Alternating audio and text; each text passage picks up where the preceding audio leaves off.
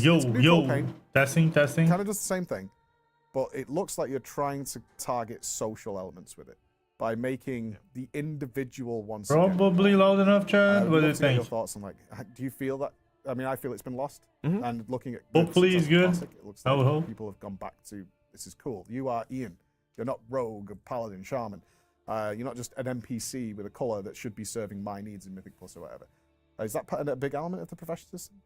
Social gameplay is absolutely a huge piece of it. And I think the game for me. Something that really has been lost, or really has been underutilized over the years. Which one am I in? Shadow really have to go back truly to classic, to vanilla, to find a time where profession felt like a part of someone's identity in a meaningful way. Normal. Where someone could be known as the enchanter on the server who had all the recipes and the high-end enchanting rod. People would seek them out, or the person in your guild who could make Arcanite Reapers or whatever, who you'd always hit up to get that done.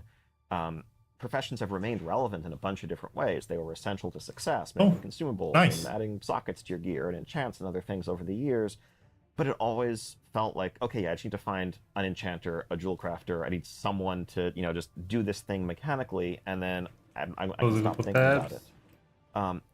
We wanted to make sure that for the people who really like crafting, there is depth there. That being a blacksmith, being a tailor, could feel as much a part of your identity in terms of who you are, how you play World of Warcraft, as, oh yeah, I'm an arena player, or I'm a priest who heals dungeons a lot.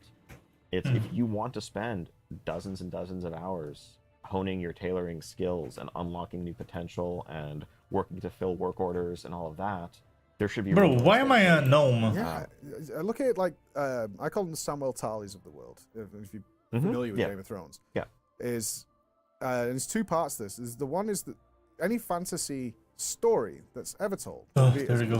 Thanks God. Yes, they're the fighters, they're the warriors, and those I would segment as people who look at their logs. They're like, I got 98%. I'm garbage. That's on everyone. How do I get that? What button do I press? And then there's also the guys who are the more Samuel Tarleys who are like, I love supporting my group and being a part. I'm still as important as those guys because they can't facilitate themselves without me. And that comes in two ways. One is the profession side of things, which it looks like you're addressing, so that now those players, you'll be like, oh, you really want that pair of boots made? You should go and see Ian. He's the boots guy. Yeah. That's what I saw with this profession system. But the other side is in the combat. Interesting. I like when professions are important, chat.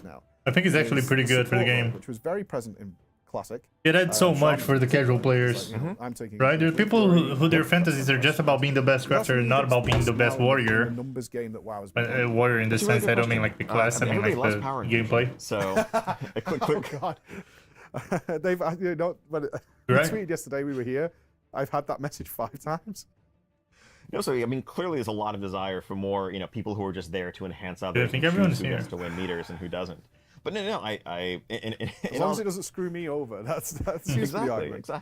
Just anyway. I'll get myself into trouble if I talk about bribing your guildmates for power infusion. But no, there's something there that I think has been lost.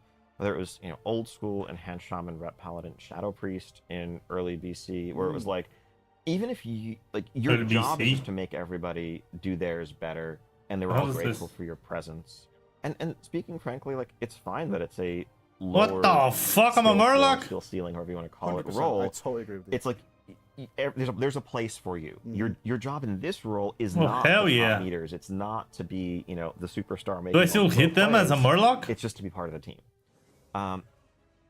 Finding a way to reintroduce that. I think it doesn't work like that. That's a shame. Answer right now, but it's a place I'd love to see return to WoW grouping in some form. 100%. I feel very, very bad, and we talked about this, I think, before with cameras were on, is in the 40-man raid environment, you could take... I actually turned the game audio on.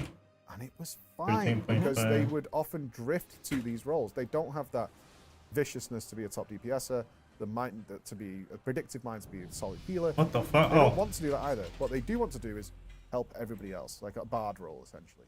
But I know when they tried it with discipline in Kata, you're not going to do the top healing. Yeah. You're not going to do the best DPS. But you do both. And it's great. And everyone went, but Holy Power does more. And this does more. And it's, I mean, your numbers background, obviously, you go back to Elitist Jerks. I was there as well. Elitist Jerks is such a good name, Chad. The influence of the top moly. guys is very trickle down in WoW, and they're like, it's not this. The meta. Yeah. No, that is something. That's something that's really present across all of gaming, and it's a huge challenge. And I think I don't know the answer to it. I know things lots of game developers in any kind of. Oh, it turned back into a Murloc? Oh, this is cute. Who are grappling with this question, this issue. It trickles very far down. Yeah. Right? There is the sense of, oh yes, if you're playing right at the cutting edge, then every percent matters. You need to do the thing that's absolutely the best. People just want to I think know I can clear them. Yep, what's good. What specs should I play? What specs are good? What specs are not in Dragonflight? Even if they're never going to set foot in anything harder than normal. Still not strong enough to one-shot them, but close enough. Avoids most of that stuff. Isn't necessarily actively seeking it maybe out. Maybe on 20, 30-ish million I can do that. Stumble across it. They might be, you know, going to Wowhead to see what's new in the game or what new piece of information dropped or see some cinematic. It's so cute, dude. That Murloc Murloc looks so good. that, like, tier rankings of specs and realize that the thing they play. Didn't we just go while we were waiting? And suddenly feel we're gonna one-shot it either way. Have a bit less fun playing the game. This bitch just parry my attack. Even though it's not getting in their way of their enjoyment of actually doing in-game content, just knowing, yeah, you're the worst. Or someone says you're the worst. And that content is pervasive, right? How much has that tier generator template been featured in how many content creators on that website? But at least, I mean, to be fair, in Max's defense, it makes sense, right? Max is the world first raider, right? Always going to talk about the balancing on the game and shit. And how the cutting edge, bleeding edge, however you say that, feels, right? From our perspective, it's like, I should rank the makes tanks, sense. even though the game's not finished. I think I did it once. I was like, "This is terrible. I'm just never doing this again," because it's not even accurate. Like, you know, it's like assessing the damage of Evoker. Evoker's out on the alpha. Go and try it out. What's the DPS like? It's the first question I'll get. I was like, yeah, doesn't matter. I mean, and really, on that note, that's something that we've underestimated and learned from, and often learned some painful lessons from. Returning to one of your favorite topics, covenants, and covenant. I think we could see in our and she's dead. A lot of the same data that people could see, though. We maybe had a broader base of it. Loot. The trends over time, and how early on, pretty significant covenant diversity in the first couple of weeks. Is there a quest on Trial of Valor? I feel like there is, but trends towards like what was for some reason I don't have a delivery on it. As soon as the high-end meta, people who were just solo players who never did group content were gravitating towards it over time as well. And that, kind of made us rethink a lot of our assumptions about, well, is this really just the top 10% that cares about it, or is it inescapable at this point in modern gaming? And I think the answer is it's inescapable in modern gaming, and so let's not design systems. So you look at it as a bit of naivety? Like, you still have this sort of... Chad, can I trade these items the top end, that I don't need anymore for discussions. It was like, bronze or something? Almost like a containers. It's like high-end I would hope so. Here, that's Mike. We'll talk to him. That I'm a fucking Murloc, PvP over here with Bajira. So stupid. Like that. Where, as you said earlier, actually the player base is elastic, Nighthold. intermixed into its togetherness. Emerald, now it's like, is that something that's kind of gone away? Now I was like, the information's going to find its way to even the most casual of players. I think there are still certainly meaningful different segments of players and play styles and motivations and all of that. But I think that the Nighthold.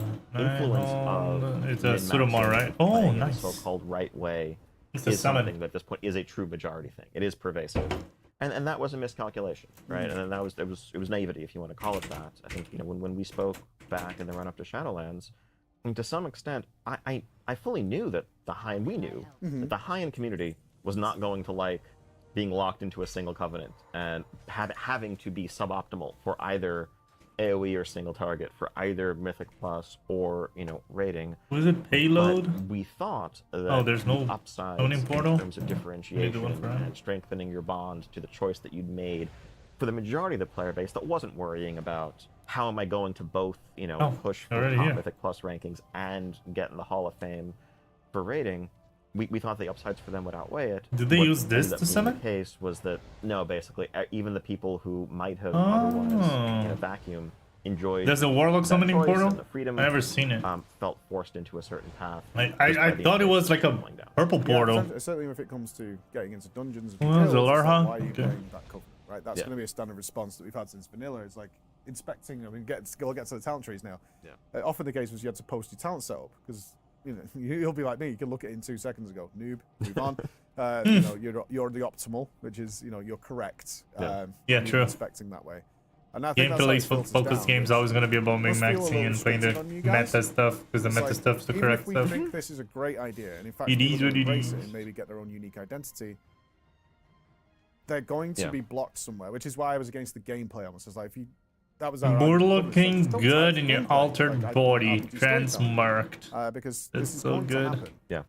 Regardless of whether we like it. So do you is my appearance as a Murloc class dependent, or is it like RNG? But I think what I look like, because I have this stupid pirate head. Design is just working around those constraints to try to deliver. There's like something on my eye, like a bait or something. People are going to want to distill a range of options among things that give you power down to what is best, and they're going to want to optimize for different situations. And I think part of the talent system we have coming in Dragonflight was built with that, with full awareness, walking in, being like, yes, we're going to actually loosen restrictions on respecting. We don't need homes anymore. You don't need to go back to town. People are just going to want to, yes, you're going to want to change your spec from boss to boss. You're going to want to have a spec for trash. You're going to want to have a spec for these situations. And maybe it's fine. This talent is a niche talent. And this talent is a talent that's only going to help you in certain situations. But you'll feel smart when you switch to that and take it. Oh, hell. Is that a paladin with the wings and shit? Probably is, right? The system we had back in Classic through Wrath was still thought of more in the sense of weighty choices that you were rarely going to deviate from because of the escalating respec costs and all of that.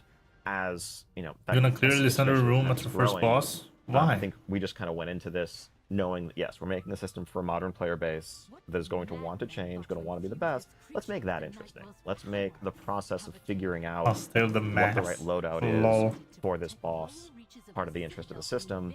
And then if you want to just ignore it entirely, you can just use a nice. What the fuck? How did it go through the auto mod on Twitch?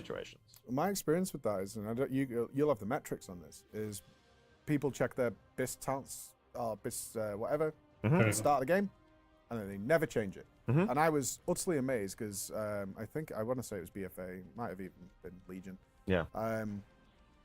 You'd made Tomes do something really stupid. I can't remember what it was, but it was like you had to be in like. Did it just start in? What are we waiting? I don't get it. Yeah. I think you had to be in a major city to use a Tome or respec or something. And I made a video. Yeah. Like, what the hell are we waiting? This is so annoying. So you're telling me if I need to swap this one talent, so I need mass entangle here. How the hell are these people not here already? I have to go back to the city to weren't they here? And I think 200,000 people watched that, and the comment section was full of, "Who respects? This isn't a big deal. We never respect." Yeah. Isn't everyone here? That one talent at the beginning of the expansion, we go to a stream or we go to a website. That's the best one, or they choose one they like. Yeah. And they just never touch it again for the entire game. True. And is that something that's backed up internally, or is that like a niche that I happen to stumble upon? No, I think that I think respecing is more common than it was back then, because I think there's more. Again, it's more common when you go to your guides and Icy Veins, Wowhead, whatever. You're going to see talent recommendations for specific situations that then make you think, okay, I'm going to switch between this and that. I think in practice it varies a lot among the type of row. There are some rows that are more a playstyle choice of like, what do you want your major cooldown to be? What do you want, this resource modifier to be? Yeah, let's be honest here. Most players, not most, but the players that actually care about talents and shit, actually change the talents, they're just going to change based on whatever the guide says is the best for each type of content, right? I love changing my You're going to have a Mythic Plus one, going to have a rating one, they're going to have an open world one, slightly differently keeps it fresh. Whatever, right? AoE one or whatever the fuck. I always feel such a sadness when it's like, well, I never respect. Hey, how are you? Hey, Wendy, doing good. How about you? Doing good? Remember, there are plenty of players who feel exactly as you heard in your comments. Hope so. And really, for whom the entire system of class mechanics is frankly a chore. Yeah. That like class changes can be intimidating and off-putting for someone who actually. Are you maybe here to sell me graphic design? Because if you are, I'm just. Gonna be honest with you, I recommend you to go and try on a different stream. Because if I eventually do, I'll probably just hire a friend to help them. And I don't want you to lose your time trying to convince me of something I won't do. So maybe you should try it's very frustrating. poach people that are actually interested. How to play the game. Why do you keep doing this, Blizzard? And I mean, that's again, we're trying to take all of that into account in building the Dragonflight talent system. That's why when everyone logs in this week, they'll have a pre-populated default build that's kind of that reflects what the starter builds we created are, so that no one has empty bars, and we're trying to largely replicate how classes used to play in Shadowlands as best possible. If you wanted to switch to a starter build and never mess with the system at all, we have a pre-created build for every spec. We want to make sure that like there is complexity and depth there for those who want it, but the simplicity and the way to opt out for those who don't. And I think I've been using this as my suspicion was, and I was talking to a few of the high-end guys about this. So he's the high-end mode. It's like, oh, they're not putting anything majorly new in, and it's wasted. I was like, no, this is good, because this is a huge change for those players you're talking about. So the first time you're introducing it, huge changes to what? You can kind of rebuild your Shadowlands character. You should understand pretty much what you're looking at. I'll use the pre-build. But next expansion, we're gonna get a bit silly with it. We're gonna have some fun. I mean, you've had this fear for how many years now? Of like, also it's so. I have to relearn how to play the game. Increase the Why do you volume keep to doing this, me. Blizzard? And I'm lower to you guys. again, we're trying to take all of that into account in building the Dragonflight talent system. That's why when everyone logs in this week, they'll have a pre-populated default build that's kind of that reflects what the starter builds we created are, so that no one has empty bars, and we're trying to largely replicate how classes used to play in Shadowlands as best possible. If you wanted to switch to a starter build and never mess with the system at all, we have a pre-created build for every spec. We want to make sure that like there is complexity and depth there for those who want it, Yeah, the of course. simplicity and the way to opt out for those who don't. Gotta give the theory crafter something to my do, right? suspicion was, and I was talking to a few of the high-end guys about this. So he's the high-end mode. It's like, oh, they're not putting anything majorly new in, and it's wasted. I was like, no, this is good, because this is a huge change for those players you're talking about. So the first time you're introducing it, you can kind of rebuild your Shadowlands character. You should understand pretty much what you're looking at. I'll use the pre-build. But next expansion, we're going to get a bit silly with it. We're going to have some fun. I mean, you've had this fear for how many years now of like, look, this game might go another 10 years. Are we going to end up with a talent row that stretches as far as the eye can see? I mean, and we'll see. I think this isn't a formal announcement. A but I PoE think talent our tree? default plan going into the next expansion is, yeah, let's say you get 10 more levels, you're going to get 10 more talent points, you're going to see new options and added depth in the trees to spend them on, like you did back in the day. Yeah, right? that's normal. That's how WoW always used to be, it's right? incremental layering on additional things and developing your character. Is that infinitely extensible? No. No. But that's why you guys do resets. like, it's just one of those things where, do we think that's going to work for us? Do for level like squishes 4 to and 6 shit. years? Yeah. And that's kind of what we'd plan the system with in mind. Because really, if we planned it to be infinitely future-proof, then we go back to Mist's talents, where it's like, okay, let's just not add points anymore and let's not add rows. But at the end of the day, we need to be mindful stewards and caretakers of the future of our game and not paint ourselves into corners. But if it's not fun today, then 10 years from now is not going to matter. And we need to remind ourselves of that sometimes. No, I think that's totally reasonable. It should be fun all the time. Sense with the new talents. We're like, no, this is fine. Your average Joe is going to be able to figure this out real easy and have fun with it, and basically just rebuild that character. We've amongst all the Dragonflight changes that have come from the last 7 years of expansion, been so changed. But you've also had so much, and we've got to get into this. It's like so much upheaval internally. Oh, please let me gain this finally. Come on. Stuff that came through and massive changes amongst the stuff. Like, how have you dealt with that? 5? Dealing with the motivation. Am I ever gonna be able to loot this item? Come on, Blizzard. New philosophy on the game for Dragonflight. It's got to have been a rough couple of years. It's definitely been a challenging couple of years, but I think the team today is stronger and more tight knit than we've ever been, having come through that and having weathered it.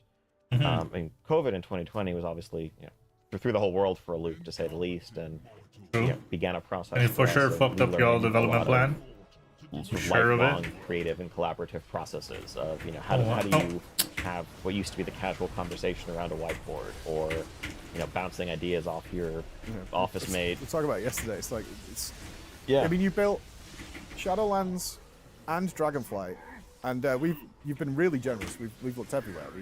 I walked past John Hight's office yesterday. He's playing Diablo 4 already. Slacker. Mike Ibarra's office. So we got all the access, and there's nobody here. It's Very, very strange. And in the creative environment, that's really hard. And you've done Shadowlands and Dragonflight in this new place. So it's got to have been, for you, who's leading the charge, it's like, okay, this is a lot of challenges to face. I think it's been Why are we coming out of solving here? some problems and figuring out systems and processes that work. And a lot of, I think a lot of what we've come up with, we would keep regardless, even if we could all. Oh, did I forget to loot something? Tomorrow, there are certain meetings that we would have that we would keep virtual forever. that going over art assets. Wendy, I already answered you, honey. You didn't hear me, did you? Just having something up on your screen right in front of you in Zoom, having someone be able to like mark up or paint over something there, far beats packing people into a conference room and having someone uncomfortably in the back squinting at something. I already did the sweet talk. The other end of the room. I don't want graphic design. Thank you so much, honey. I think it is. Good luck getting someone else to get it though. The casual interactions that are really dinging me. Produce, but we continue to work at it. And then obviously the other major event last year, I think really it triggered a period of ongoing self-reflection for the team as a whole, for the company as a whole. Starting last summer, it was both looking inward to our culture, to our history, to frankly ask like, are we who the internet says we are? Is this who we really are? And I think the answer we come to is no, but also certainly it's who we never want to be and want to have no chances. So how do we change our processes? How do we develop a culture of feedback and listening? And I ran out of energy pretty fast there. That makes sure that even the slightest hint of impropriety will be raised and dealt with before we ever got any place close to the allegations from years and years ago. But at the same time, we were also listening to our player base and kind of re-examining, we were hearing lots of feedback, not just about anger at the revelations in the lawsuits, but about the state of the game. Yep. You're I was about to say, like, the anger doesn't really matter for you guys. You guys are devs. The only thing you guys gotta do is dev. Right? Our goal at the end of the day is to make the big leaders of the company are the ones that gotta actually deal with all this shit. Right? The administrative roles and shit. That's the passion that drives all of us, and we were failing. And so, yeah, technically, Ian is also a. What was I gonna say, Ian? And technically, Ian is also administrative role too, but going forward, when everyone's distracted, being responsible for what happened in the company back then. So, like, all that energy kind of was channeled initially into patch 9.15, which was what everyone wanted to feel like, as opposed to working on some far-off idea, building some zone for an expansion that was a year and a half off. Like, let's solve problems today. Our players are hurting, our players are happy. How can we help today? Let's make a bunch of changes. Let's actually re-examine everything they've asked for that we've said no to, and like double check, triple check that we believe we're doing the right thing here. And in some cases, that was like turning over old stones of design philosophy that had been kind of taken for granted for 15 plus years. Yeah, I agree. Gaming changed, developing changed, and Blizzard didn't really understand that for a while. It took them a while to get that. Investment in your character and the importance of this or that, and asking like, okay, maybe those things were right for the game 15 years ago, but they're not making players happy today. And so exactly, and that's what matters. And I think that began a process of letting players play the game the way they want. And I think what we were hearing loud and clear from folks was, look, there's this part of your game that I love. I would happily spend all the time in the world doing this thing. Now, right? But if you make me do this other thing that I really don't like in order to do the thing I like, I'm going to do neither of them. Yep. And I'm just going to leave. Ooh. And we as stubbornly as at times we were trying to stick to, we want all of this integration, and you shouldn't be able to just raid log, and you shouldn't be able to just do one thing, or we're not really a massively multiplayer world anymore, we're just a group of sandboxes. If we're not making our players happy, then those things are true. Any of it. Yeah, I would actually put that down to something I brought up a lot. Is it felt like you guys were prideful, very prideful, and to stubbornness on certain things. And I think we can look at flying as the prime example of this, because at one point I did a video which was the things I think Blizzard really regrets doing that have led to consequences later on. And number one on that list was flying. Because the Burning Crusade, flying came in. Wait. Oh, no, wait, it's not here now. Solved itself in the Burning Crusade. Gotta go kill the podge stuff, people hiding. They're on the water, right? Crayons Forget about around the world, and the zones are all over the place, and Azeroth is designed in a really horrible way geographically, reversing it.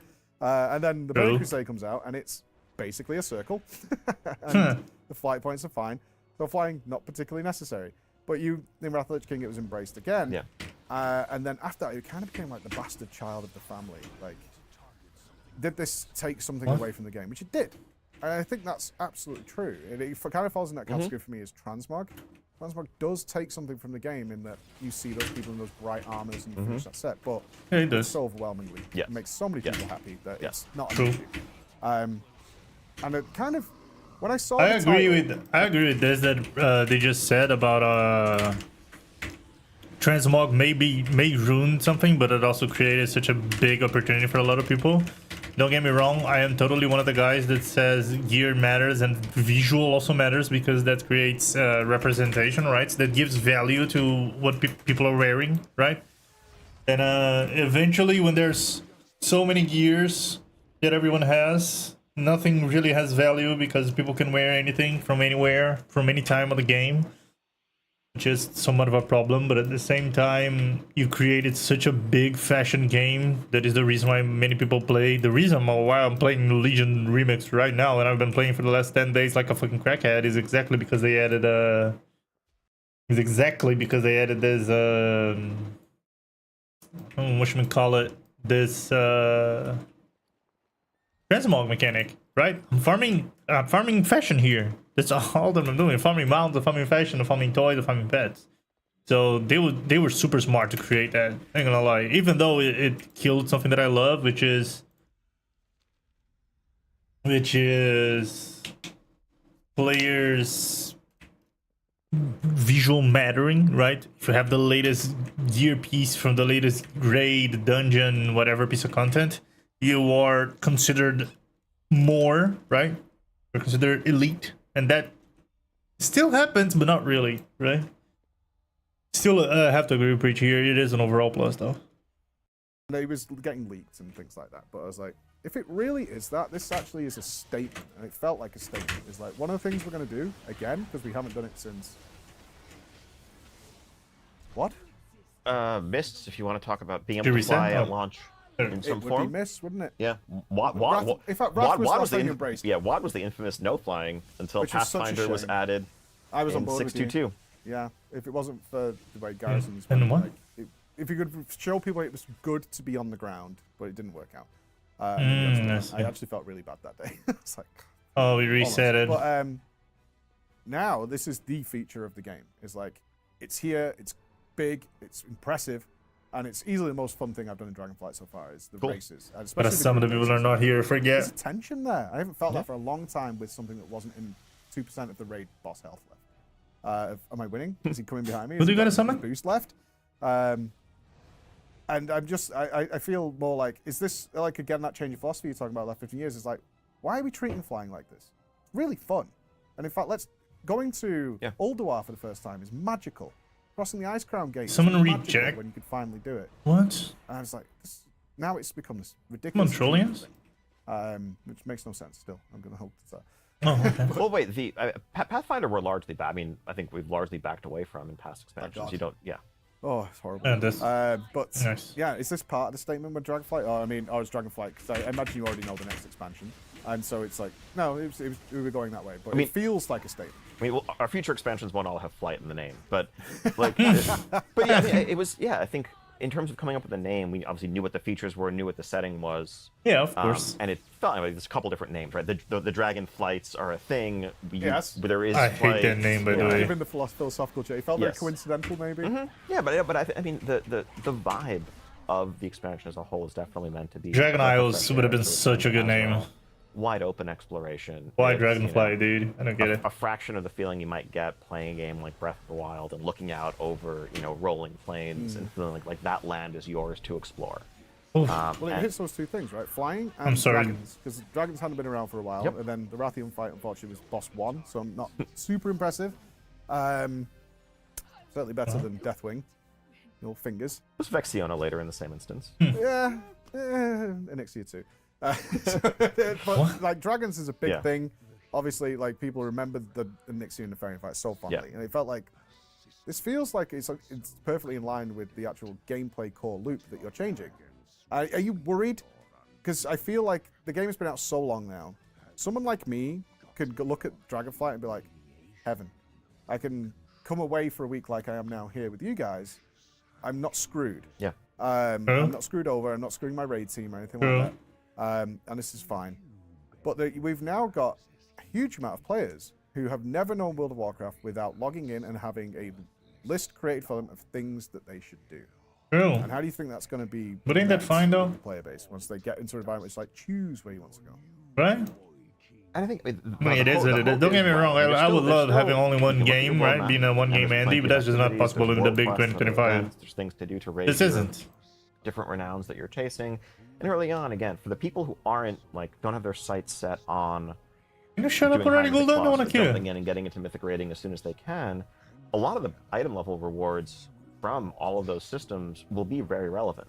And, you know, going and doing, helping either, you know, Rathian or Sibelian out the Obsidian Citadel or otherwise. Depends. It depends on how I feel on any given day. Commit. Coward. No. Coward. We'll see what the cat enjoys. I love Preacher's accent, dude. But in any case, like all of those things are offering powerful rewards. It's not like we've just said there's no more reward in the game. But for the people who, you know, the people who are focused on the hardcore... What the fuck? Where's people doing the damage? For 10 plus gear from other sources. Where are the pumpers? They have plenty to do.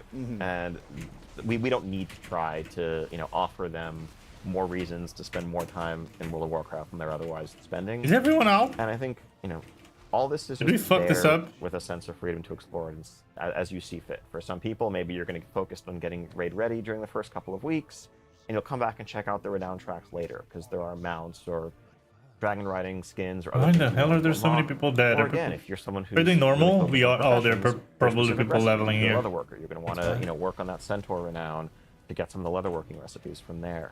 So it's all of the same philosophies are there. Might as well transform to demon here. You don't have that artifact power, that, you know, soulbind renown, that thing that is just hitting everyone over the head with being completely mandatory regardless of your playstyle. And again, that gets back to, we don't want to force players into content that they don't inherit. Oh, he's immune again. Come on, dude. The game the way you want to play the game. Are you far more relaxed now with it's okay if people aren't logging in week on week? I hope the business people learn that they're gonna get the retention of players completely changed from what it was 10 years ago. Like for a good long time now, we want people online, we want WoW to be a part of their daily habits almost. By intention, you know, your mission, even your mission board and BFA, collecting your Azerite power, whatever it might be. There's a lot of these systems seem designed to engage somebody at least on a daily basis as the norm. Emerald Nightmare and Thomas Segura probably isn't going to be. It won't be for me. Is what I would say. It's not going to be. There's other options out there that are equally as fun. Into Thomas Segura, I guess. Maybe less fun, but also I can jump into that experience very quickly. You've got games like Path of Exile out there. Thomas Segura is the one of the Broken Isles, not going through a great time right now, but generally speaking, the market is so flooded with this. Is this something you're adapting to, accepting, or? I mean, all the above to an extent. I mean, I think we never want, you know, our goal is never habit in the sense of like you have to log in when you don't want to. Our goal is for you to want to log in. Our goal is for you to want to play World of Warcraft and to look forward to getting back into the game, to have something you want to complete, something you want to chase. You sure about that, Blizzard? And if you're not wanting it, then maybe right now, getting you to do it despite but it wasn't that before, that's for sure. For us. It's just burning people out. And so I think giving people the freedom to feel like they can take a step away, do something in real life, play another game for a while without falling behind is valuable. I think the one thing that we do worry about when it comes to, you know, sort of raid logging phenomenon or people taking breaks, is the social nature of the game. Is sort of the critical mass of keeping a group together. If the person who is really excited to log in to do things with their guildmates logs in and no one from their guild is online because of whatever reason, and then they just log back off kind of disappointed because they were hoping to play with friends but their friends weren't around, that can be an issue. And I think that's something, you know, going back to WoD, to Warlords of Draenor, that was probably the peak of the raid logging era, where really there was like, other than checking your garrison, if it wasn't raid night, there was nothing to do. It wasn't, because Myth Plus didn't even exist back then. As well, you know? Like, go in, log at all 10 of your characters, or I think it was 10 at a time. And so that felt like a step too far toward that end of the spectrum. But ultimately, you know, as long as we're keeping social groups somewhat healthy, we want people to be able to play the game in the way that makes them happiest. Excellent. Like, this is all very positive. That, right? Yeah, it seems like it should. It's kind of a no-brainer, but well, no, I mean that's the experience I've had, and I've been on some mystical quest now, like Kung Fu, is like trying all these different experiences. Like the main thing I'm seeing is they just create experiences that you want to log in for, you don't have to log in for, which is what I remember from World of Warcraft. And how has Classic influenced this decision? Because it's the irony of you think you want it, but you don't. And now it's over. From what we can tell, it's overwhelmingly more popular than retail. It feels that way statistically, but I mean, you would know better than I. I don't know if that's accurate. I mean, certainly right at launch, maybe, but I think long term, there are healthy populations in. Yeah, I don't think long term Classic is more popular than retail. I think we've seen people just because of the preference for one game or the other. Less amount of things to do, right? The player base, especially after the first run of Classic, that was already a Classic all the way to Pandaria, right? This is the version of why they prefer. Because they're doing now, they're doing the second run, but at the same time, you know, I think we're gonna get less players, right? From watching less and less in the third and less in the fourth. So hopefully the second time is the last, and then it's gonna be Classic Plus or something. Still hold up, and what things have changed. I mean, I think we were talking about this earlier. You know, talent respeccing is one of those examples of something that, you know, modified players' behavior and deterred them from respeccing 15 years ago. Today it's actually just, it's a major nuisance of like, it's just this annoying cost that you have to incur as perceived. And so like, that's something taking so long for us to get players. Oh, because this is a higher level raid, right? Overhaul and redesign the game, but those are designs that aren't really, I think, successful designs today. Whereas a lot of the core of, you know, accessible content, social collaboration, realm communities, all the rest still holds up, and there's a lot for us to aspire to return to there. Yeah, I mean, it seems like it's. The target is not the party. What? I don't know where you're going with Classic, but you're getting to watch. Oh. Did he join and leave? Well, do these old school players still exist? Seemingly so. And they're playing in a different way, and there's things they like. And now you can almost have a test bed of like, this is what they actually really like, and this is what they don't, to drag things back into there. And it's got to be a useful metric to be able to plan for the future of retail, right? I mean, again, it's less about planning for the future of I mean, there's a problem with planning too much ahead, though. Than it is just about making sure that we're listening to that community. The capability of giving them what they want. Redirecting the path of the ship, that ship being it becomes harder the more that they are ahead on the scheduling, right? The development, the scheduling, whatever. A lot of these questions. The point is, we are going to authentically recreate the 2005 experience as best we possibly can, except where, you know, there's a couple of technical considerations that prevent us from doing so. Since then, well, now, you know, there's a player base of millions of folks. Oh, he's someone a transmogrifier. We've chosen to make this our home. We ignore them at our folly. Like, what do they want? What do they not want when it comes to how dungeons should work? When did I get this? Improvements would be welcome, even though they're not authentic to the original game, versus what things they absolutely don't want to see. And that guides the evolution. We want to make sure that at its core, it's still the content, the spirits, the mechanics of the original game, but we also don't want to close any doors. I'm not going to put the majority of the people playing that game just because it's inauthentic. Oh, good. I wanted to talk about evergreen content because Season 4 is another big change I've noticed, because over the years, you guys have fell into a habit of almost cannibalizing your own game with every patch. Yeah. Which felt very wasteful. Like, I can't imagine the R&D that went into some of these systems. Dungeons, I mean, if you go back to Kata, it was like, in Wrath, every time the TOC came out, right, every other dungeon is irrelevant now. True. No point in doing it. I mean, that's a problem with highly vertical progression games, right? But Season 4 is probably going to have suffer from that forever. A number of other MMOs recently, certainly the ones that besides like Mythic Plus and shit like that, right? Like, it kind of reutilizes your old content, I guess. Over these years, and we've just left it. And there definitely seems to have been a lack of iteration in Blizzard. Like Garrisons. Garrisons are remembered not fondly, unfortunately. But the premise is really good. It's just people like maybe a more cosmetic style than a practical solution. Warfronts. Yeah. How excited was the player base when Warfronts were announced?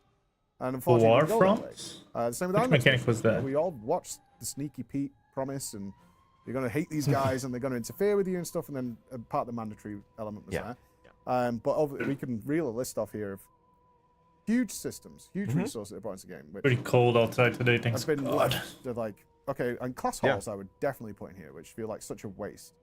And what is the thoughts there now for like over the next few years is to change that instead of reinventing the wheel every expansion? Yeah, I think, I mean, so there's a couple of pieces to that. Some of that is definitely the move away from, you know, expansion-specific systems that also would turn into borrowed whatever because they were going to go away, back to evergreen improvements. I think, broadly speaking...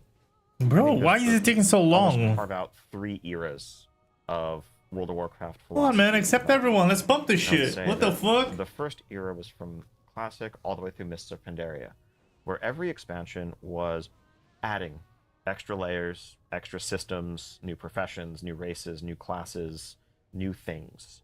And then we kind of reached, as we were coming up on almost 10 years at that point, a turning point, arguably a little bit of a crisis, as we were coming off like 2 expansions in a row. We'd had like 12 to 13 month final tiers, and just looking at like this infinite scalability, like this infinite exponential growth of like what it takes to make an expansion, both in terms of development, but also player-facing complexity of like how many systems do we have now? How just complicated is the game becoming? We're going to keep running this game for years and years and decades to come. Can we really just keep adding new permanent systems every couple of years forever? No. And so I think that's what led to some of the class pruning philosophy that went into Warlords. It's what led it to kind of pulling back in some areas, but also the idea that we needed to be able to make things that were not permanent, we could go deeper, focus them on a single expansion, have them be the hallmark of that expansion, but they weren't going to add to the ongoing complexity. That was, and so I think that was going into Warlords, and I think, as you mentioned, there were definitely some missteps with the garrisons. But I think, moving ahead into Legion, it was like, well, okay, obviously we don't want something that pulls you out of the world. The class hall in some loose ways with the mission table, with some of its trappings and customization, was a little bit of a successor to the garrison system. We wanted to be a social space where you'd see all the other people of your class. Yeah, I like the class hall here in Remix. Power component even though I haven't even done the class hall all those systems. And it's important to bear in mind that the idea is cool. I like this. We're planning a couple of expansions in advance. The development cycle of an expansion is quite lengthy, from initial conception to pre-production, concepting, beginning to flesh things out. So we had, we knew what the feature set for Shadowlands was going to be well before Battle for Azeroth came out. Yeah, that's a problem. And so a lot of that's that the good thing and the bad thing. Ongoing outgrowth of like what seemed like a very successful experiment at Legion. Legion was, bro, for fuck's sake, invite the rest of the people. Come on, let's bump this. What are you trying to do, dude? You're doing a normal dungeon, normal raid. What the team as a whole was thinking was like, okay, we don't need more this is a great Garys. formula for a modern expansion. That I see the thought process now. What is our artifacts of the next expansion? What is, what are the things that are going to fill these holes that we're going to leave? Like, how many level 80s do we have? There were a few things that we were still blind to. I think first off was the initial excitement of my God, everyone's low level. No, not everyone. We have enough bumpers. Progressing my character, this is awesome. I can log in on Saturday. Yeah, we have enough bumpers. Something as opposed to the raid logging people were accustomed to in Warlords. That was you haven't confirmed by Battle.net. But gave way to fatigue by the end of Legion, as we started to hear, complaints about and the sense of like, okay, I can always be progressing my character. That means I always should be progressing my character. I don't have time for alts and. Haven't confirmed my Battle.net for what? To change the title. Something that took away in BFA was that anything needed to have the account. Oh, to avoid the people putting in announces on the. I think, again, a lot of the decisions about what BFA was going to look like were already almost completely locked in for all intents and purposes before we started to learn the lessons from Legion. And even, oh yeah, you guys can see the chat. Shadowlands was beginning to respond to, well, what didn't work in BFA, what was missing from BFA, things like what could the successor to the class halls be? What if there are Covenant halls? What if these are, places that have more depth and interest to them than anything we offered in BFA? But it wasn't really until we were halfway through that cycle that we started to really have concerns about, the shift that had begun all the way back in Warlords about the modular approach that would take things away. Because people were not sad to say goodbye to their garrisons at the end of Warlords. Shame, because if they've been iterated on, they were potentially something amazing. Perhaps, but the feedback. I mean, they got it with housing now, right, chat? I haven't even done my housing, but from what I've seen, she looks awesome. Certainly did. Especially when they don't have utility. So having all your legendaries disabled the second you hit level 115. Not a good day getting into that alpha. And I think, but again, at that point, we were already 6 to 8. Oh, we Gucci on the course we were on, because we just, at some point, we have to keep marching forward. We have to keep making stuff. We can't throw out a year of work. What? But we started to have misgivings about that general. You high? And I think realizing that was the that cycle terrible? we're falling into is one where every expansion begins by losing something that was awesome, leaving a hole that Who cares about you, man? It's all about the group. To fill. The hell is people typing in chat? Maybe equal to where you were before, but if we screw up at all, lesser. that is not a path to success. And so that was the genesis for what I would like to think of as sort of the beginning of a third era of WoW philosophy, which begins with Dragonflight, which is trying to return Holy to shit, we're taking a while to kill these guys. Focus. I see now why I was trying to get more people. Games, improving baseline systems, introducing new systems into the game that we plan to carry forward, not introducing systems that we plan to throw away at the end of a year and a half or whatever. But doing so, I think, in a more some sort of thoughtful way that, as you were saying much earlier, gives us some opportunities to make use of prior content and feels like it's going to be sustainable in the years to come. Yeah, it feels like such a shame when you look at. I mean, I look at class halls and things. It's like you had all the character NPCs in there, and again, we come back to the RPG elements, which you guys are very, very acutely aware of. It's like you would think after Darnassus burn, there should be something in those class halls where, because the factions are both in there, which would reflect that. This kind of oh my god, this party's trash. We're covering two topics blurringly there, but they're both important, and I do want to not skip them. Is the living, breathing world part. There's so much potential there to really immerse you a bit more into the game, because I haven't felt that for a while, for a very long time. Right? Like Runus was kind of the last time. Like I actually felt for that character so badly. Now, I will say on the back of this Dragonflight story is looking really good. Some fresh bloods in there finally, and they're doing interesting things. And there's certain characters that are definitely going to come back without spoiling things. Sure about that? But WoW has seemingly, and this kind of explains the same thing with this modular approach of like, this is going to be here, but we're not carrying it forward. So there's no development time, like you're saying, going into that for the next 12 months, which takes away from the actual. Ashara sinks all the ships. Mm-hmm. I can go on my hand expeditions quite happily in the Kazoo between the islands. Sargeras drops his knife, and there's no city being built there, which is what would happen in a living, breathing world. The goblins would be there trying to chip it off and get some armor, and it'd be a curiosity that would occur. And come on, let me talk to you. Let me talk to you.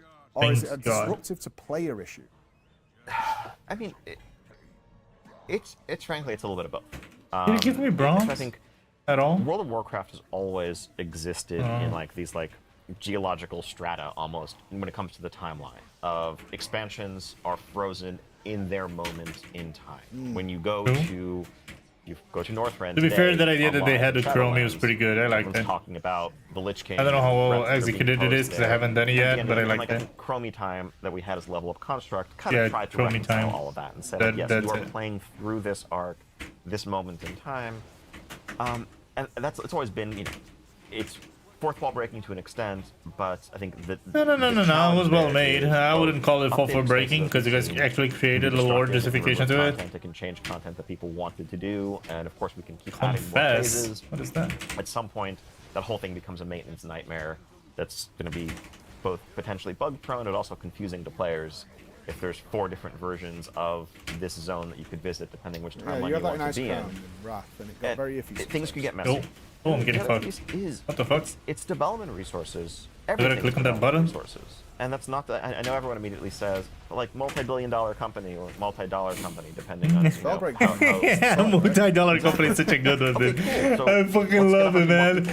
Oh my god. It's still a finite number. It's a finite number of hours. Yeah, of course. To spend those resources. You want to focus those resources in ways that are going to add the most value for the most players. And that's the decision we're always making when it comes to everything. And so, how much player time is going to be spent here? How does this fit into our other plans? You know, when the Stormwind City languished in the aftermath of Deathwing's attack, and it became a meme among players of like, are they ever going to fix this? What? Where's my resource generation? I think again the challenge is like, okay, is it worth asking I'm missing everything. Our dungeon artists or 3D artists to spend a few hundred hours rebuilding Stormwind when they could, and this is where all the memes come from, costing you a raid. Like, they could genuinely add an extra wing to the raid that's going to have 2 more bosses in it. Okay, yes, of course it would be a nice thing for. I never even knew this existed. Responding to things. They never even had to do this fight for this long. Repairs to happen and for new settlements to be built up. But if the story we're telling is over on this other continent, is anyone really going to get much value out of us updating this thing back in this different place when we could have instead put that exact time into something that we know for sure 1 million players are going to enjoy? Well, let's give some context to it, because I don't know the answer to this. I get it. Is obviously you have I believe it falls with you, the ultimate decision. It's like, where are my developer teams spending their time? Because what we see with certain expansions is some features get a coat of paint or something, a slight iteration here and there, and then there's a whole new feature that comes in. So, like a mission board versus dragon flying. Mission board? What is the time scale we are giving people there? Because we've got a couple of hours of advancement or a couple of years work on this, but realistically, it's like, why are you not updating this? Why what are they talking Shadow about? Priests are all unhappy. It goes into every element of this game. It's like, why aren't pet battles getting a lot of unique stuff? Why is professions taking Pet battles are finally getting fucking so we understand what it's retired, so, right? First, it's certainly not. Thanks God, they really need to abandon that shit. Deciding everything. It's a Just let pets as cute little things. We don't need Pokemon inside of WoW again. Experts and our production director is helping figure out schedules and what can fit where. At the end of the day, I'm helping advise. I'm helping, break deadlocks or guide decisions. But yeah, we have a large team that's composed of, I think, 4 major disciplines. We have artists who are artists, engineers who write the code that runs on the client, runs on the servers, engine, everything in between. Yeah. The designers who are assembling all of those assets to make the game itself. Producers who are overseeing our schedule to make sure that everything, the trains run on time, so to speak, that needs are met, and everything is communicating between those groups. Additionally, we also have an audio team, other support groups, everything from cinematics, QA, customer support, etc. It's a maze, this place. It's I know it's nobody here right now, right? but But nobody's there though because of COVID and shit. Games all begin with Blizzard And hybrid. it truly is. There's nothing that I can say. Oh yeah, Thanks God, I hybrid. for this. I made this. It's Fuck living in Cali. That shit must be so fucking expensive. Into every aspect of the game. But then at the end of the day, the folks in the development team are further subdivided by. Not because Cali's not good, but because Cali must be so fucking expensive. Fuck that. Plus Cali taxes. Bosses, but also handling the combat abilities on outdoor rares and stuff that spawn. We have our world building team that's sculpting 3D environments and building the hills and placing the villages. Our quest team, our narrative team, etc. And so each one of these is, finite, though we are continuing to grow and often have open positions. If you check out our careers page, I'm also hiring in Boston now. Oh, nice. Indeed. Represent. Yeah. But ultimately, again, there's a finite number of hours. I mean, to be fair, they're probably not hiring anymore. So, it's been so long since this video was made. So in that case, to use an example there. So the other key thing is, it's right, and it's not all of those resources are fungible because there's different areas of expertise. And that's why, again, to play into a bunch of memes, it's like, yes, we know that this class is broken. The person who released the marketing video isn't the one who would have been fixing the bug with the class. Yeah, of course. But of course. boils down to that sort of thing as well. And so when you're asking for a comparison between, let's say, a mission board and dragon riding, in many cases, like dragon riding is much larger, but it's different groups of people working on it. Yeah. A huge piece of making dragon riding happen was actually very animation dependent. It was both animation and you can see that. engine and gameplay programmers. Nailed it, by the way. The sense of speed is fantastic. Which is that's fantastic to hear. So that's one of those things that we knew from just the field was really essential to that feature. All the other systems, the progression, everything else we could build into it. None of that would matter if your first 5 seconds didn't make you say, "This is awesome." This is awesome. Yeah, I agree. I agree. The moment I open it up and I try Dragon Riding, I'm like, oh my God, this feels so good. That was a feature that required all new, just actual animation. That's what actually made me want to finish all of that, because I wanted all the Dragon customization features and shit. As well as, of course, the character artists who made the models themselves. Oh my God, that's gonna be a lot of damage. Integrated unlocking it and all of that. Whereas let me just something click this already. How about with it down? Maybe more heavily on our user interface team. Yeah. Our UX designers who are doing the wireframes and adding the 2D art, and the gameplay engineers and the systems designers who are filling that system out. Better question might be then, because we haven't got like it wouldn't look nice to give a number to it. Is you have so many talented, top tier, creative people here. How many ideas are you turning down? That's a good question. Countless.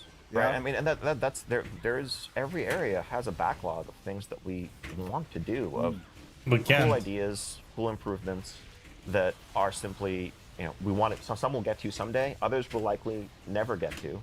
True. But maybe they turn into something else. Maybe It is the But we the crux of it, it is what it is. You just can't do everything that you want to do. Voice matters, Right, Chad? around the orc outside. Yep. One of those things, one of the things that reflects is that great ideas come from everywhere, and we have open email channels, Slack channels. Everyone is free to throw out ideas inspired by other games they've played, by things that annoyed them when they were playing WoW last night. They wish we could improve. Nice. And those get That's either good to hear. tasks or filed away in a backlog So it's for us true to return that to. when raid boss nerfs happen, it's when you started playing, right? Rarely. Preach is such a Well, jackass. being told to stop. I love it though. I think that's us. I think that's us, pal. But that was great. How do you create World of Warcraft, and how do you create these expansions that go with it? You start with a simple idea, right? We're going to make the open world based on Azeroth. We're going to put in some basic PvP, and then some boom, fundamentals there that you should go. go along with it.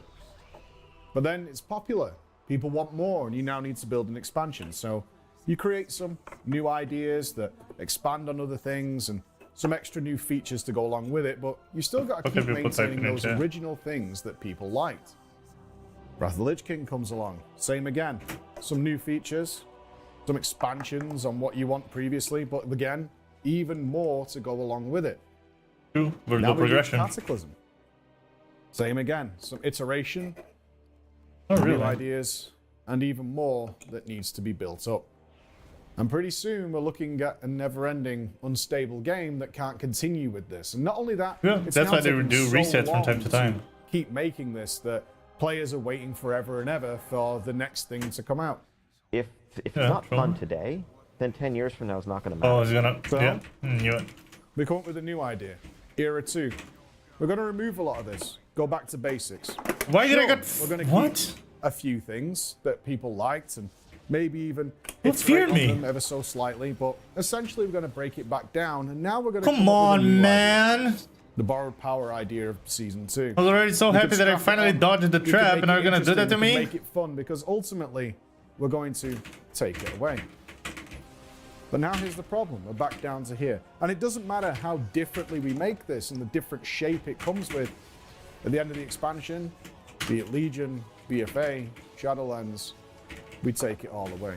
Sure, we might keep one or two things to go with it, but Yeah, they're we're always designing coming WoW back like down to they're here, supposed to and that's design not PoE particularly for a fun while either. already. None of that would matter Right. if your first 5 seconds didn't make you say, this is awesome. So now we enter Era 3. True. This time we're going to go back to the basics. We're going to build on these ideas. We're going to keep iterating on them. But this time we're going to grow a stronger foundation. We've learned from the mistakes of the past. Instead of just towering everything on top of each other, new ideas can make way. We can now start iterating in much better ways. We can grow a far more wide and vast, stable foundation in order to mix in a lot of these ideas. No, no, that no, we no, no, I'm learned gonna get from in before and the hopefully make a better game. thingy magic All sounds locks. good in theory. But who's going to do that? How are they going to do that? And that's what we're going to find out today.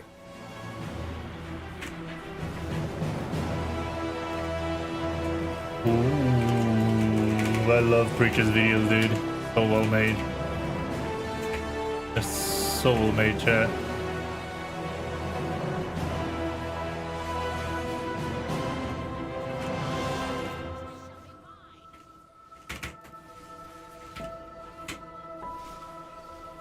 Making Dragonflight for everyone. It's a collaborative effort, you know. And we take risks sometimes, you know, like dragon riding was one of those. It was, you know, And it's fantastic. right.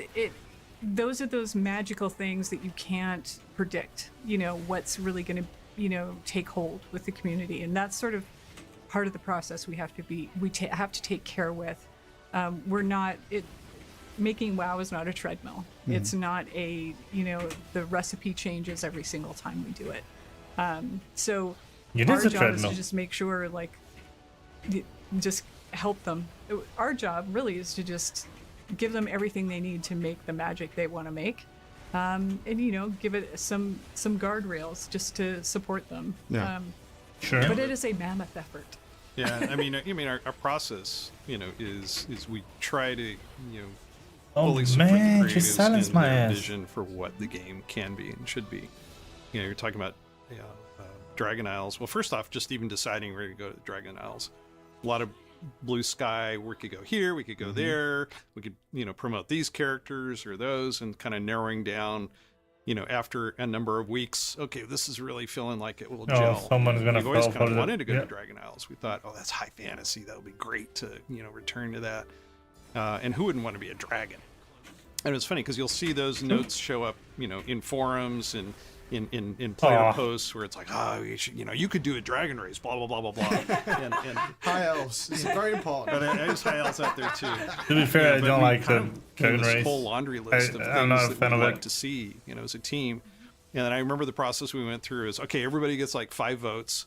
And vote for the thing you want. You can put 5 votes on one thing if you really want to make it happen. That's an interesting process. Yeah. And how many people involved in that? I like that too. Well, It gets vast. It was all the dev leads, and then it was influenced by the greater team. So it's almost like a bingo thing then. But it wasn't just a highest votes win. That was information that Ian and the design team was taking as, okay, well, if this is what our own team thinks would be cool, how does it jive with what we're seeing, from community? So we try to be careful. We run surveys, but we don't want to telegraph too much and kind of spoil, what we're up to. But then that eventually bubbled into, here's features. Where the hell is the rest of the raid? And we tried our darndest to okay, how can we make this happen? How can we put enough resources behind it?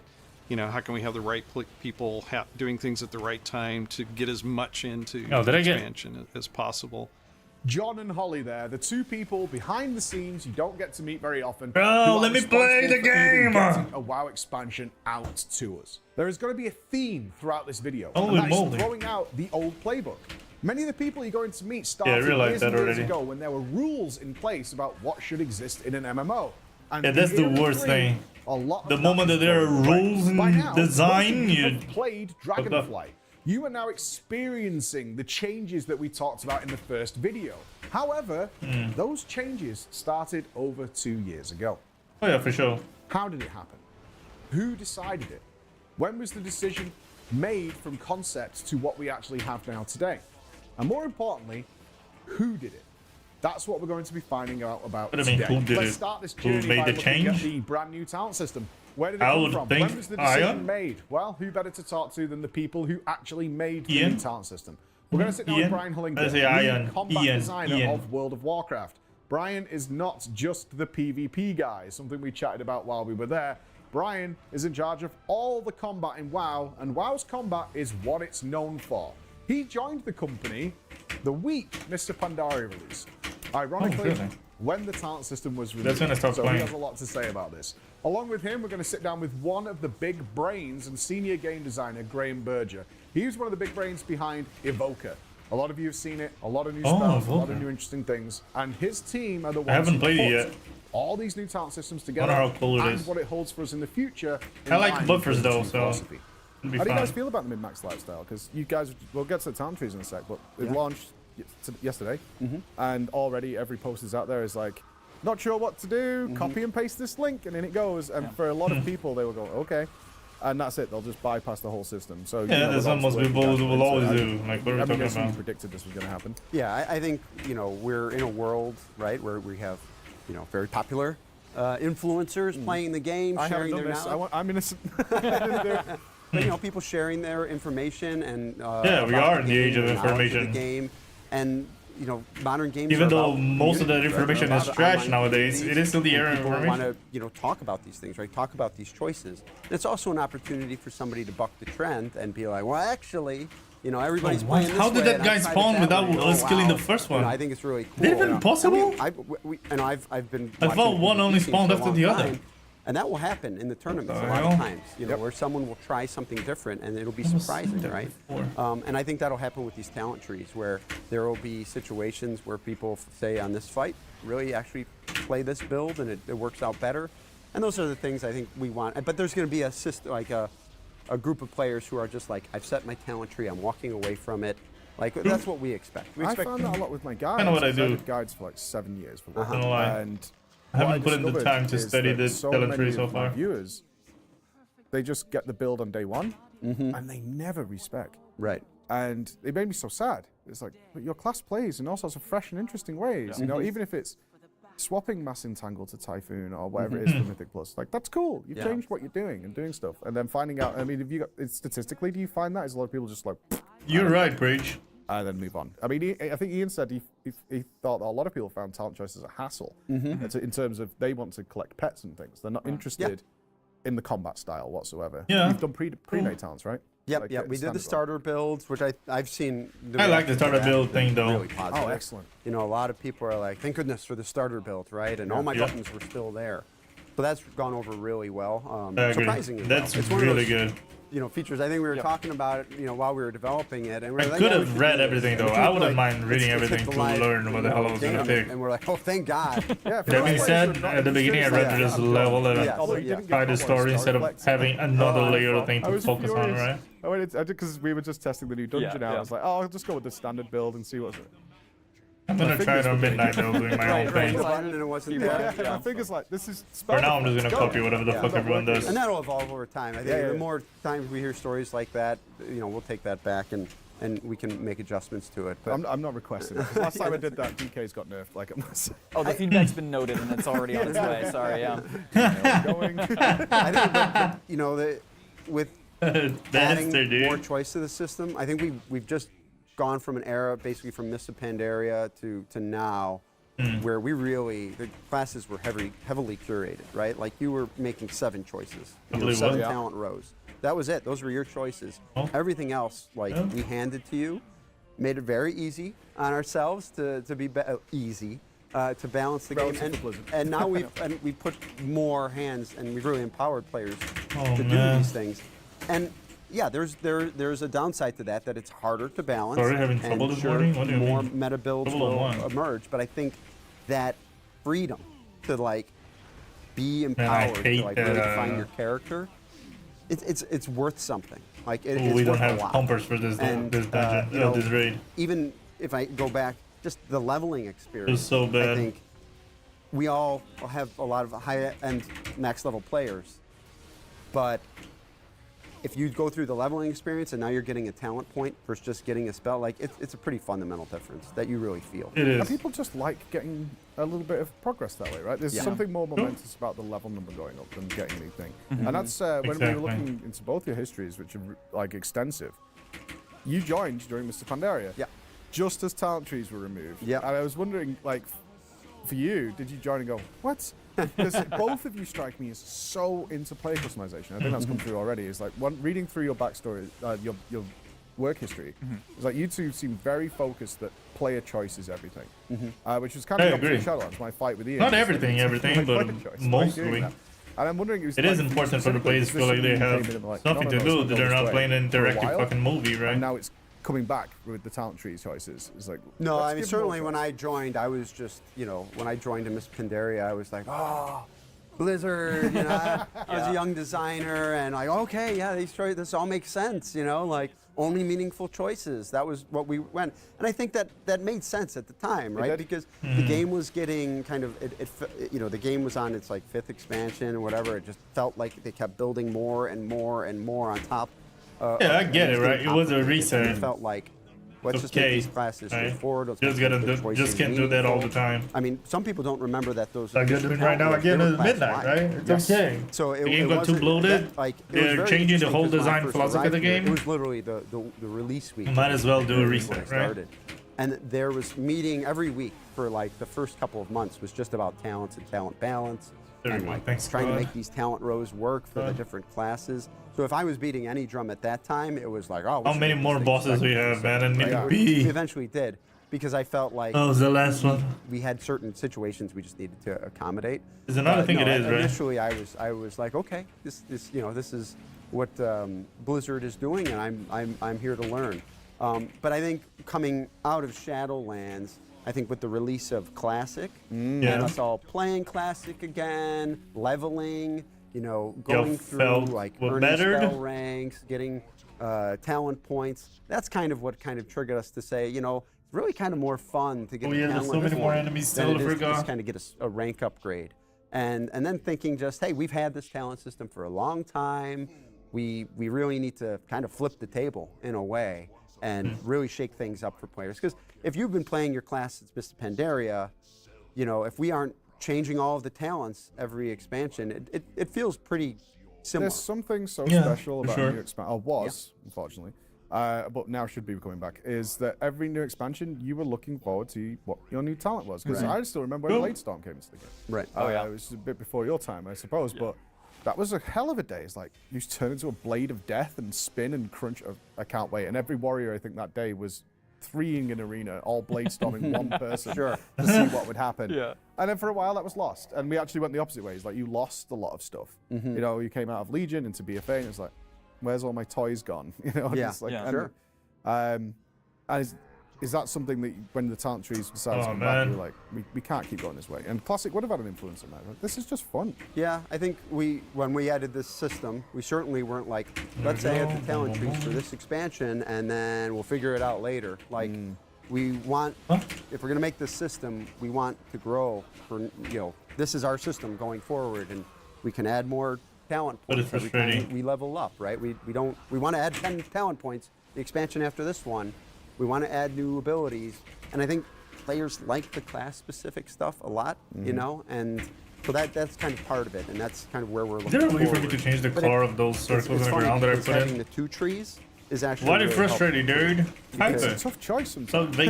So I've spent a good 10-15 minutes looking at one talent point. Oh, you only got one of Where's them. it gonna go? Oh, yeah. Where's it gonna go? And it's something I really hope people embrace. But you're right. What does that decision made early? It's like, okay, there's some foundational stuff that CC utility. Yeah. And then let's just make a tree of fun stuff that tailors your damage. We tried a lot of different things when we first started kind of working on the talent project. Again, we had a talent summit with the When combat. did the word come down? Summit. We're swapping back. We're going back. Interesting. Let's see, I think You remember better than I would. yeah, about like shortly after Shadowlands launch, you know. So that early, so a couple of years ago. Yeah. Because we start thinking about the next expansion shortly after Ian launching said like the next expansion. one's. Yeah, that makes sense. And so pretty much after But that. then you leave the live team to do the I things, think right? You could hear the story of the Yeah, talent summit, right? we had like a 2 or 3 day kind of summit. Did you go back to where the whole concept combat team design? and some other designers got together. Oh and my we god. said, okay, you can make any talent system you want. Like no restrictions, don't worry about tech, just what would you do? And we came up with some really wild stuff, which was really cool. Yeah, that's and how then we should do. obviously kind of went, okay, what's reasonable gotta follow to do? the what Steve fits, Jobs what mentality in that fits sense. all of the goals we've laid out. not Tell the just one or designer two I of want to them. do this. Tell the yeah, designer tried do some whatever they wild want. stuff. Then ask the engineers to find a way how to had that happen, might have right? had I know one this is super frustrating and a backwards way of designing things in a lot of ways. But But that's how you actually the come up idea with of having crazy class cool ability and things, right? specialization really separated, we realized gave us a lot of It is what it power is. to sort of define the types of Oh, choices. come players on, make. man. I think Come on, for man. me, from conduits and soulbinds, What? having those finesse nodes where it was you're making utility choice here, and that's it. You don't have to worry about how much damage it gives you or what throughput. Just like what's the cool kind of trick you want your character to be able to do. Seeing that, oh, if we do the class side and have it be mostly Boom, boom, utility boom. choices and kind of with the gates, really empowers players to make those choices and not Didn't feel even like realize I was without energy. I was mashing a button that was doing nothing. huge advantage of the system we came up with eventually. No, for sure. Like it's come out really well, and it's got to be much easier now to balance. I assume. I got to assume Shadowlands was a headache. I mean, you got it really close actually. Like towards the end, it was really, really close. But There you go. it must have been a headache to start with. It felt like it. It was a lot. I mean, I think every expansion is though in different ways, but you know, because we're making class updates for the expansion, and then Makes whatever sense. system we're layering on top, be it soulbinds and conduits or talents, it's just a lot of new. So Yeah, I'm not saying that the combinatorics are any less, right? Yeah. With the talent trees, like, well, a lot of the things we put in the talent trees, we took from the conduits or the legendaries or the set bonuses. Oh or my previous God, this is artifact gonna take abilities. so Like, we often long for talk us to about kill it being everything. like a greatest hits type of talent tree. And so I don't think it's gotten easier for us. I think that there's still the challenge exists. Oh But yeah, for sure.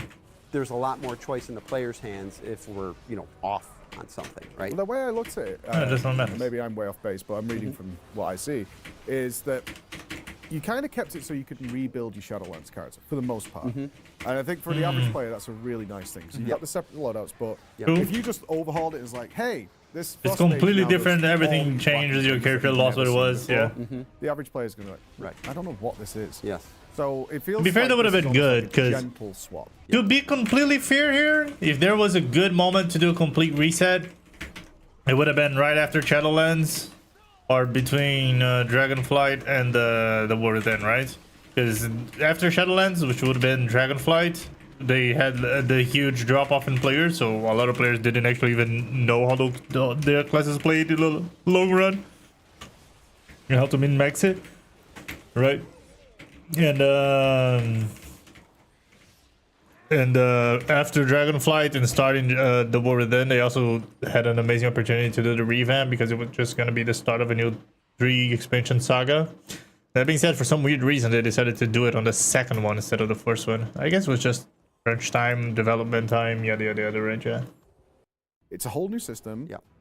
But you can basically just rebuild what you already have, and you should understand if you're a Death Knight, you know what Death Coil does, you know what it's going to do, and you know generally there are some new talents in there, obviously, but most of the part is going to be the same. Do you feel like I get what you mean, Preach?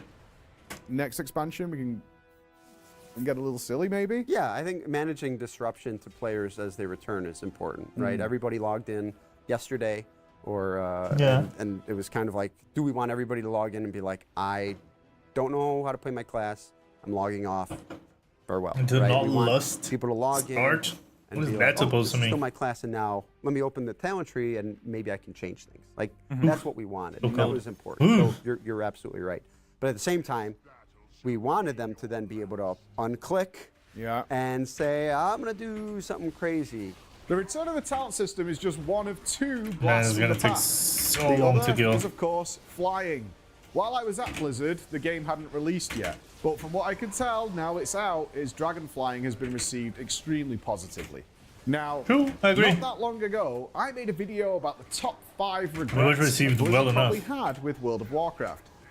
And number 1 on that list was flying. They haven't embraced it for a really long time. True. And I kind of thought that the fact that flying was the big feature of Dragonflight was the statement in and of itself of this return to their previous ideas. Like But return I to know one thing form? you guys don't regret, really. and that's picking up a display. Okay, proudly sponsored Preach. our trip across the ocean so we could sit down with Blizzard and have these Yeah, discussions. might as well let If it you play, want to pick right? up a display, you can use our code down below for up to 33% off. They are wonderful pieces of art from Come not on, just man. games, but Oh, there's a no variety ball of mechanic on movies this and any one? other On this fandom you might version? find. That's They're so crazy. easy to put up. They leave absolutely no marks on your walls if you're not allowed to actually put pictures up on walls. What do you mean no path available? Oh, because my character's trying to fly there. So let's get into the dragon riding with Ian Hazakostas, the games director. Really? And Really then we'll follow what, up dude? with Morgan Day, the associate game director, and Tina Wang, the associate art director. Oh, I to see why how they're typing Dragonflight really. shapes the world of a new expansion, and whether the re-inclusion of flying from the start was a sign of change within Blizzard. Like, let's solve problems today. Our players are hurting, our players aren't happy. How can we help today? Let's make a bunch of changes. Let's actually re-examine everything they've asked for that we've said no to, and like double check, triple check, so that we believe we're doing the right thing here. And in some cases, that was like turning over old stones of design philosophy that had been kind of taken for granted. Come on, for 15 Go plus Jaden, die years. already. The things we were always trained by our predecessors about, you know, what should or shouldn't be account-wide, and the importance of investment in your character. And the Oh, yeah, importance yeah, of, yeah. you know, That was this or something they that. should have changed like And so okay, long maybe ago. those things were right for the game 15 years ago. Thankfully, they but changed it now, though. They're not making players happy today. Better late than never, And so do they right? still hold? Should we still As apply them? usual. And I think that began a process of, you know, letting what? players play the game the way they want. And I think, you know, what we were hearing loud and clear from folks was, look, there's this part of your game that I love. I would happily spend all What the the time in the fuck? world doing this thing, but if you make me do this other thing that I really don't like in order to do the thing I like, I'm going to do neither of them. Yep. And I'm just going to leave. And, you know, we as stubbornly as at times we were trying to stick to, we want, you know, all of this integration, and you get shouldn't what be we're able to supposed to just do raid here. log, and you shouldn't be able to just, you know, do one thing, or we're not really a massively multiplayer world anymore. We're just, you know, a group of sandboxes. If we're not making our players happy, then what's the point of any of it? Yeah, I would actually put that down to something I brought up a lot. Is it felt like you guys were prideful, very Uh-huh. prideful, and to a stubbornness on certain things. And I think we can look at flying as the prime example of this. Because Am I supposed to be dead? I did a video which was the things I think Blizzard really regrets What? doing. How did he take that damage have led now? to consequences later on. And number 1 on that list was flying, because the Burning Crusade, flying came in.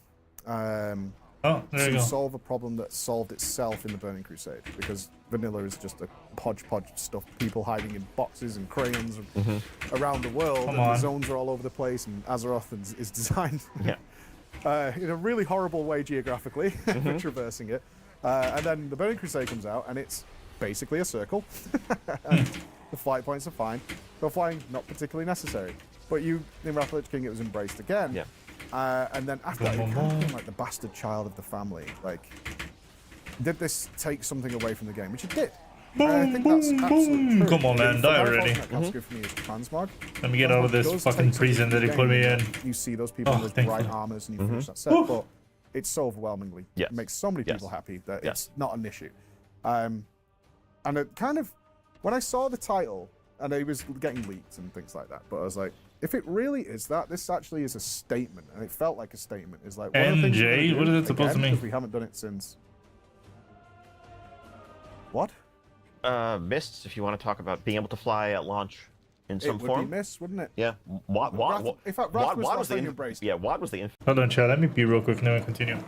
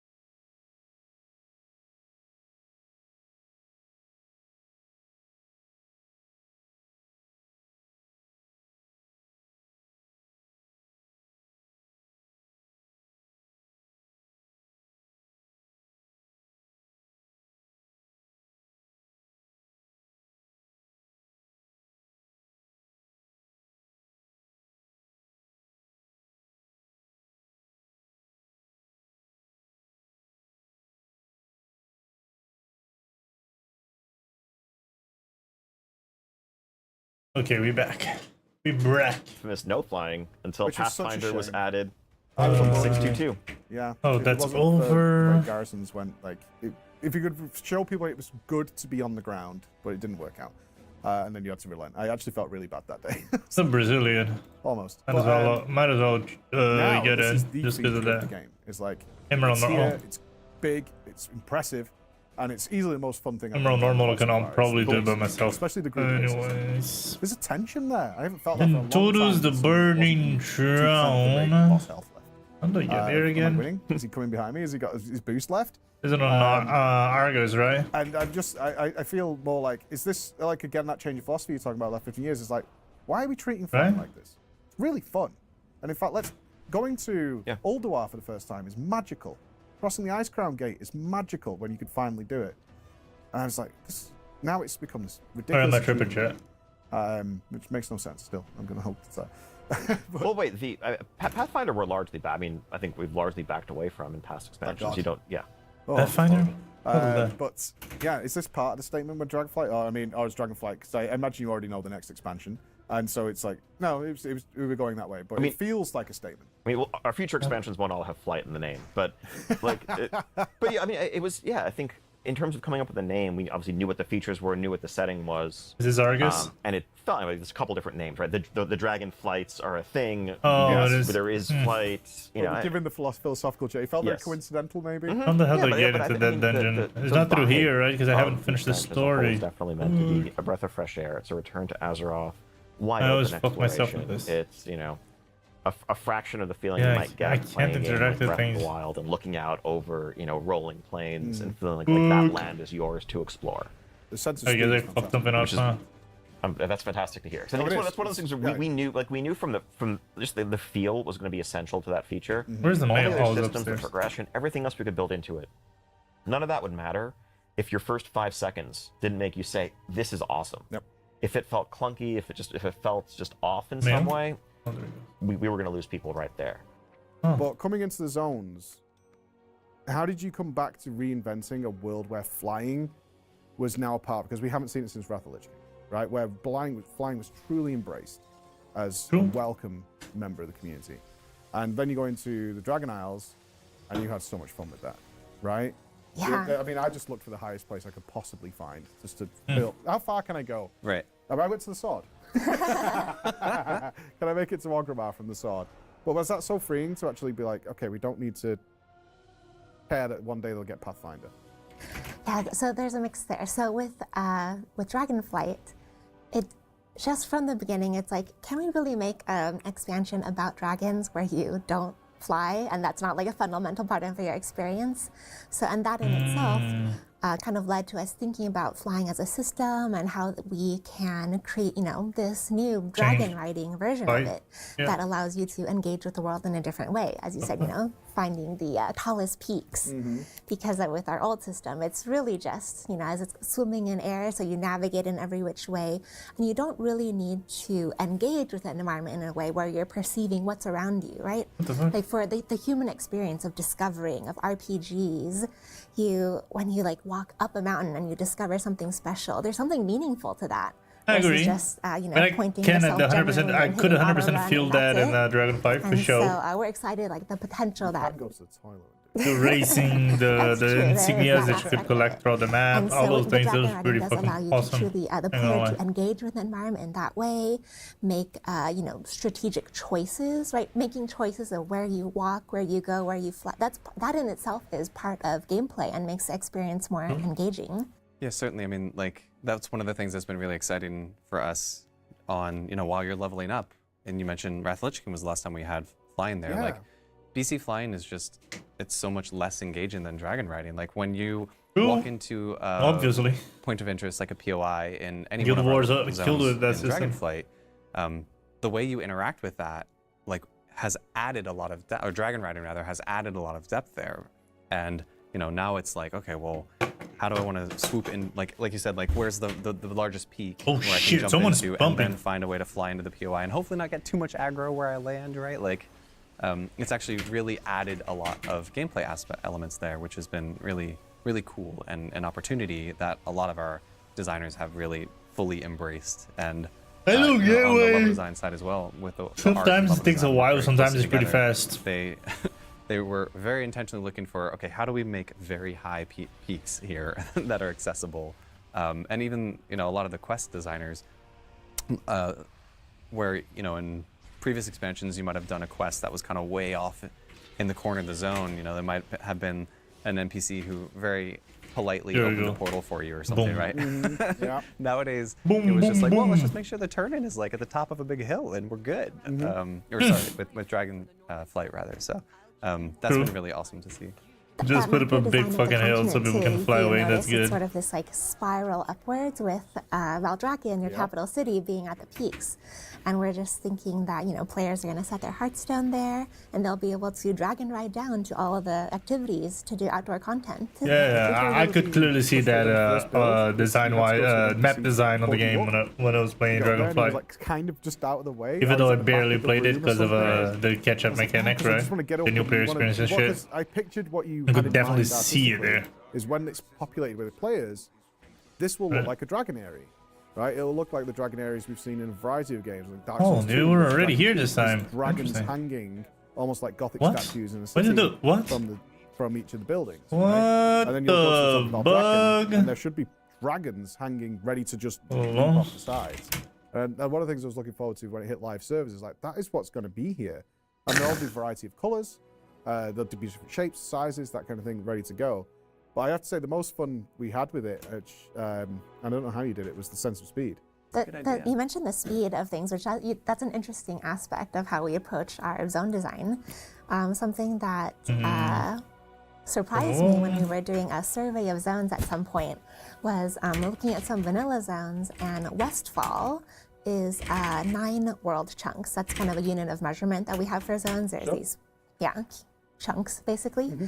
And with that being only 9, I was so surprised because it's actually, it's fairly small. And I remember, questing through that experience, it felt like such an expansive space. I was there for such a long time. Sorry, Chad. Yeah. Let's talk to the boys on the chat. Eastern Plaguelands is something like about 40 world chunks. That feels 40.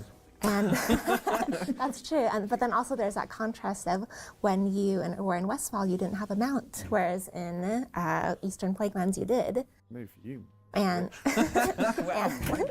and in the Dragon Isles itself is actually the biggest continent that we've ever created, because we wanted to create this land that was worthy of dragons.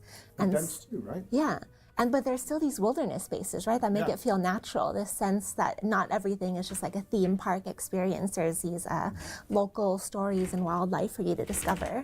And so the Azure Span, which is the biggest zone we've ever created, is actually over 100 world chunks. What the fuck so is that on my contrast camera? and how you perceive that This is my color.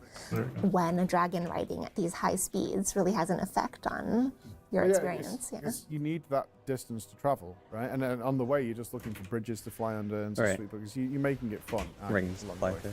And I mean, one of the things that we're talking about the different kind of eras of World of Warcraft, really around, I think around like Battle for Azeroth era, we were looking at the world, and this is around the time when Classic was starting to be around the corner. It might have been released at the time. I forget the timing there, but you look at just the negative space in a lot of our classic zones, and then you look at the world building that we were doing at the time in Battle for Azeroth, and it felt like things were getting kind of clumped on top of each other, right? Like it was hard to find a space that was like, look at this vista, which is just open space here.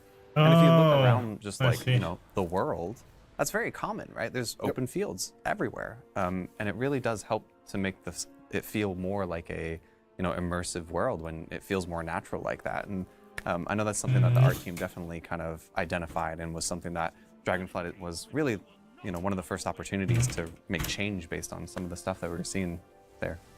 So by now, you guys have glided through all these cool Dragonflight zones. But now I want to introduce you to some really, really cool people.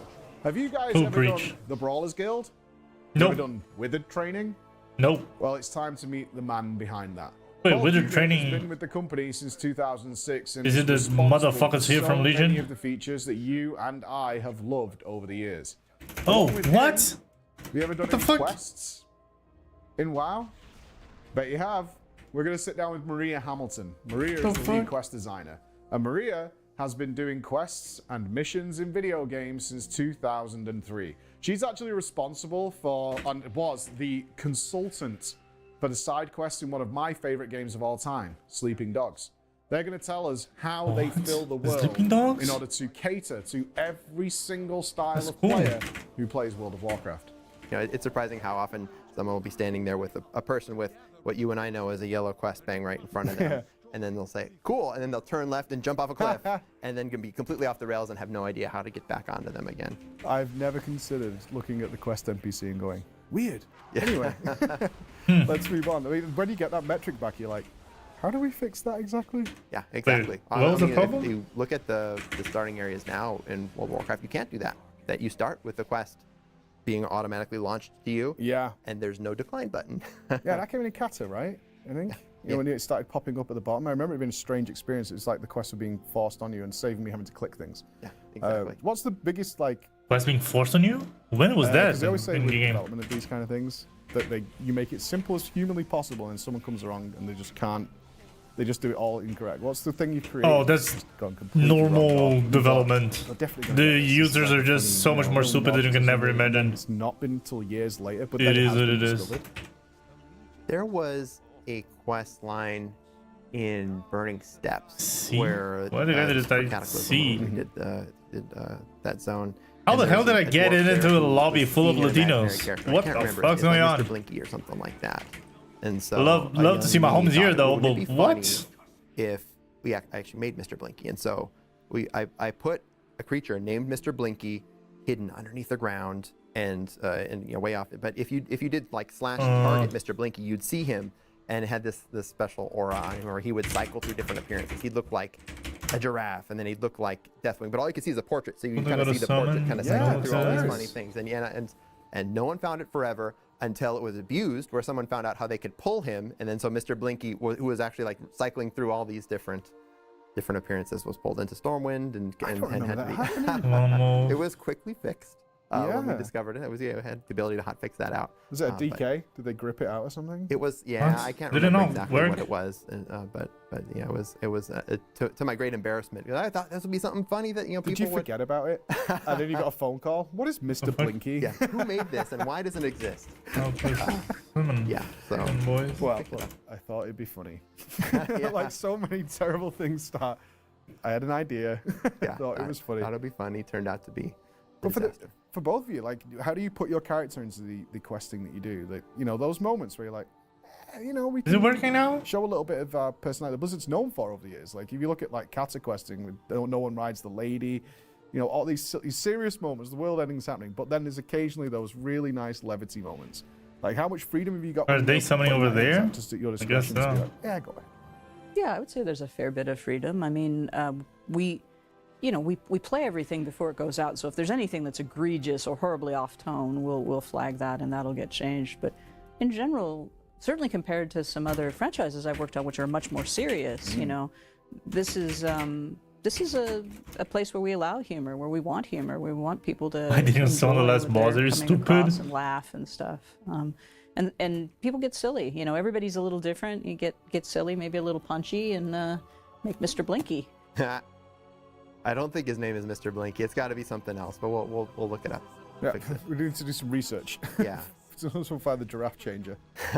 There is, I mean, if you look at Dragonflight, like zone to zone, I think you can see a pretty broad, just like swath of feelings from one zone to the next. I think of a place like Onaran Plains, which is all about the Centaur, as being like this really cool feature of this culture that you might not have even been expecting to run into. There's already people there. Might as well stay here. Incredible depth and these really interesting characters and interesting culture, which is all really built up. And I think it's got this cool, sweeping, epic feeling, which kind of matches the terrain around them. And then you go to Azure Span, and you're kind of doing hijinks with Khadgar a little bit. That there's magic stuff going on. There's all these blue dragons. There's some fun stuff going on with mirror images that I won't spoil for people who haven't played through the story yet. But like you do see, because of all the people who are working on the game, like a number of different tones coming out. But it all kind of comes together to the soup that we know as World of Warcraft. And then even getting into some of the local stories. I think there's some really funny local stories. Yeah, I've read every quest. Yeah. I read every single quest. And I was... Did you preach? One of the happiest things I've seen with Dragonflight is the infusion of some new blood. Like, even from the start, from the Evoker starting zone, is that these characters are coming back. I'm not going to ask you when they do or anything like that, but there's a lot of fresh blood coming in with the storytellings. No, You mean writers? I didn't realize new characters telling the same story again and again. So we encourage that Which new diversity characters? and let people bring, what they're interested in and their background and tales from their youth or whatever into it. And so when they pitch ideas and pitch stories, we get a huge variety and diversity. We've got. Can you take us through that whole process? So I assume there's an overarching story. Obviously, this is what this zone should do. Yeah, is that given to you in an almost like bullet point form? It's like, we kind of need this to happen, and then you guys can go fill the rest in and get us from A to Z. It's actually a great question. How the progress story writing works. For the local stories, though, that's largely largely us pitching whatever we'd like to pitch. And so that's why you end up getting such variety and such diversity across those. And then we also have to consider the gameplay, right? Gameplay first. We want to make sure that we're telling the story through gameplay. The gameplay matches what you're doing. It makes sense. We've got those high points, and we've got Oh, they're already going on this ship and shit. It's World of Warcraft. Nice. You need to be killing stuff. I mean, it's important. You got to be killing stuff. So we got to find good places for that killing stuff part to happen. So yeah, it's all about like. Bro, I can't. High level goals. There you go, nice. And making sure we're hitting those points, but we have a lot of leeway in how we choose to do that. That's really cool. So creatively, like how many ideas per zone are being thrown in there? Nice. And you're sifting through them. How does it marry up? You know, because you've got the Onarans, you know, this nomadic culture, and then you've got the fishermen that are hiding in the coral, you know, and then they're trying to branch out and stuff. So do you get like a pot of stories, and you're like, that kind of fits over here, that kind of fits over here, and then sort of sift it out that way, or is it very targeted for each zone? Oh, we usually split up into zone teams. So we have someone who's the point for that zone for the quest design team, and there's a narrative point and a level design point, you know, and they work together to figure out what that zone is going to be. And within that zone team, they work together to come up with ideas and pitch those ideas. And so we kind of know what the themes are for each of those places and sort of what the main cultures are going to be, what the main enemies are going to be. And so they pitch around that. And sometimes somebody has a cool idea and they're like, oh, we really want to sneak. That makes sense now why I felt like the Dragonfly was a little bit all over the place, I guess. They need to have split off from the tribe a long time ago. And so we try to make it make it's sense, exhausting now, right? So that kind of thing. It's pretty focused. It's not like just there's a giant. Now I understand why I felt like the Marvel idea of the story fell all over the place. Our zone teams who are pitching things for their zones, and then we're watching. On the Time Dragons, for example, was so well made. All of the Blue Dragons, I just felt that was totally they're saying family. Oh, that's really cool. Like in terms of individual projects and passion projects and stuff, because I know you've done Wither Training, Brawlers Guild, like you've got some big things under your belt that are more like solo experiences, right? Looking to get that in. Is that something you're particularly interested in? Or like you said with Wither Training, the idea was kind of in the ether, you put it together and made something. But when you get to express yourself like that with a big solo project? Yeah, I would say for me personally, the things that inspire me are almost exactly the opposite of that. Oh like my anytime God, that things feel really MMO is where I get really excited. And so Brawlers Guild is a good example because Brawler Guild is for sure like a solo fight. But the way that the structure of it is set up behind the scenes is Brawlers Guild really wants to have about 8 people inside of it at any given time. Who else am I missing? And so if there's a lot of people, then there's lots of Brawlers Guilds. If there's not as many people running Brawlers Guild right this particular second, then there's not as many Brawlers Guild cards spun up. But what that means is that you're going to spend a little bit of time spectating. You're going to be spending some time watching someone fail or watching someone amazing succeed at a gamble fight. all the time. Wait, what? It's so fun. Yeah, kind of trying your gold or trying to earn more Brawlers Guild. Brawlers Gold is what it's called. Predicting who's going to win, the monster or the player. And there's something very fun about that. And so when gambling Blizzard, things like Torghast, Torghast is also a solo thing, but it's something you can do with other folks. 20 seconds. One of the things that excites me, that's sort of a hidden thing in Dragonflight is with fishing. I think fishing has always been something which has been solo, but feels better when you're in a group, like when you have the fisher friends things. Yeah, and stuff, you kind of want to go out on a fishing mission because fishing is something you set aside for like an afternoon. Yeah. Right? It's like, we're going to go fishing. And getting friends to go out and do it, that's a fishing expedition with your friends, right? Virtually. Yeah. Yes. Yeah. So I need to watch my diction here, but there's a feature called ice hole fishing where you there's ice holes that you can kind of carve into the there is fishing the ice in Azure Span, and then you have this like loop. And Dragonflight had no idea. If you want to use it, you're all kind of in a little circle around it, like you'd imagine, right? And it's just this very natural kind of a social experience, and so that's what I like. No, stop running away, you little bitch! One another in the online space. Well, you guys kind of have control over that, right? Because you are generating the congregation hubs. That's what you're doing, because you obviously you moved from like the vanilla style where everything was just all over the place in some sort of haphazard, throw it away and you'll find it eventually kind of way. Die. Now, the questing is very hub-based. For sake, die. Driving force. It hasn't really deviated, I'd say, since the Burning Crusade on that style. I don't know whether you agree with that. But is that literally to create that rubbing shoulders? You should feel the world being active rather than he's over there in that cave, he's over there in that mountain. Like you're going out on an adventure together. Is that a big part of the layout and design of the questing? Yeah, I'd say so. Like, we talk about hotspots a lot. That we want to have hotspots where something exciting is happening, and that's what creates moments like that. You'll see again, to bring it back to Dragonflight, that happens in places like Iskara, where you have the community feast spins up every 3.5 hours, and a bunch of people fly in on their drakes to make some soup together, or the hunts, or the siege on Dragonbane Keep, that are all sort of public events that exist in Dragonflight to kind of get people together. But this has been something which I think has happened for a lot of expansions in a row now, where you'll see like just something lucrative pop up on the map, something exciting, something different, and lucrative. That's intentional. That's a way to say it. Engineered to get people to see other folks and be happy that other folks are there. True. Well, requesting. I mean, I'm having a blast with that on Legion Remix, right? I love seeing new people, other people here. You know, this is what you do. This is how it works. Is that something? I hope they managed that pretty well at midnight, and I don't know how well they did in the World then, because I just started playing it, and I'm too late on it, you know. Over the years, like certainly you go back to like the EverQuest days, you know, people were just grinding and grinding and grinding, and then they come into WoW and it was considered like easy mode because it had easy questing. Well, besides the guy throwing himself off a cliff, I suppose. But is that how do you feel that's changed over the years? Yeah, in some ways you could say questing is a means to an end, in that like the actual like the ways that we quest is a tool that we can use to tell stories. But I think that like this comes back to like, burning players like to play the game in different ways, and so there is no one like this is what the average WoW player does. There's no average WoW player. There's all sorts of different groups of players, and some people love to soak up the lore and, like yourself, read every quest in the game because they love to do so, and then look for interesting things hidden in secrets or in little books around the world.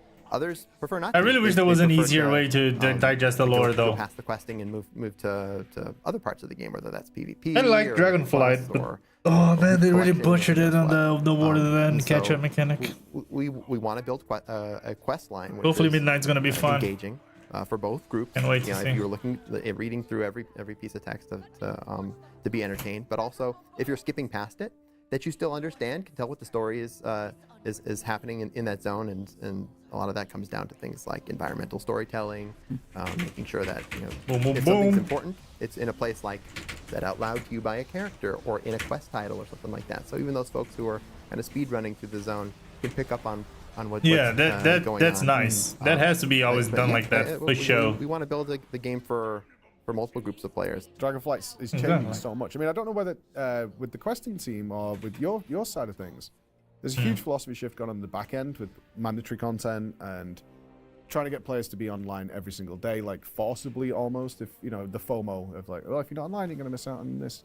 I agree. Has that had any even though Eon denied it, or has it been something that you're like, cool, this is good, we can have a bit more fun with our world quests now, because they're now like several of them are bi-weekly and things like that, right? Yeah, I mean, I think we want to try different cadences approaches to try to find out what people like. I've heard people say, I can only log on this day, so if on this day it hasn't cleared yet and the next one's cycled, I feel I've missed out. I've heard others say, oh no, I have to log in every day because you're cycling them so quickly, now I have to do that. And so we're trying to find that happy ground where there's enough content for the people with the different schedules, so everybody feels like they have something to do and they don't feel like they're missing out. Gotta understand that we try things. The top 1% will always be without things to do, right? Usually, and the casuals will always have things to do. Really it is what it is. Sort of There's the nature of things. Dragonflight and what areas we want to iterate on and improve on and put out in our next stuff. So I don't know yet. I'm actually fairly analytical about stuff like that. I like to see what players actually did, because as we talked about earlier, they don't always do what you expect. Yeah, so you put something together, you think, oh, let's try this, And it ends up completely backfiring. Well, so it's just like wherever the rocks in the river are forming, it's like, okay, we can go around that. That's like your approach to most of these things then? It's mine.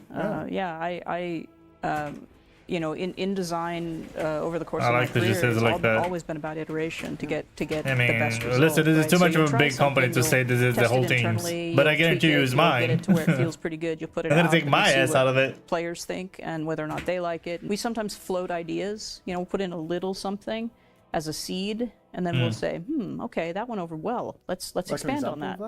Oh gosh, let me think of something. Within Army training might be a good example of that, where that it was fun. It was also kind of held together with duct tape a little bit. That it was built in a way which which uses the tools that we had at the time to build something which is repeatable and roguelike and has some variation, run to run and so on. Wait, what is the roguelike?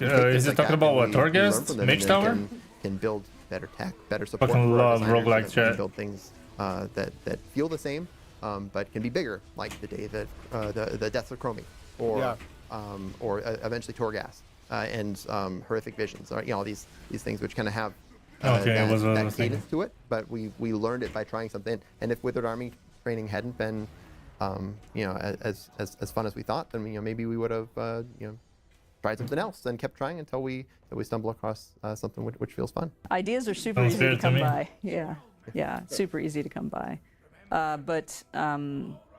Yeah, I mean, there's that decision that has to be made. Which one should we pursue, and what can we prototype, and what can we try out, and where should we best spend our time? This motherfucker too.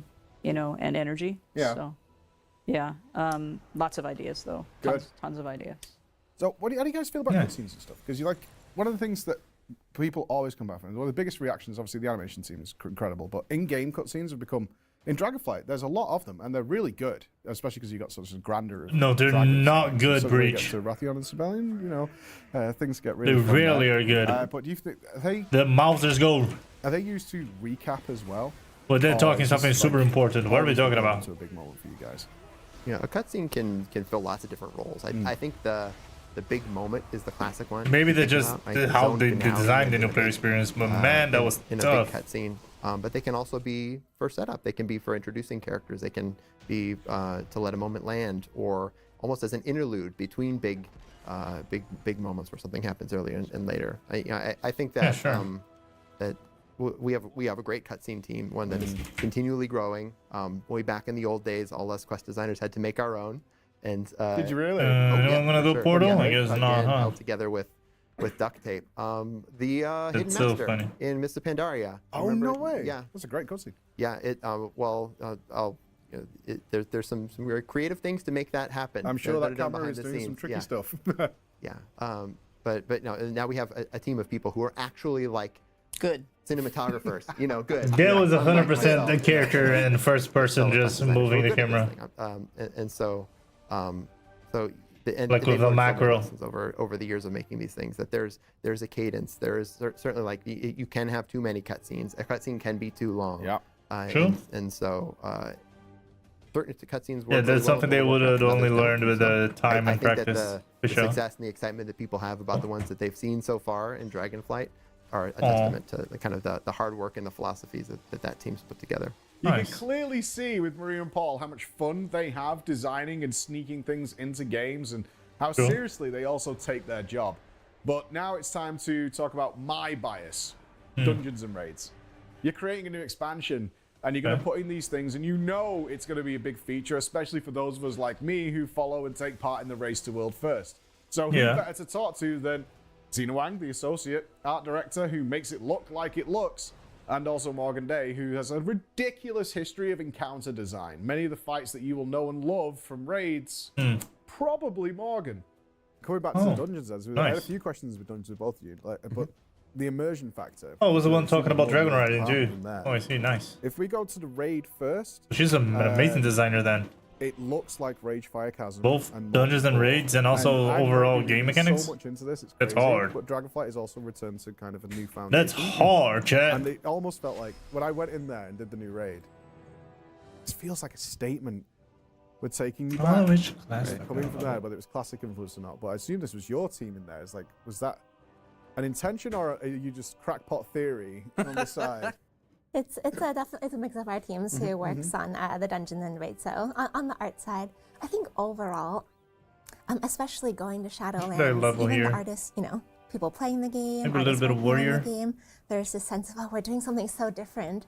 And I think the farther you move from home, the more there's this sense that you want to return just farm their to the familiar. factions, And so after working on Shadowlands too, there's definitely that desire. Because leveling the other ones are going to be pretty easy. If we're going to go to the Dragon Isles, well, here's all of the favorite then daily things from resetting back shit. then, right? And of course, this was I'm gonna level him up real quick. Folks are playing WoW Classic. And so there was plenty of inspiration where we're like, let's just do this because it's things that we love. I think in the raid you mentioned Molten Core. I think the very first pull is like these Molten Giants, right? It's like the two Molten Giants. Yeah, you borrowed the stuff from Tol Brad, Tol de Go, the dungeon in Kata, where you do the bombing run. Oh, Grimbatal. The Warbreaker. Okay, so it's Grimbatal, and I was like, this is a blast from the past. And then I went in there and I was like, Molten Giants? But that theme carries on. You didn't change the theme throughout. You went for a really solid theme there all the way through. Well, it really made sense with the story and the content too, because specifically for Dragonflight, it's about the Dragon Isles being this really this continent that's just full I guess we're gonna play ARM now because it's the only one that I have. Dragons, and that's sort of the core of the story that's related to Molten Core. So it's the connection is sound. That's something that we very conscientiously kind of talk about and work on. Is okay, we can't just have one note through the whole dungeon, right? We really feel like that breakup, especially in a raid. Sorry, let me back up a little bit there. Like in a dungeon, we look at dungeons as a holistic experience, right? Any one dungeon being one theme, totally cool, because you're only going to be in there for like 20 to 40 minutes. When you look at a raid, you're going to spend a lot of time in there. So if that raid has one look, one aesthetic, it can start to just feel like kind of boring, and you might get tired of it. Yeah. So we always try to have something like 50% of the raid as like, okay, this is the core of it, right? This is where you feel like this is the main theme, and then we make sure that we have breakup all throughout, right? With the Vault of the Incarnates. But never played a warrior before, chat. Off the top of my head, but something? No idea what the fuck I gotta do. I don't know. It's kind of one of those scary spider, right? Fly to the that's block such an awesome, section of the raid because you walk in there and you're like, whoa, like. Okay, I see what you're going for. I want to go back to dungeons a bit though. Yeah, please. Immersion style. So it's a bit of what we notice is you revamp these dungeons, right? And they're beautiful, the new ones, like Ruby Life Pools is absolutely fantastic. It seems to have changed. I was wondering if this is like an artistic idea or actually a more implementation idea. Is we talk about Alderman. The original Alderman was coming from the EverQuest days. So it had the ridiculous idea that we would all hang around in the Alderman tunnels waiting for people to make groups. But it's full of cinematic, epic moments, which involve much more RPG style things, right? And that is completely cut from the new Alderman in terms of efficiency. Which part do you mean, like?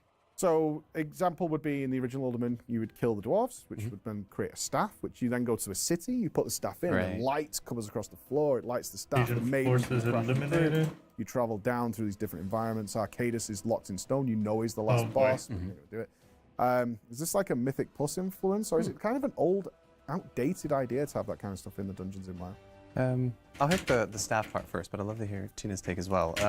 There's definitely like changes that have happened just functionally with the way players engage with our dungeons. Like, for instance, if we just like drop a key, shit, how much damage am I tanking right now? An item that goes in your backpack, and I take that and I open the door. Okay, well, what happens now that player leaves the dungeon? Now we get a backfill. Like, is the key dropped to the ground? Like, why am I tanking everything? What the fuck? Complexity there, but the overall element of the immersion and the cinematic factor, like we absolutely still feel like we love that element of our dungeons, the way we tell the story there. You mentioned the Lost Vikings. Like, while you don't get that staff anymore, the Lost Vikings actually play a big factor in the Legacy of Tyr. Oh, is this the auto attack? Like, one of my favorite moments when I first saw it, I was like, wait, what just happened? I like did a double take. Was when they like ram into the pillar, the pillar falls open and crashes the door open for you.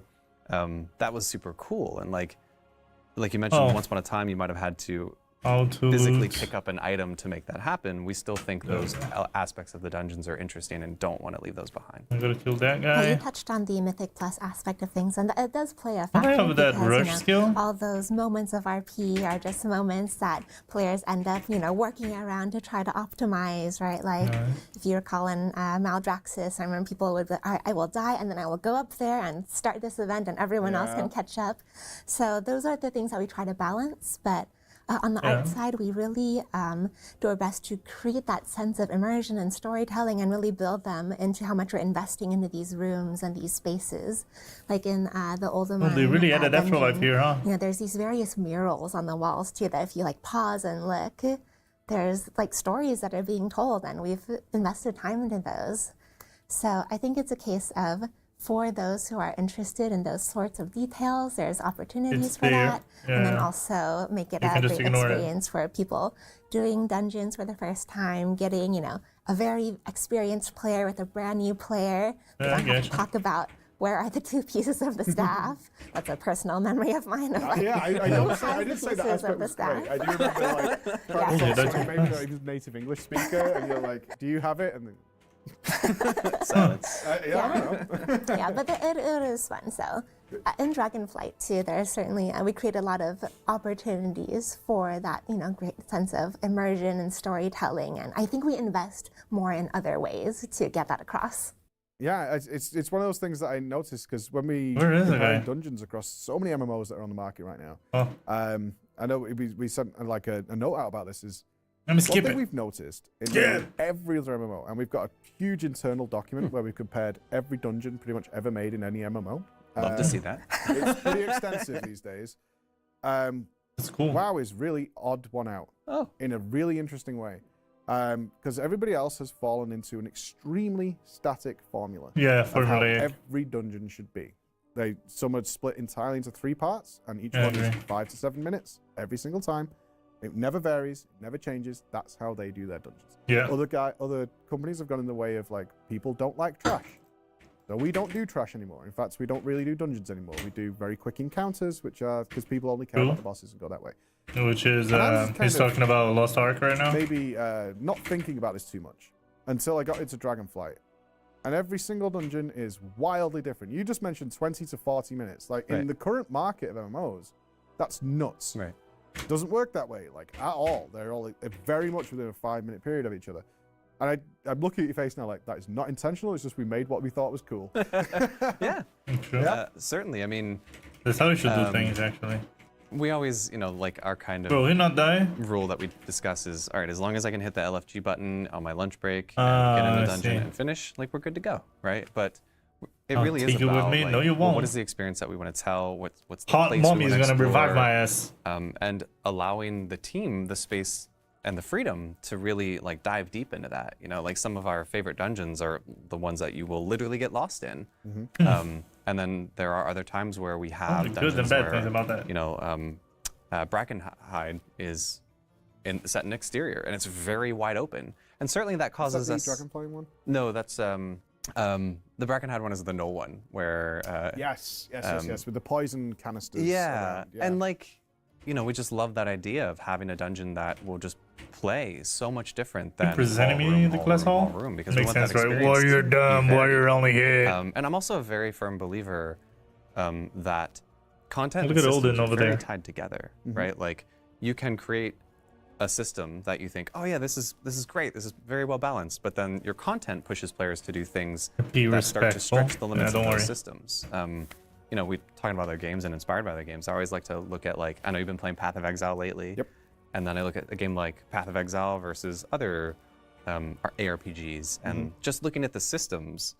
Yeah, PoE's and crazy. looking at how those games ask you to engage with that content, very much affects, like, I have how good arms, the so build you should go to diversity in the game Fury, is, right? Yes. Like, if I have to push an infinite scaling system, like, the build diversity sometimes gets shrunk.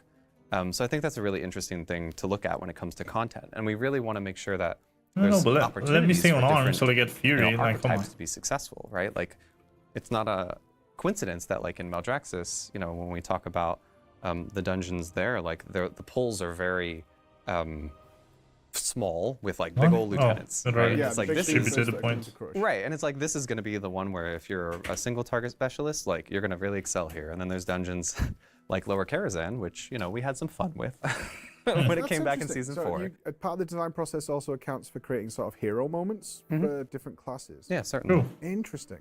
That's really cool. Yeah, and Makes you know, sense, if you no? have the exact same template for all of your dungeons, then, well, X like, and if you I shall don't fit into receive. that mold, Okay, dude. how can I ever feel like I'm going to be, you know... It almost promotes modernization. Oh, that's a Yeah, toy. exactly, and everyone... Well, we all need to be really good at this I thing, don't have because that's the only the type of content we make. But currency to buy yeah, when it. it comes to dungeons, like I said, we really try to look at it from a holistic perspective and making sure that we have enough variety across all of them. And that's something that you know, we felt has worked well for us for a long time, and it sounds like our mold is very different than other people's, but it feels like, you know, it just feels natural to us at this point. Where is WoW going to be in 10 years? Hopefully, continuing on a path that they have set up for themselves in Era 3. Now you've seen the people behind the camera, the people behind the curtain who make all these things. Honestly, they were the most creative people I'd ever seen, and I'm so thankful that they gave us their time to be able to talk to them. Even to those people who don't get in front of camera and gave us their time and were willing to sit down with us, it was amazing. Big shout outs to Display and of course scan.co.uk, who provided the cameras for us to take with us. It was a huge lifesaver rather than our big studio cameras. Before I finish up, though, there's something I want you guys to see. We had such a good time, and everything was all you, about little doggo. Yes, Dragonflight is out, and all the things are there, but I was there to discuss how it's going to happen and how it's going to happen in the next 6 or 7 years, which is what you've seen today. Oh, I see. And here's a little message from John and Holly about how that's going to go. Oh, Where are we in 10 years as we wrap up here? Where is Warcraft in 10 years? Because you guys are the ones pointing the direction. For me, I can't. There's no limits, and you know I can't answer that specifically. But I want us to feel like we're living in Azeroth, and I don't know what that means, and the team doesn't know what that means yet. But I think that's the dream we're gonna chase, and that's for all of us. You Interesting. know? And this is pre-PePezin too, right? One step at a time, right? Yeah, You're leaving somewhere. yeah. So, I think gotta take that in technology mind. can afford us a lot of opportunity. Yeah, so we're dreaming big at this point. Yeah, I'm excited. Can't answer it, but it's going to be better. Or our goal is to be better everything we do. So. Yeah, for sure. You know, one thing that's mysterious. Yeah. I mean, one thing that for the franchise, you know, WoW is really our tentpole game. In terms of the big storytelling today, a lot of that comes from WoW. That's where we have introduced new zones and new races and new characters. God, double down a lot of on damage the there. story of WoW and really invest Instantly in dead. some of the What the characters fuck? and have long-term planning across multiple expansions. I'm trying to It's get just why so Asmon important. likes So the that's warrior part so of, much. You know what I've been. You should just asking Holly and her smash, team is, smash. you know, let's do these big arcs. Let's think beyond just an expansion and tell me what you're going to do with this character and how they're going to, you know, shift over time and why am I going to love him or why am I going to hate him or why am I going to want to, you know, be part of their team or not. So I think that's certainly, you know, going to be a change. That would be a we'll see. wonderful change. It does feel very stop-start. Right, it does, you know. This Oh yeah, because I went the opposite way. Because I'm some of them stupid. disappeared. We don't see them again for a while. And we're giving, you know, the creative team more opportunities within the game to which tell skill some of was the these one that made stories me too. You'll run? see that, you know, coming up that Oh, we're making some 4. changes in the way we're doing the content that you'll get more of those story moments than we've necessarily been able to do in the past because we didn't have as many people. Dragonflight's story is really good so far. I've read every quest. I've done everything, and I was like, this is good.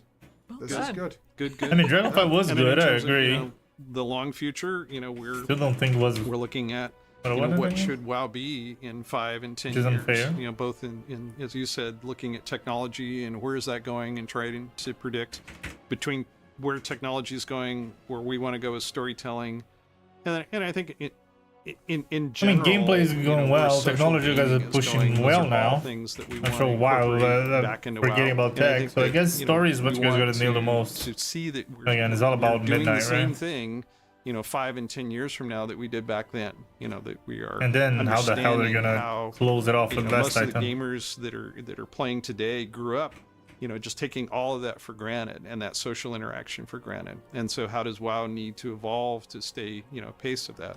No, I look forward to I it. I see. really do. And it's That's nice good. to hear that you're planning that much further ahead. And so now it's saying there's going to be big story arcs as well. Oh, there's that's the- advantages and that's disadvantages to that. To Well, be fair. You've been wonderful. Thank you. Oh no, thank you. Aw. That was a cutie pie, huh?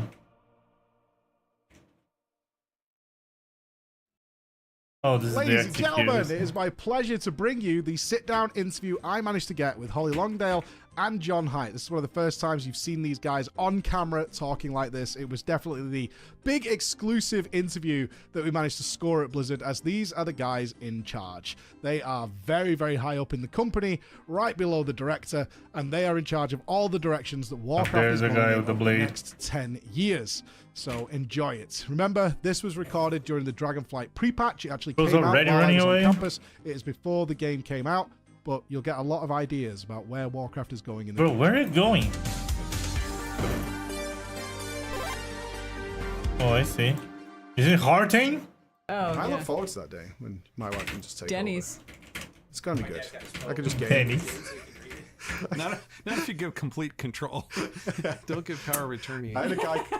Your computer's gone. I had a guy contact me last week to ask for advice, and his wife, who is a lawyer, has given him a gaming contract, like that he has to sign, because she wants a fourth child, and she's the breadwinner, and he has to stay home, so he's allowed 2 hours of gaming per 2 weeks under contract, and if he doesn't get it, she has to pay a fine of $200 from an account that she set up for it. She's a financial lawyer. And he's like, is this a good deal? I was like, what am I reading? What is happening right now? Yeah, it was crazy. He sent me a copy of the documentation and everything. And I was like, is this real? Is this happening? And he went, yeah, it's very real. What am I listening to? I have to do all the nappies and the diapers and stuff. So this is the deal.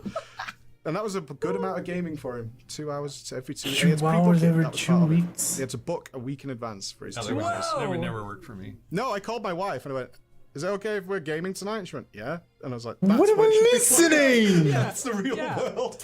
And he Wow. he got back, he signed it though.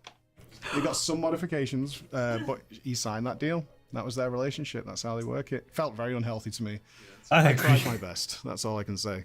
My wife and I first started dating. She comes from mortgage banking, so didn't really play games. We played arcade games together, you know. Okay. But I said, okay, you know, Bro, you what did I a just couple of see? dates and everything's going well, and you feel like, okay, I got to be truthful here. Those Words of I've valor. got to tell you a secret. Yeah, I play games. She goes, oh yeah, me too. I love Centipede and play Miss Pac-Man. I said, yeah, I'll play those with you, but I mean, I play. That Thanks sounds for like games. modern day. I play Roblox and things, and you're like, yeah. I mean, that's great. But have you heard? Let's get the real stuff on. So how much do you game? I said, yeah, probably a couple hours A day. a day. So A from, day. being a kid, have you gamed like since gaming? Wait, was what are they gonna do? Oh, I see. 2600 first came out. I So begged stupid. and pleaded with my parents to get it for me for Christmas, and it was like I think it was like $175. That's what it seemed. Hold on, like. Chad. Let me go to the Whenever bathroom real inflation, quick. it equates to about $500 for the Atari. Maybe even Hold on.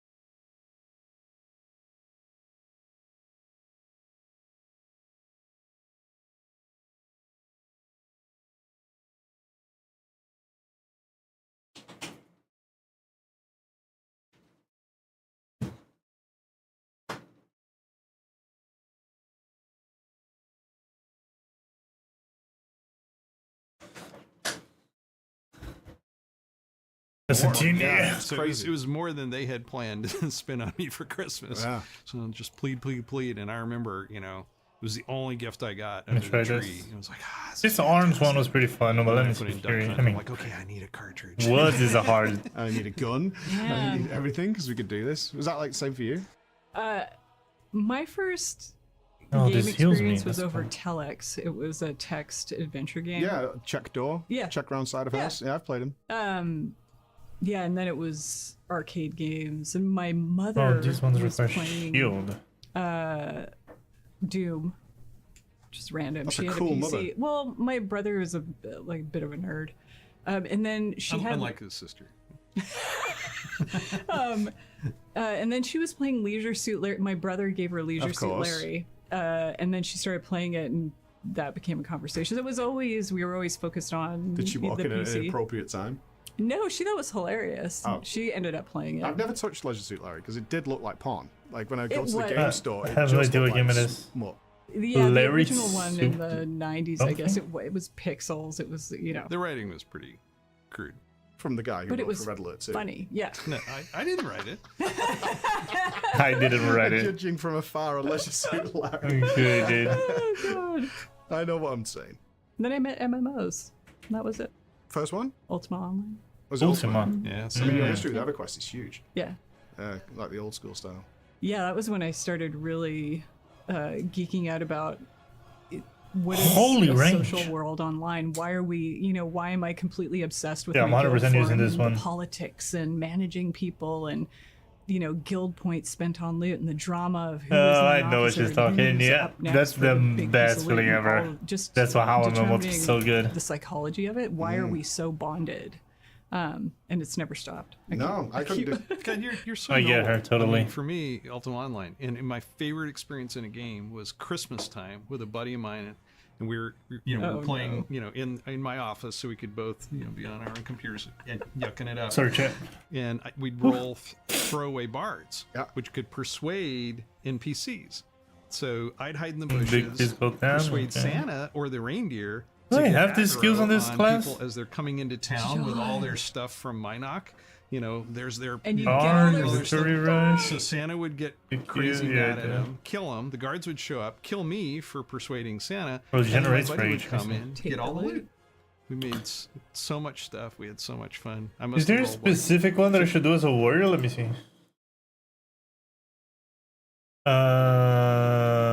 What is the video? Is it ultimate? This one. So, pause. Hold on. Wait, where's the video shenanigans on this side? The chapters. There we go. Warriors, probably the last class, right? Yeah. Arms, you're in protection. Let me see.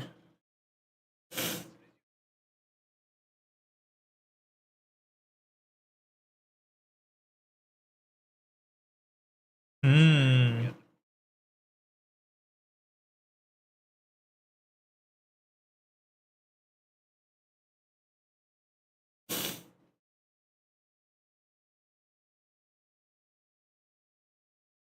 Okay.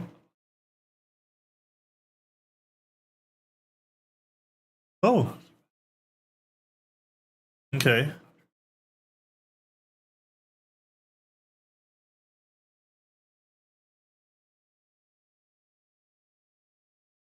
Yeah, of course. Okay, that's easy.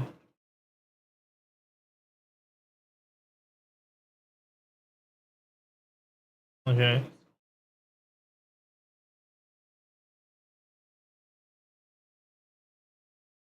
Hmm.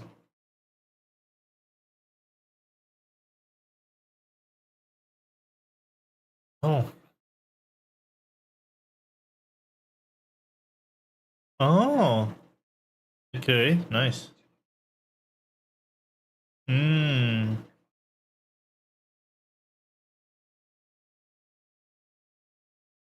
Yeah.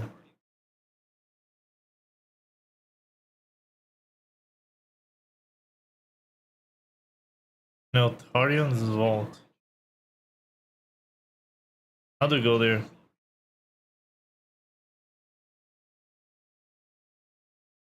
Oh, I see.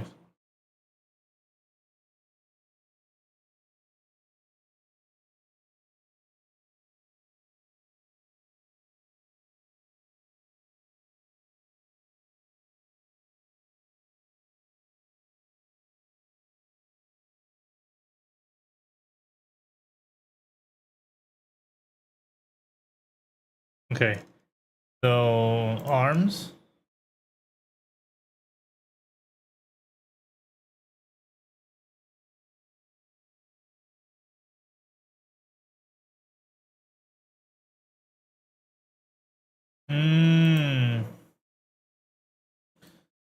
Okay, hold on. Let me accept this real quick. Who is it? Did he said Quastermarth Durnos? Is this guy? No, right? Monster Smith Helgar. Flash Way 59 6. Okay. Oh, you guys can go back to the video now. 15 characters. Yeah. I'm a nice person. And Rob ruining everybody's day. Which, by the way, you can't do that in WoW. We'll ban you. So. I know. Where is he? That reminds me of people leaving their pet in like the older zones for the young. Is it people not to here kill, yet? Like, sneak the tiger in, get them killed, and take it off. In fact, do you remember when people could mind control? Is that what the game's trying to tell me? Lose all their rep. Yeah. By attacking the NPCs. That was a bad time. For World of Warcraft. Yeah. I didn't do that. I was. But you thought about it. No, I didn't. I'd become a more, sophisticated player. Sophisticated. Oh, did you? Yeah. Yeah. I did a druid. I remember camping. Wait. Was it Lockmaw for his trousers? Yep. Yeah. Yep. For like Lockjaw. Lockjaw. Yeah. Yeah.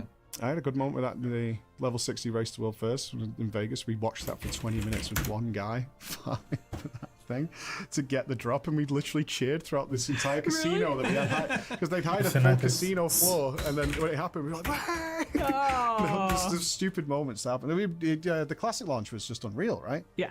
Like, Why that was is the crazy. telling We me got he's a call here? from Blizzard, and I don't know if it came from you or somebody, because I was hosting the show, so they'd asked me to open it, and as I'm maybe 20 seconds from being brought in, I messaged them. Blizzard have been on the phone. We might not be able to get it for the next 4 hours. Oh, Odin has something. Deal with it.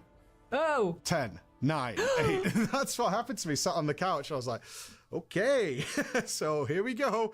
But it worked, surprisingly, besides the queues. Oh, great. I was a player then, so I would have been in the. I was in the queue. You were I just wasn't in the working queue? yet. Yeah. Yeah. We got in big trouble for trying to keep people online. We had people walking around the facility, locking everybody in and moving their character. It was in the Oh, to background make of the sure shots. yeah. Yeah, because people go into the bathroom and things like that, or they'd gone to an hour's sleep. They were sleeping on the Let me floor. just do in the protection studio already. to make sure they didn't get logged out, and people were moving around. And They're still doing it. yeah, Like because in rats happen the same, right? I mean, it's not been too bad. It's not Let the me same. Go back to the one I was using, though. Yeah, it's more popular than we expected, though.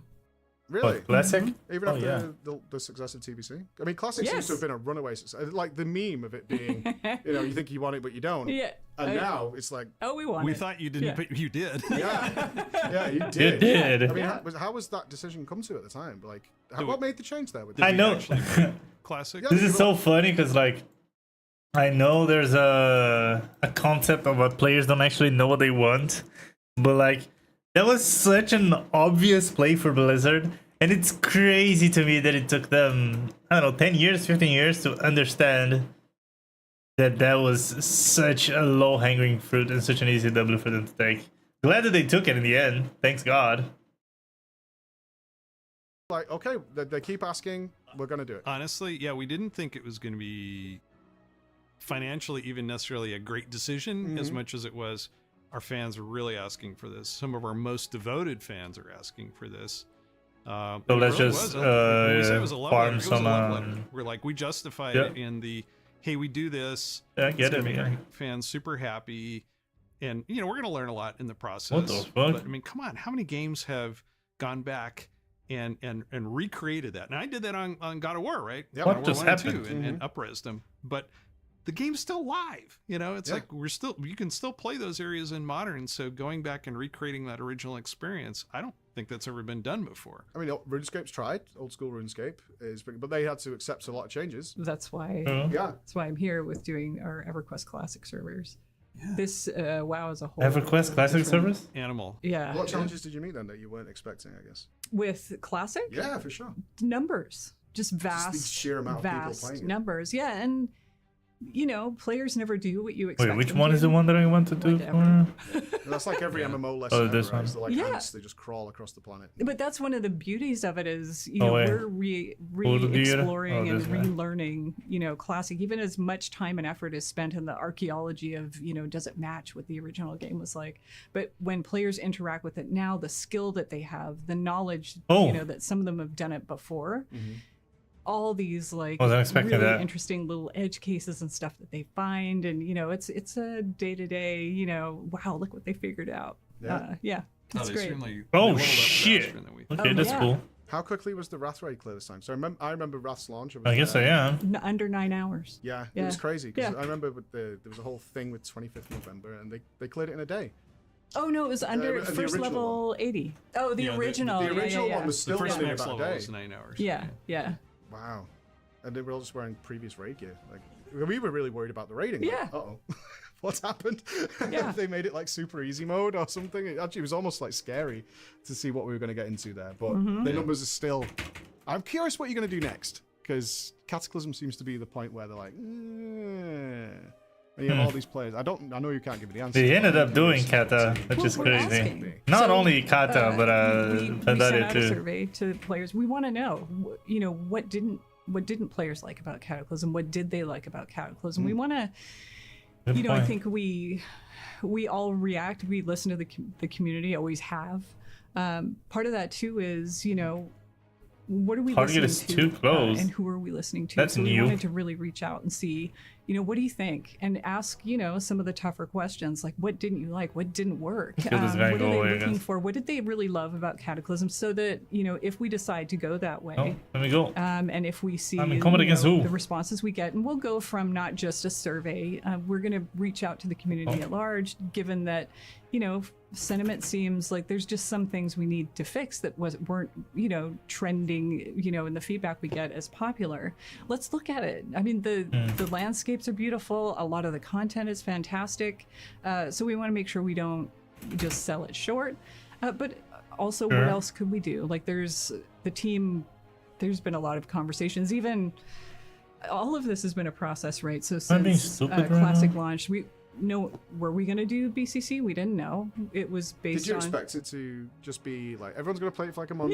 Was that your expectation? Kind of. I mean, I remember our original estimates, and it was kind of funny because we totally underestimated the number of realms we were going to have. And I can remember. Oh yeah, I can see that. Arguing with one of our regions, you know, it was like very conservative and like, you know, we're only going to need this. And we'd flown out there and we're like, no, we think based on our estimates in North America, you're probably going to want to have more than that. I was just being stupid, I guess. And, you know, God bless the classic team, but like literally within weeks, they had to spin up 10 times our estimate. Yeah. Almost like the original WoW. To handle Yeah, that's crazy. It's almost like you recreate that. 10 times the estimate is insane, dude.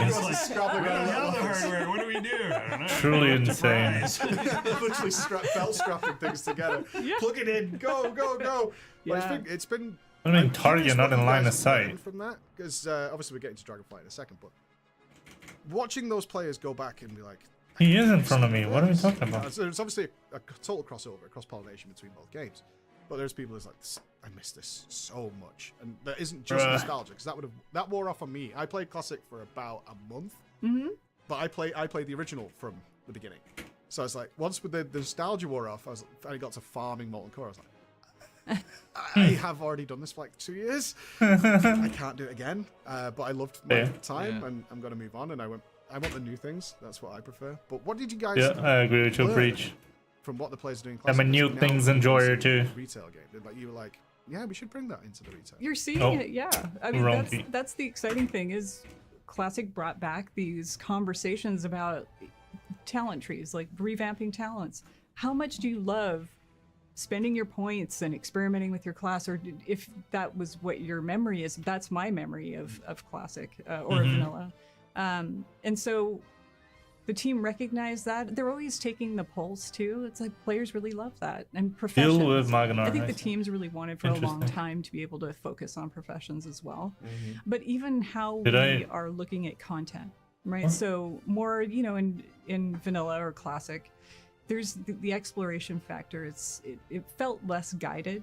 and the team's taken that to heart too. And you'll see elements of that in Dragonflight as well. It's a really wonderful exploration about, where are we now and where are we going to go in the future, and kind of taking stock and listening to the community. And it's pretty incredible to see it coming through in Dragonflight. Yeah, I think this social interaction, I in miss classic, that so much. You had to, just to get through stuff, you had to make friends, and we were all in this together. I played in the beta, and I played, WoW. I played for 18 years, so my character's old enough to vote now. Don't make me feel as Oh old. no! I keep thinking that we played Wrath like 3 years ago. I played it like a few years ago. It's fine. It's like, dude, that was like 15 years ago. Yeah, but I think in professions, it certainly informed that. It's like, hey, if I'm going to invest the time to create this profession, I want to be known as that person on my realm, or I want to be known within my guild.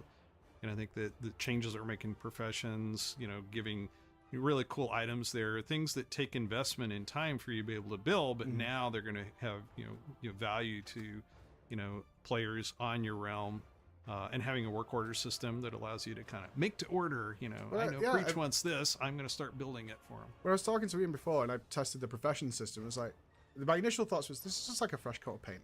I was like, yeah, it's new, there's some extra knobs and dials, and I was like, that's not what this is for. That's cool, but this is to tempt people to try it, because what it looks like to me is this is social engineering almost, because now you're making the individual important. Like, John is the boots guy, Holly is the gloves lady. That's what this is about putting the names back to your... Yeah. Because there's definitely that feel is that you go into a dungeon, it's like, you're not John and Holly, you're Rogue, you're Tank, and like, do the stuff that makes me succeed, NPC people. And don't talk to me, because you're probably going to be toxic. Like, that kind of thought process. Yeah, that's how it feels. That's my online. I'm better now. Like, I've got a judgmental point of view now. I can't get rid of. Got this image. But that's it. It's so important. It's been lost for a while, right? It really has. I mean, it's not in classic. It's the individual is so much more important. It's also, when we get to the concept of what we do, in a world of a living Azeroth, right? You want, what's it like to have a role and live in Azeroth? There's, artisans and the economy, and, bringing your craft and skill into the world, into the game itself. And we want to start leaning into that. How do we make Azeroth feel more alive, and more like a place you get to live as a character? And be a bit more broad with the content we do create going forward. For sure.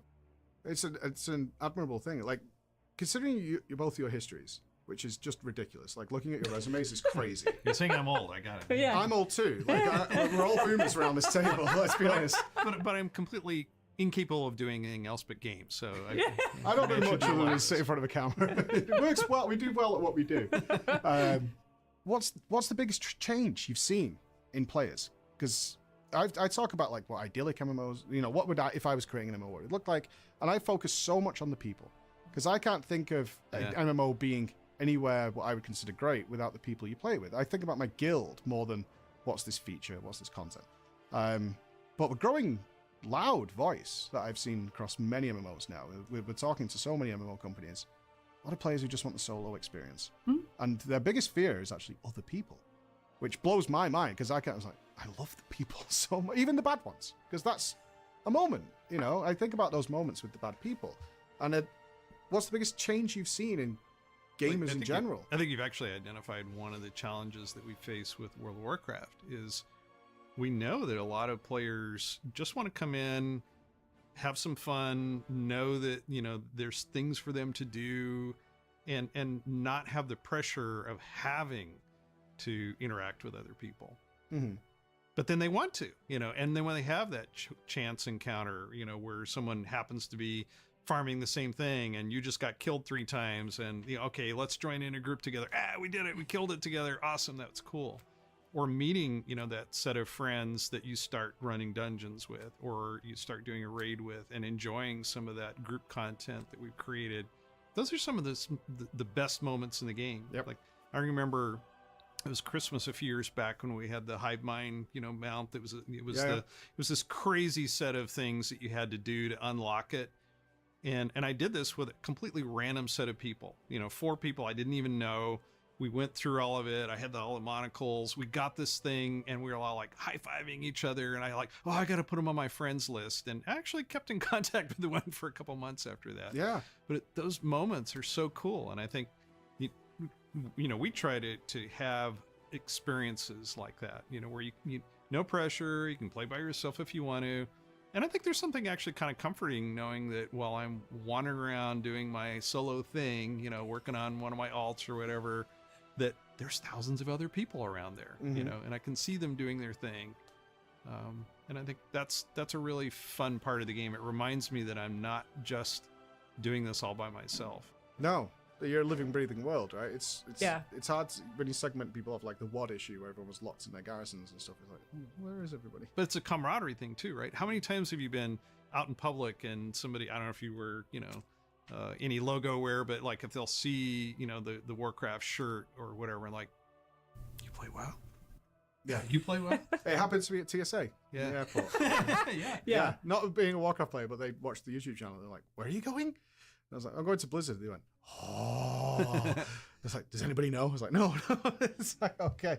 Well, nice to see you preach. Go Security through. alert. Oh, that's awesome. Yeah, it's very creepy. Yeah. It's just, especially the That is TSA fine. people, because a few times going to the US, I've been stopped for quite a long time, like 2 hours at one point. I was like, oh no. Sorry about that. Yeah, but were you behind it? No. I mean, how malicious are you, John? On behalf of all of this, On behalf of the USA. Yeah. apologize for your Speak for the lengthy United delay. States. He is a big deal. Yeah, I can tell.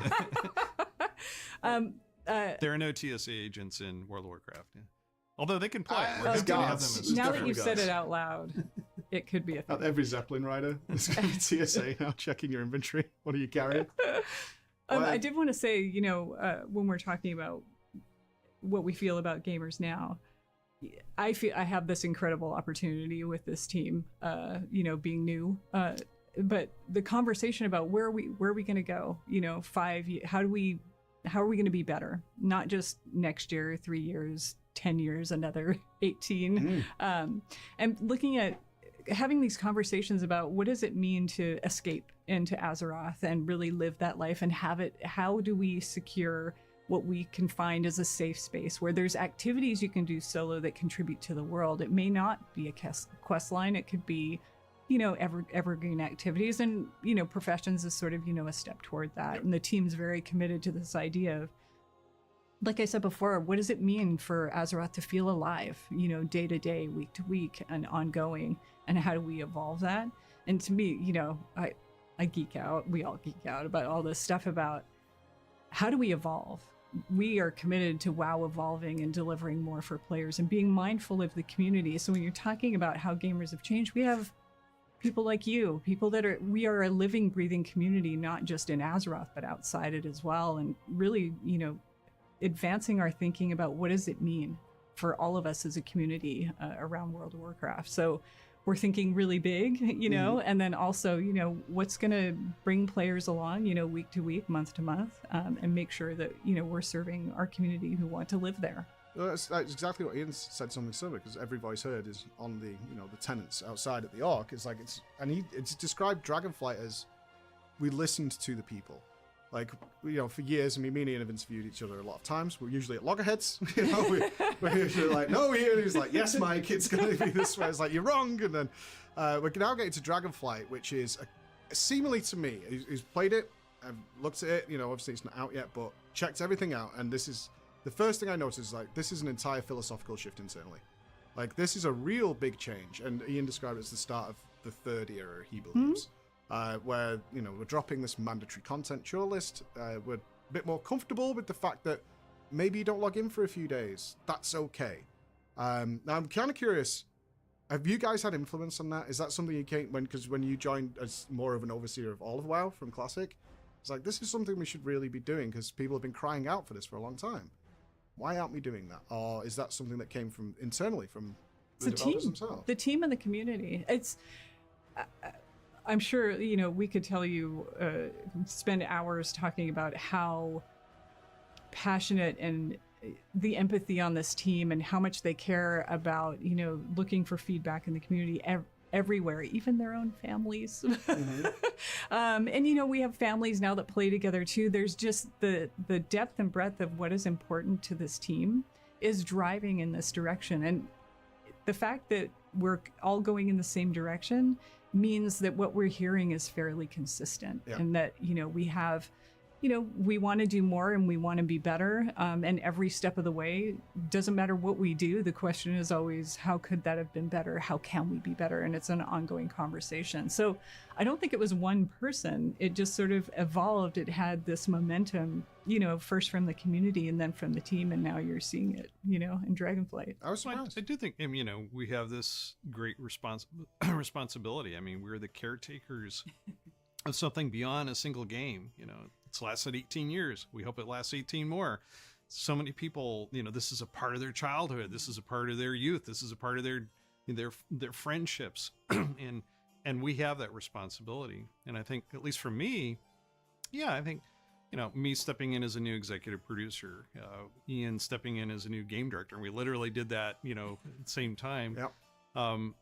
You know, you don't want to make mistakes. You know, you assume that, well, the decisions that were made before are smart ones. We got to do our best to sustain that, and then eventually feeling the liberty to, no, you know, we can make some of our own shots here. We can try some things out. Yes, we're going to make some mistakes, and hopefully learn from that. But nothing ventured, nothing gained. Right? No, it reminds me a lot of your TBC design, which is you kind of threw everything at the wall. Some things sticked, some things didn't. But the things that sticked were so good. They're risky, but so good. And this is a risk. I you know, from when I look at it, it's like, this is a good risk where I'm here for a week seeing you guys. It's wonderful. That's good. I'm not thinking about missing out on my more dailies. Do you know what I mean? I'm not like, I'm letting somebody down. I'm missing out on some resource or currency or something like that. And I think it's I hope it's something people really embrace, is like, choose where you want to go. Yeah. And it's nice to see you guys actually following through with that, because it's been definitely something we've debated many times over the last few years to get us there. But like you just said, you came in, a lot of changes. The last 4 years have been really tumultuous for you guys. We've had COVID, and walking around yesterday, wonderful access to see everything and see how it works, but desolate. You know, very strange, an eerie feeling, because everything is designed for so much fun. Yeah, well, today's an anomaly, and I know that. I've been told that many times by the comms team. They're like, it's not like this. We've not set this up. These aren't paid actors to give it some life. But we did the full tour yesterday. Everything you guys have set up for all the staff is so fun. Like, they're very creative in their places. Seeing the team, the staff just playing volleyball at lunch, that's stuff. That's exactly why we're here. No one sees that. Right? Yeah. That's what they don't know happens. Yeah. But obviously then the allegations come out, huge shake up at the top. Like, and you guys are the ones who steered that ship, as far as I know. So we need to know, how did you do that? You came into a really rough patch, and then you seemingly have got here.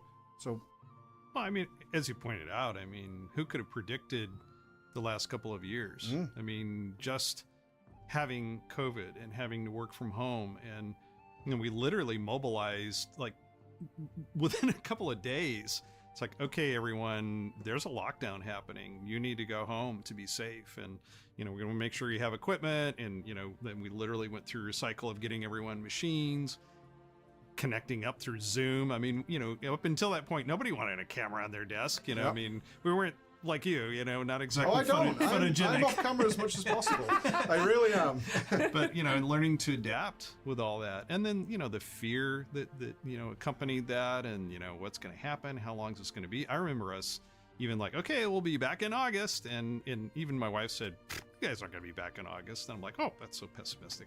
Yeah, you know, it's just a silly cold. It turned out in August, 2 years later, you know, I finally, you know, came back to the office. But that alone was a big deal, you know, to deal with.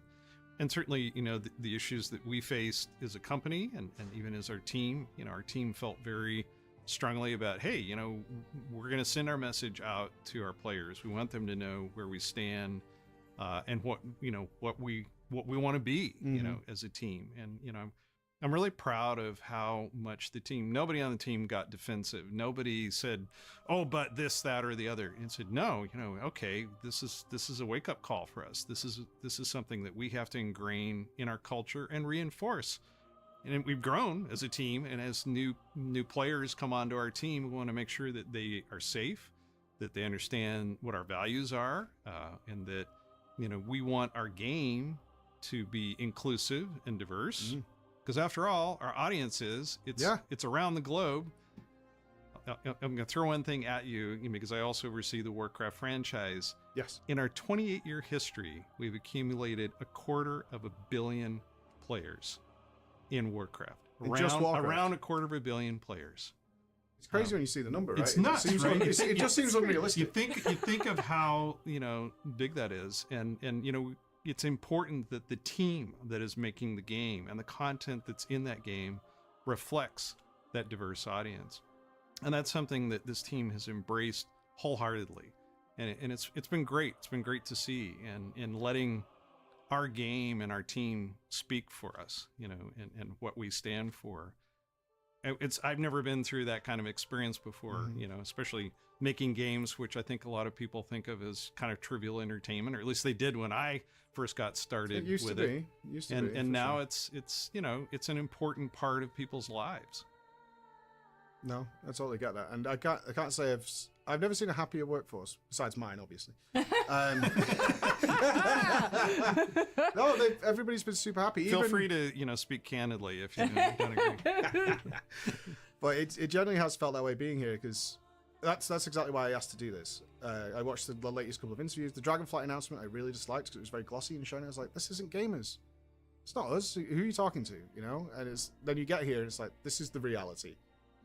Chilling out, shouting, playing volleyball, and doing all those kind of things. And I think you should be proud of what you've done, because unless you're all like it's a North Korea thing going on out there, everyone seems pretty happy. Yeah. They're a great team, and as Holly said, in terms of feedback, I don't know that I quite finished my point. I think that the team itself realized the importance of giving feedback. We most of us play the game. We experience a lot of the same things that our players experience. And I think us accumulating that, comparing to what the community is saying, comparing to what players are saying, comparing our own experiences, and being able to question that, it's been very liberating for us. There's still so much more we want to do in the game. We can't. It's a huge game, but we can't help but look at every nook and cranny and say, oh, I want to change that, and we keep a long list of stuff that we want to add or we want to change in the game. Well, I imagine the amount of ideas you guys have to say no to, because this is where your guys' specialty is resource management, right? Essentially, so you went and found the Spellbreak team, I believe, and then how are you guys deciding, because I think this falls more into your forecourt, what is and is not happening? Because that your specialties are managing how long it's actually going to take, how much it's going to cost to make certain features for games, and certainly with World of Warcraft, which is trying to serve an endless array of different people who all do different things, right? So what are the challenges and difficulties because the community guesses, why haven't you updated this? Why haven't you done this? Why have you spent so much time doing this? They could have made another raid and stuff. So take us, I see. How does that process work for you guys? This team, I've been in the industry for a minute. There's something indescribable about what WoW quality is, and it takes people who are skilled in it to be able to really share that knowledge. And the talented people that we have from Proletariat and Spellbreak, they are already they're already making stuff, but it takes, to understand what Blizzard quality is, takes a bit of time. And I come from an environment where I'm still learning. It's a really magical process that we respect, and we take that into consideration. But we're also, we're a studio. We have production plans, and we all share in the ideas. We all share them together, even on our team, across our team. It's really hard to describe. When you say people look happy. Yeah. The passion here runs deep, and as long as they've been gamers, they're here because they love WoW. And the passion thread that runs through all that and weaves into what we decide to do, it's a collaborative effort, and we take risks sometimes, dragon riding was one of those. It was, and it's fantastic. Right. Those are those magical things that you can't predict, what's really going to take hold with the community, and that's sort of part of the process we have to take care with. We're not making WoW is not a treadmill. It's not a, the recipe changes every single time we do it. So our job is to just make sure, just help them. Our job really is to just give them everything they need to make the magic they want to make. And, give it some guardrails just to support them. Yeah. But it is a mammoth effort. Yeah, I mean, our process, is we try to, fully support the creatives in their vision for what the game can be and should be. You're talking about Dragon Isles. Well, first off, just even deciding where to go to the Dragon Isles. A lot of blue sky. We could go here, we could go there. We could, promote these characters or those, and kind of narrowing down. After a number of weeks, okay, this is really feeling like it will gel. And we've always kind of wanted to go to Dragon Isles. We thought, oh, that's high fantasy. That'll be great to, return to that. And who wouldn't want to be a dragon? And it's funny because you'll see those notes show up, in forums and in player posts where it's like, you should, you could do a dragon race, blah, blah, blah, blah, blah. and high elves. It's very important. There's high elves out there too. But we kind of came this whole laundry list of things that we'd like to see, as a team. And then I remember the process we went through is, okay, everybody gets like 5 votes. And vote for the thing you want. You can put 5 votes on one thing if you really want to make it happen. Oh, that's an interesting process. Yeah. How many people involved in that? So, it gets vast. It was all the dev leads, and then it was influenced by the greater team. So it's almost like a bingo thing then. But it wasn't just a highest votes win. That was information that Ian and the design team was taking as, okay, well, if this is what our own team thinks would be cool, how does that jive with what we're seeing, from community? So we try to be careful. We will run surveys, but we don't want to telegraph too much and kind of spoil, what we're up to. But then that eventually bubbled into, here's features we want to do. And we try our darndest to okay, how can we make this happen? How can we put enough resources behind it? How can we have the right people doing things at the right time to get as much into the expansion as possible? And that was, going back to the first part of your comment was, this is why, I said, we should get another team. We should expand. We've got to serve our community. I mean, every time we give them more things to do, they eat it up. They love it. They appreciate it. And the only thing that we were kind of bounded by was the limitation of how many people could make a WoW. How many people did we have working on a WoW? And so we had to kind of mentally take the leap and say, okay, we're going to expand. But we want to make sure it's the right partner. We want, someone that, understands how precious this universe is, understands, what makes fantasy so special, bringing magic into everybody's lives, allowing them to have these powers that, during their day-to-day lives they don't have, but when they walk into Azeroth they can, and they wield it, as commonplace as, driving a car or typing. We're casting fireballs. Yes. And I think that, Proletariat was a great partner. We went through a long process of talking about this and what do they really want, and I think they love the idea of being able to work with us on content and building, a team in Boston, which we think is cool. Now we got, Azeroth development coast to coast. Oh, that's good. That's fine, because it seems that everybody's told me they just meshed in so well. It's like they've already been at Blizzard. They're so talented.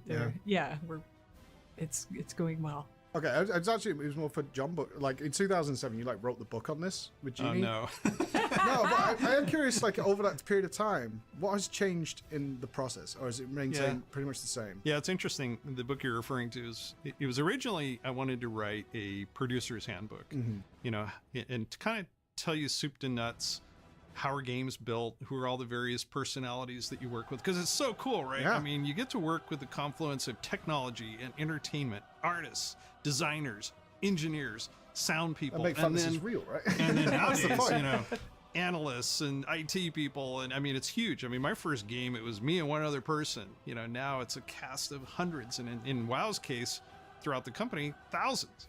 And it's pretty amazing, all this coming together. And so I wanted to help, students. I was teaching at USC, and I wanted to help students that were studying game design. Okay, how could I aspire to be a producer or a designer or whatever?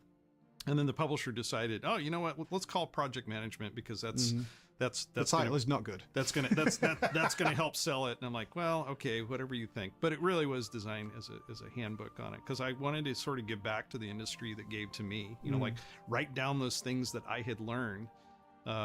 And as you said, 2007, and yeah, do you cringe a bit now? Like, oh yeah, I mean, I look at stuff I wrote there, like, well, that was rather misinformed. That didn't work out. That did well. not age well at all. Yeah, it's like if I could have done this as a web page, I could have gone back and edited all that. But I think it was fun to write. I think it was fun to put those thoughts together. I'd love to be able to rewrite it for today. I think so much has changed in what we do, especially social gaming. Yep. And how much thought you need to put into the communities you're creating and creating, healthy communities, hopefully friendly ones. And it's you can't put a set of rules out there and expect a player base to follow them. The social contract was a bold move because everyone just went, oh no. But the gameplay can. Yes, right? absolutely. If gameplay, and some games, I love playing Doom too. I might have played with your mom. Who knows? Some games are inherently PvP, and it is about there's a competitive side. Take someone down. But I think in WoW's case, we wanted to have that diversity of activities that you have. So if you want to go out and show your prowess in PvP, you can do it. But if you want to play with other people, and I love raiding, the choreography of healer, tank, and DPS, and how that all comes together, and how you laugh when you get it all wrong, and you wipe, or how in the very last minute all that's left standing is the tank and the hunter's pet, and you manage to take it down. Casting the race to World first so many times has definitely given me those moments. But where are we in 10 years as we wrap up here? Where is Warcraft in 10 years? Because you guys are the ones pointing the direction. For me, I can't, there's no limits. And, I can't answer that specifically, but I want us to feel like we're living in Azeroth, and I don't know what that means, and the team doesn't know what that means yet, but I think that's the dream we're going to chase, and that's for all of us, you included. Yeah, one step at a time, right? Yeah, yeah, I think technology can afford us a lot of opportunity. So we're dreaming big at this point. Yeah, I'm excited. Can't answer it, but it's going to be better, or our goal is to be better everything we do. So future. One thing that's mysterious. Yeah. One thing that for the franchise, WoW is really our tentpole game. Hearthstone is an incredibly fun game, and it's adapted Azeroth for a trading card game, and it's super cool. And it's so faithful to it, and it's kind of introduced a whole other set of players out there to what Azeroth is. I think Arclight, which I'm playing way too much of right now. I haven't touched it yet. Oh yeah. Are we happy? Oh yeah. We're very happy. Oh yeah, okay. I love it. And I think that's going to introduce another set of people to what Warcraft is. But in terms of the big storytelling today, a lot of that comes from WoW. That's where we have introduced new zones and new races and new characters. Any TV shows in the future? And I want to hold on. I want us to double down on the story of WoW and really invest in some of the characters and have long-term planning across multiple expansions. It's just so important. And so that's part of what I've been asking of Holly and her team is, let's do these big arcs. Let's think beyond just an expansion and tell me what you're going to do with this character and how they're going to, shift over time, and why am I going to love him, or why am I going to hate him, or why am I going to want to, be part of their team or not. So I think that's certainly, going to be a change. That would be a wonderful change. It does feel very stop-start, right? It does, this arc is expansion long, and then some of them disappear. We don't see them again for a while. And we're giving, the creative team more opportunities within the game to tell some of these stories too. You'll see that coming up, that we're making some changes in the way we're doing the content, that you'll get more of those story moments than we've necessarily been able to do in the past because we didn't have as many people. Dragonflight story is really good so far. I've read every quest, I've done everything, and I was like, this is good. Well this done. is good. Good. Yeah. And then in terms of the long future, we're looking at what should WoW be in 5 and 10 years, both in, as you said, looking at technology and where is that going and trying to predict. I don't think we'll ever require you to have, an extremely expensive piece of hardware that only 1% of the populace can enjoy in order to play WoW. Well, we will take advantage of it if you've got it. That would be nice. It won't be minimum stakes, but I think that between where technology is going, where we want to go with storytelling, and I think in general, where social gaming is going, those are all things that we want to incorporate back into WoW. WoW, when it first came out, I mean, Facebook was only at Harvard.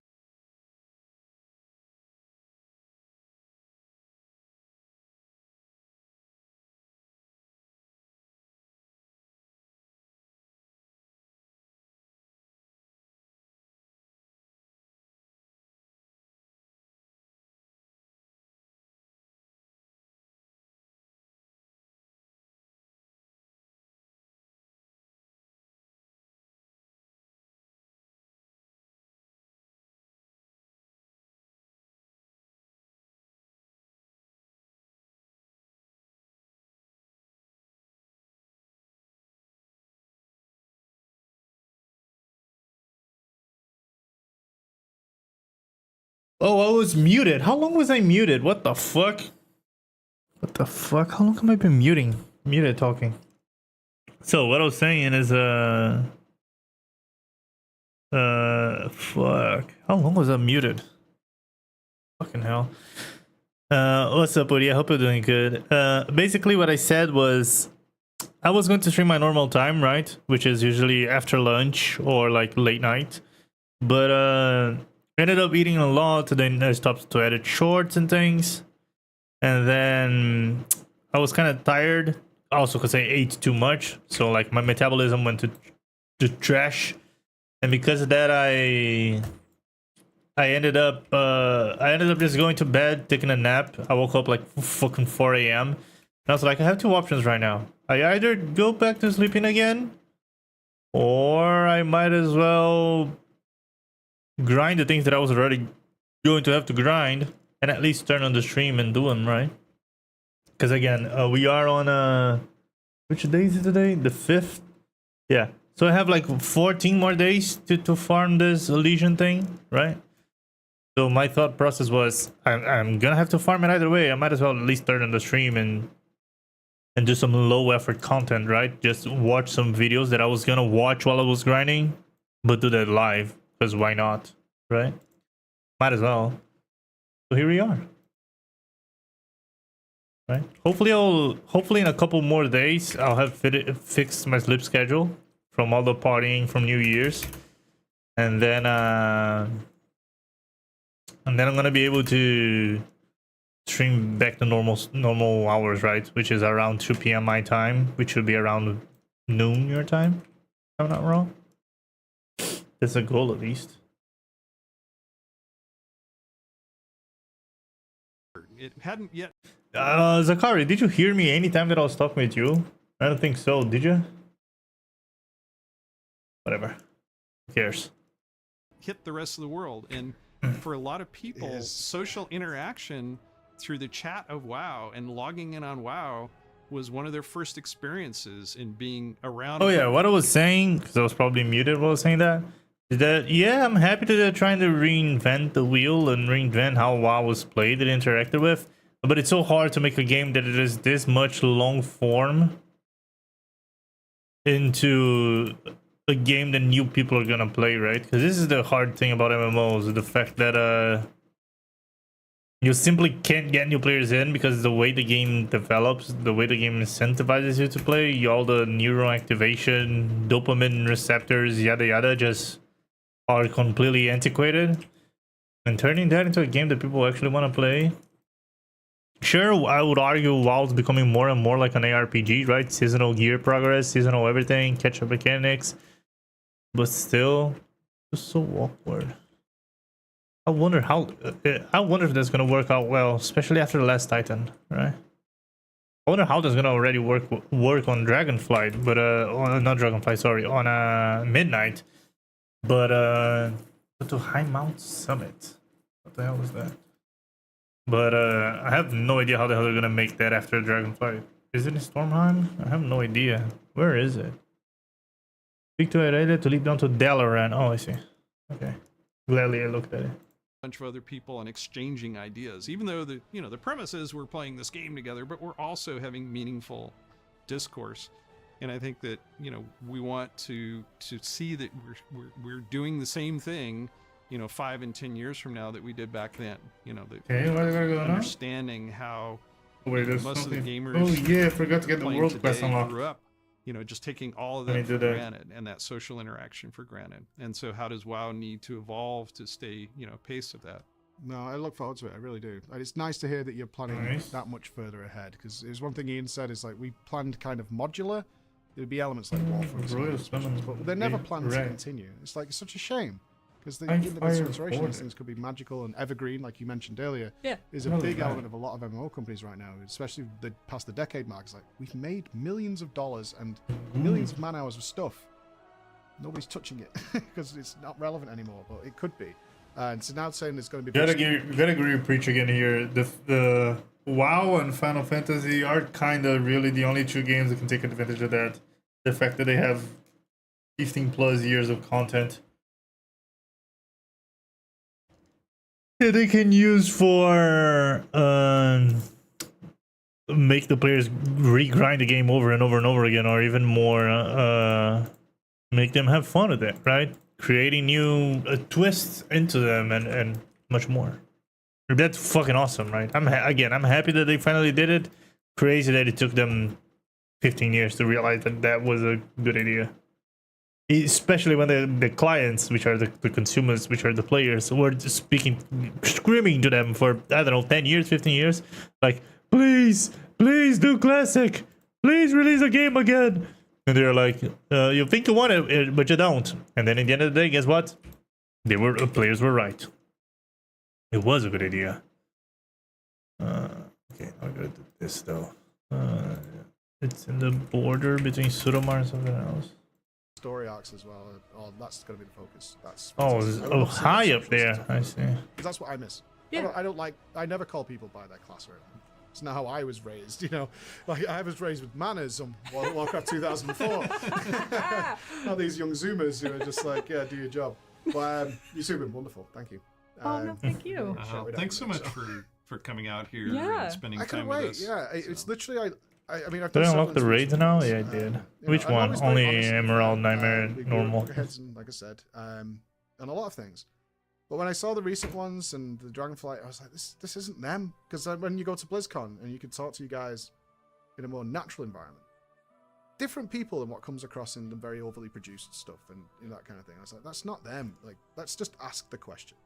Especially because seemingly when I stopped making regular content, I mean, you guys, not directly, but World of Warcraft gave me a career. True. I've traveled the world with my children because of World of Warcraft, and to leave that behind was devastating. Like to the point where I could not play this game anymore. That's where I was at. I can't even fathom logging into play anymore. We met in 15 years ago when you were in Molten Core. Wow. Isn't that crazy, dude? In Molten Core, in my Molten I fucking love that, dude. For a decade, and then because I was streaming. That magic of MMOs is just insane.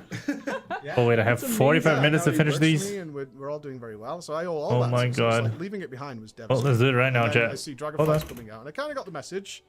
I did that bronze. Everything that you were moaning about. Come have a look. I was like, okay, and then I came in. I was skeptical. Hopefully, I'll be able to do it. I was like, it's here somewhere. There's Azerite power under this table. I know there is. It's lurking, and it's like, no, it's not there. So that's when I watched the last interview with Max. It was like the same. It's so stupid. There's Azerite power in this table. I know it's there. Can we do something that's casual, relaxed, a conversation? Fucking stupid, Instead of like, dude. here's 20 questions. Go. Right, I'm going. Yep. I field all requests. So thank you. Oh no, thank you. Thank you very much. Glad you returned. Yeah, thanks for not giving up on us. Yeah. How can I? I agree with you guys. Right? The same. This is why we're here. Will I be able to finish this in time in 45 minutes? I hope so. Oh, did the video end? Ladies and gentlemen, it is my pleasure to bring you the sit-down interview I managed to get with Holly Longdale and John Haidt. This is one of the first times you've seen these guys on camera talking like this. It was definitely the big exclusive interview that we managed to score at Blizzard, as these are the guys in charge. They are very, very high up in the company, right below the director, and they are in charge the of all ending that the other video had too. Yeah, loads came out in the last. The deep dive was really good. And then more information happened, and now I've got all the questions in the world for 4, 3. That's okay. I'm sure you do. Yeah, this has been a whirlwind week for us, sharing all this information about Alpha through the deep dive, the Q&A, and then folks like yourself getting into hop in and play, and soon lots and lots more people hopping in through Alpha and Beta. So really excited to talk about Midnight with you. Oh, excellent. Okay, so we had a good chat game, Sky, but now we've got to try it, and I got to play it. Let's talk about add-ons a little bit, because I had a lot of people distressed and coming to talk to me after the alpha was going on.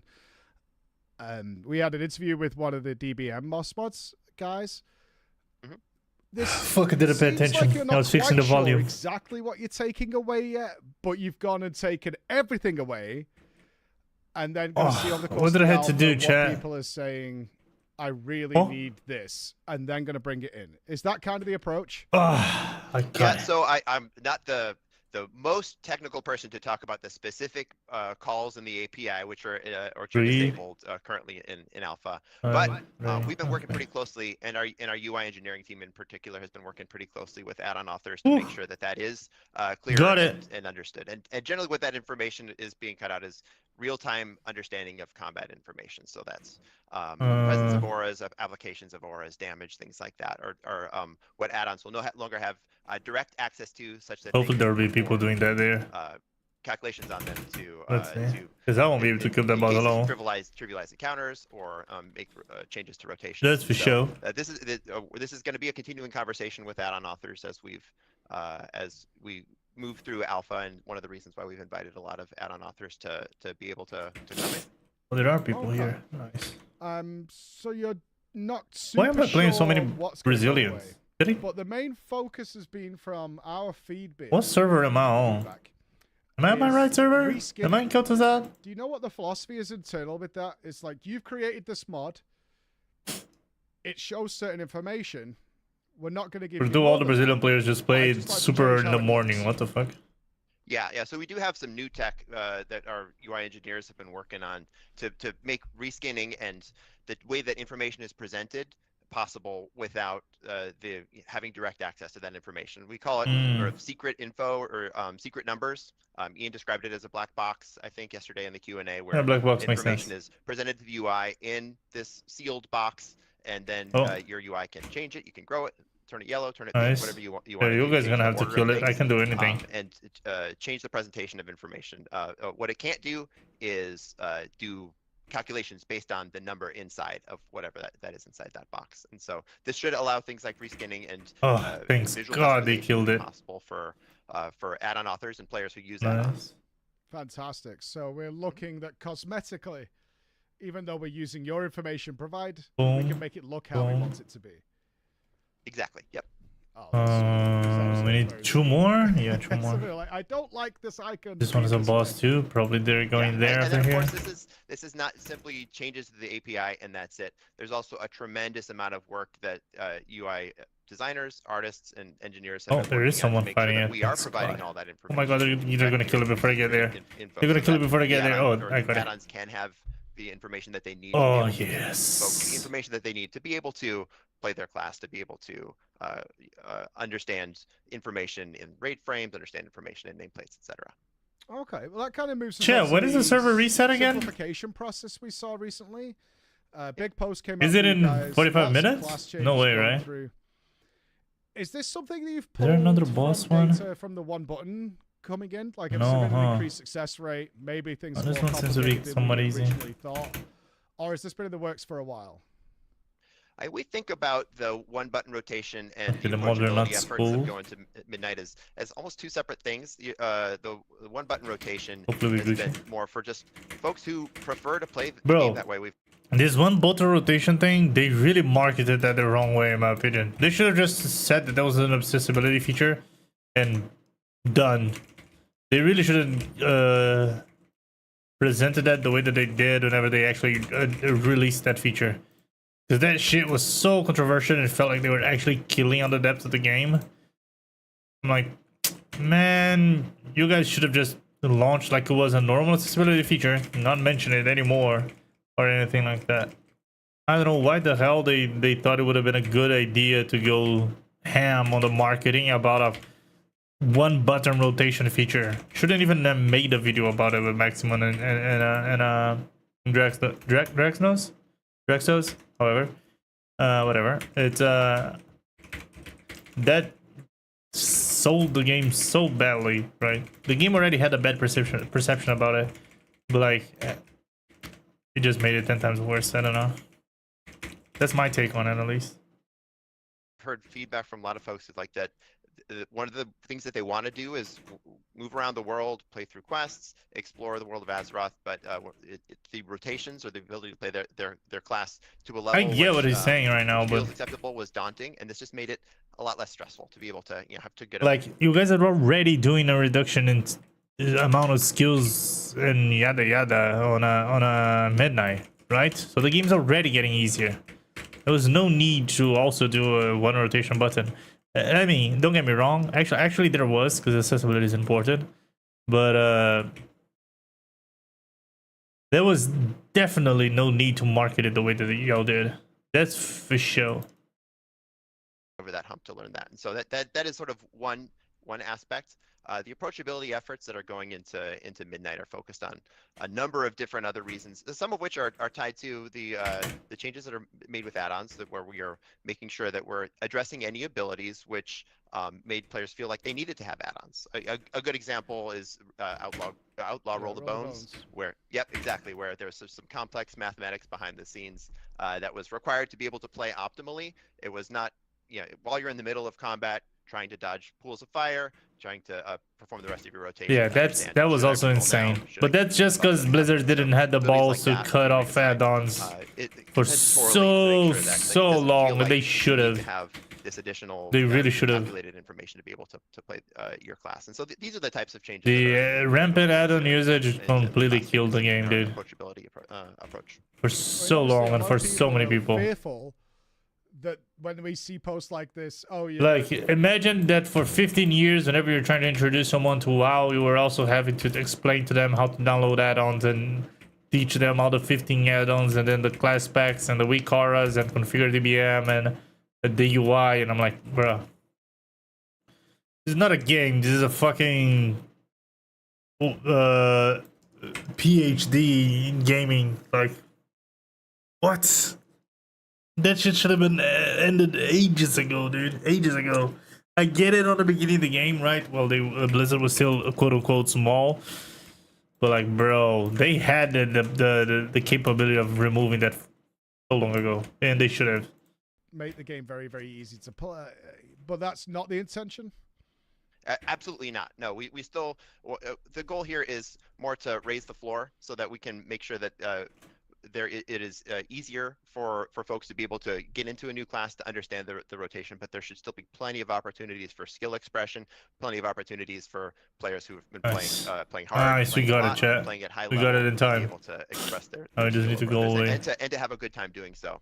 And this is one of the big reasons that we do have an nice. alpha at the point where we have it now, is because we're just at the point where we're able to deliver this. Pretty much all of our specs at a level where they are able to to understand the intent behind most of these changes, and then we can continue to gather feedback. And so I know myself and a whole bunch of people on our team are actively looking around and seeing folks' feedback too. How is this feeling? Does this feel, do we hit the mark in terms of making this class feel a little bit more approachable? Are there places where we went too far? Yeah, that's what I'm more interested in the class remake. The fear that you brought up there, that like, did this take the class and sort of in approachability simplify some of the fun out of the play style? And if we hear that feedback, then we continue to iterate. Ooh, that's so good. We're looking to get as many people as possible to get this feedback going. Emerald Nightmare, speaking, please level me. That's exactly the one that I need. In this environment, a lot of things have been set in stone, hard to swap them. But one of the things that you brought up at Gamescom is that you've modified the communication let's go all the way there, I guess, to allow you to be much more flexible here. Is this where we're going to see that example?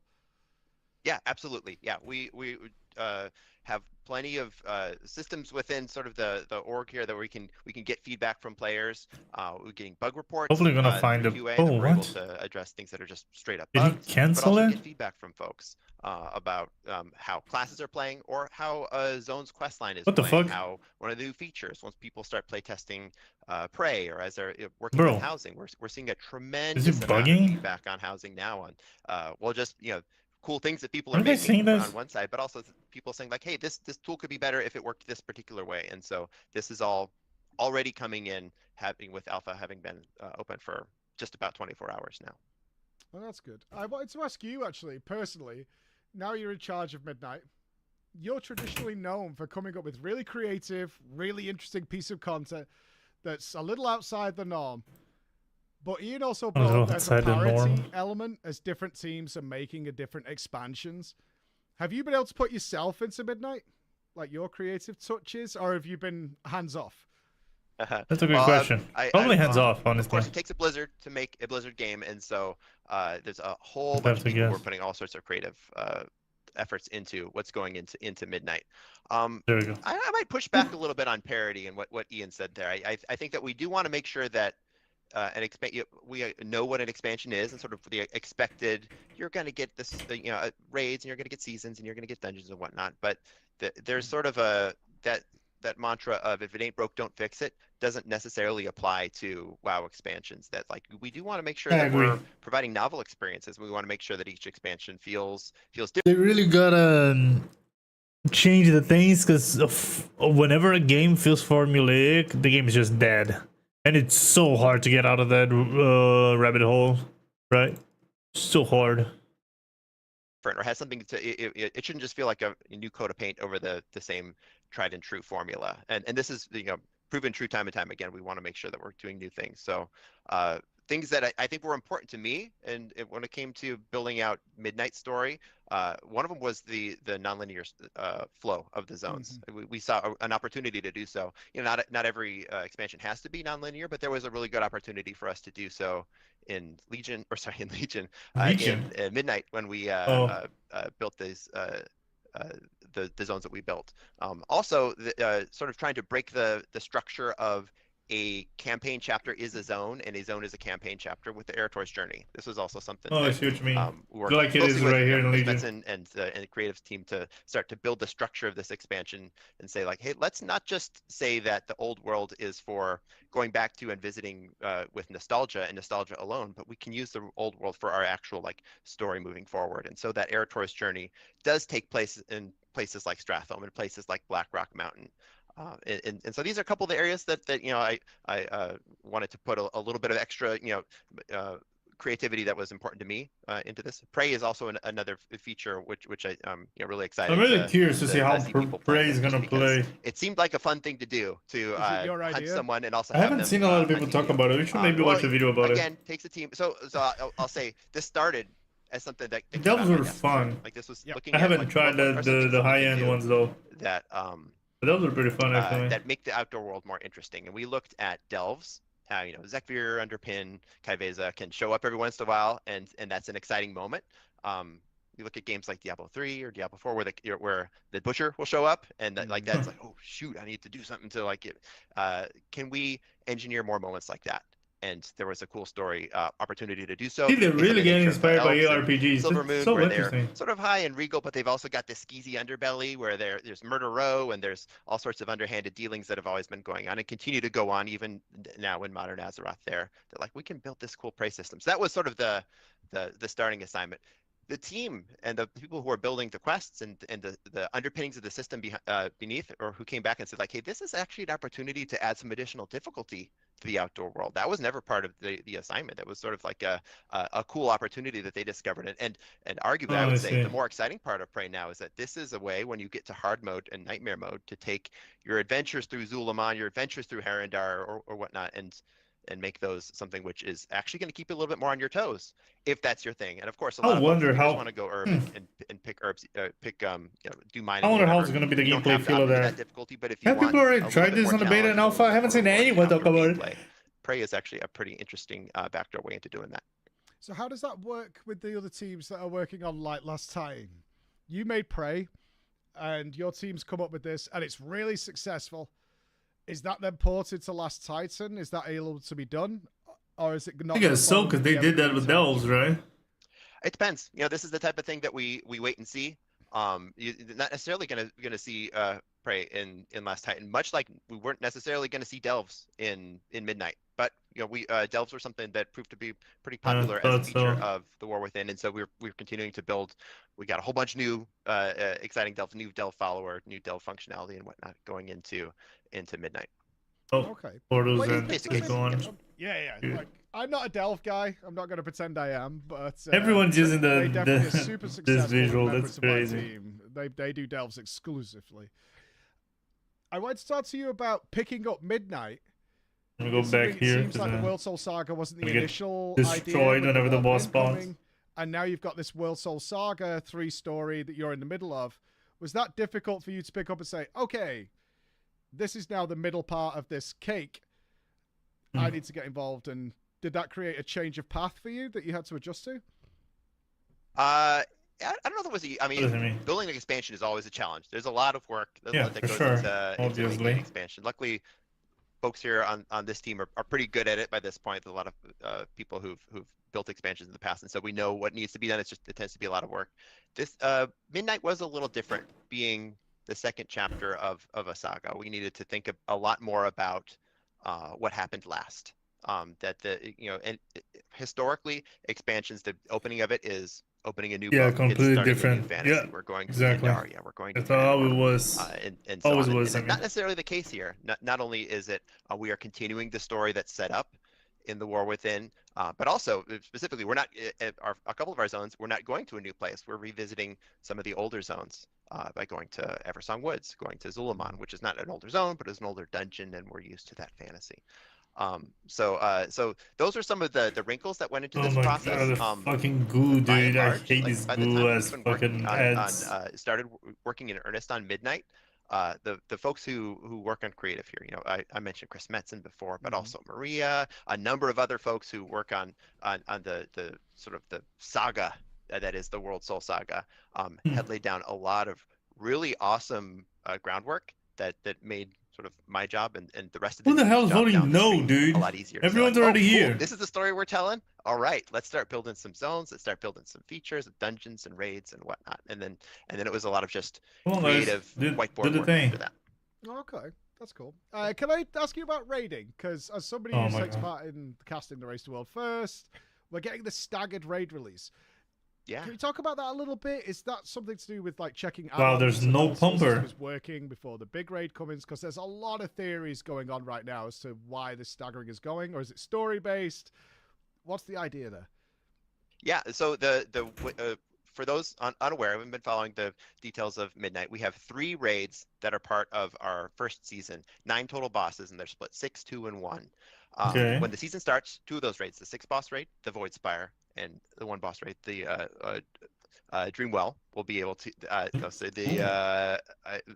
sorry, name escapes me while I'm on live stream, but nevertheless, Dream Rift, there we go, thank you. Yep. Is the second raid that is available, and then a couple weeks later, the March on Qualdanas becomes available. The reason we decided to split up the raids is due to player feedback. This is something that actually came from our encounter team, having built a couple 8 boss raids a couple times in a row. We wanted to mix things up, and we'd heard feedback from players that it would be nice to have a breakup, to have some split raids like we have in the past. Going back to that mantra I said of if it ain't broke, don't fix it, doesn't necessarily apply. This is we do want to make sure that we're injecting novelty by changing the formula every once in a while. So this is sort of the idea there. And so the plan was, okay, let's do 2 raids. Equals game dead. And that's the problem with Destiny. Hey, how are you? Hey, Laura, I'm doing good. How about you? We did 3, and so we made it. You're here to maybe make graphic design or what? As well. Now, as far as splitting, hope you had a good weekend. Kind of time-wise. How was the New Year's? This is a function of story. This is because it has nothing to do, like as mentioned, with add-ons. It's more to do with the adoption of story mode raids as something which we really just started dabbling with in the last expansion in the War Within, as a way to take the content that happens in a raid and allow players, even players who don't step into any difficulty of raid, to be able to see the story that happens there. And we saw some really good success with that. A lot of folks choosing to hop into story mode raids and see the story there. And so we said, well, we've got some really cool twists and turns. I should say, for those of you who are looking into like data mining information coming out, or if you're able to hop mostly in the alpha, daily. There's reasons we haven't really talked about the boss lists of the story raids we have here, the Void Spider, and us, and that's because there are some spoilers in terms of who those bosses are. So if you want to if you want to look, go ahead, please, hop in and see who you'll be fighting and learn the mechanics and whatnot. But if you want to save yourself some of the story twists and turns, maybe keep those under wraps. And those spoiler bosses have names, which are the final. What's your favorite game? Crown of the Cosmos. I don't know if I have one, to be honest. What's yours? So right now, the one I'm playing the most is WoW. I wouldn't call it my favorite though. But nevertheless, I don't know if I have one. Do you? That come from splitting up the story from that first raid, and then some stuff happens, and then we finally have that conclusion or that denouement of 2 additional raid bosses a couple weeks later. I think stuff happens has been the common thread that has been said to me by so many of you guys. Maria has used it on me so many times. Xalatath is attacking the Sunwell for reasons, because stuff is going on, and it's all going to work. Yeah, I mean, it's important to note that while we are in the closing season of the War Within's not over. We're at 11.2.0 right now, and we can expect some 11.2. I already answered you, Laura. We already know about 11.2.5 coming along the line, and so there will be additional stuff that happens in between now, even now, and the stuff that you're able to see and start playing in alpha. Is there something you're really excited about? Is a much more story-focused World of Warcraft, where trying to get those players to be like, this story is great, we think it's going to be good, and now to the point where we're staggering raids for story reasons? Are you seeing an uptake in people caring about the story? I don't think I have one. What about you? What is yours? Compared to what we've seen in the past, certainly. I don't know yet. This sort of putting a spoiler in a raid is new. I'm sort of curious. I don't know, maybe Super Mario to that. And this World? is the type of thing that maybe? we do want to try things which are different, try things that are risky and Mario 64, Mario Galaxy. Wow. The presentation of maybe WoW expansion and I don't give know. people a different experience, and so we're gonna see how people respond bad to at that. that. And maybe what about that ends you? up meaning is some future raids do have more story connotations. Maybe it means like no, the raids will be more of a spur off the main story. A good example of this was the first raid of last expansion, where you're fighting against the Nerubian Queen. The main thread of the story was actually completed in quests when you have Ilaria fighting against Xalatath and whatnot. That was separate from what happened in the raid. The raid was still very important, but it wasn't load-bearing story that led into what happened in Undermine and whatnot. And so we'll see how folks respond to that. No, you're an FPS enjoyer. We I are see. building a really cool fantasy game, and anytime we can. Let me ask you again, because you didn't answer me the first time. Are you here to try and sell me graphic design? Invested in the world, invested in the characters, invested in their characters' involvement in it is a positive thing. So Brazil. We'll keep What about you? We can. So on the other hand, though, we should expect the difficulty across these raids, even while staggered, to be similar. Mythic in the early raids will be similar to the difficulty of Mythic later, even though we've had some gearing up process.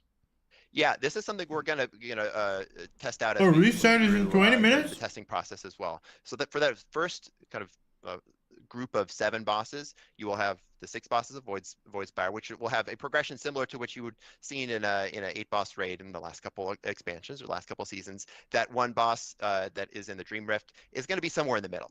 Of the 7, maybe it's 3rd or 4th most difficult. We'll see, and we do expect folks who are playing through that season, especially folks who are playing through Racing World first, to want to complete the entirety of those 7 bosses. Yes, Brazil. The latter 2 will be harder, largely because you'll have gear by that point, and so for it to be a satisfying. Why are you ignoring my question, huh? In one pull, you want to have a satisfying number of pulls so that the achievement means something. That will be a bit harder.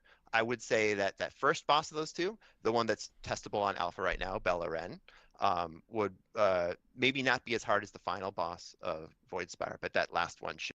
Man, I really wish Blizzard stopped testing bosses on PTR, man. They gotta stop doing dungeons and raids on PTR. Dungeons is okay, but raids, they gotta stop doing that shit on PTR, man. They really do. Be the exclamation point at the end of season 1. That's very exciting, Paul. Thank you very much. That's great. Certainly. My last stuff for you before you have to go is about housing.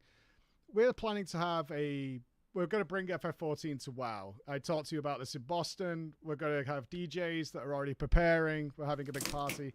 Some of the things we talked about then were like player limits within the I call them wards, neighborhoods, which are huge.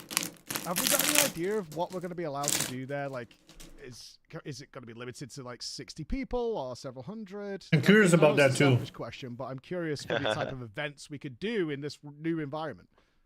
We're going to be relying on you and your community to help us test this, to figure out what the limit is before the servers light on fire.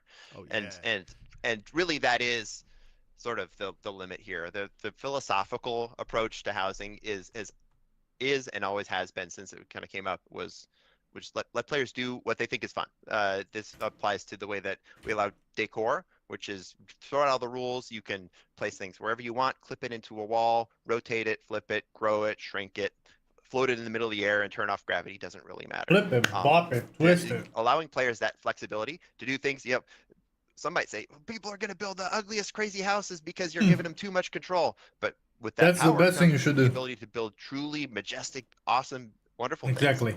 I think the same. Fuck the people who's gonna do shitty shit. Social structures in. Who cares about who's gonna do shitty shit? We wouldn't artificially limit the number of folks that can hang out in a house, in a neighborhood, or whatnot. Much like is the case with a shard in the outdoor world or in a city where we're largely limited by performance. If enough people show up that you're dealing with slideshows or dealing with disconnects or anything like that, then absolutely that's not a positive experience for anyone. But beyond that, party on. Is that ever solvable? Well, they're already the third boss. In the past, and it seems to be an issue. We're gonna do it in time. Will we ever get to the stage where we can have a couple of thousand people playing smoothly, or is it just the internet just can't support it? Yeah, thank you for bringing that up, because that's the other side of this equation too, is engineers working on the problem to make so that the netcode, the structure of the game itself is able to support more people. I really hope they fix that. This as a natural evolution of just computing power in general, but also improvements to our engine, where look at the ringing of the gong the first time versus when it happened in classic later. Yes, exactly. And you can have so much more people and so much more performance. And so this continues to be a thing that we want to make sure that our game has high performance and can handle more characters in one place. And so we do continue to work on this. Yeah, they really got it. Monsters and spells and cool things happening.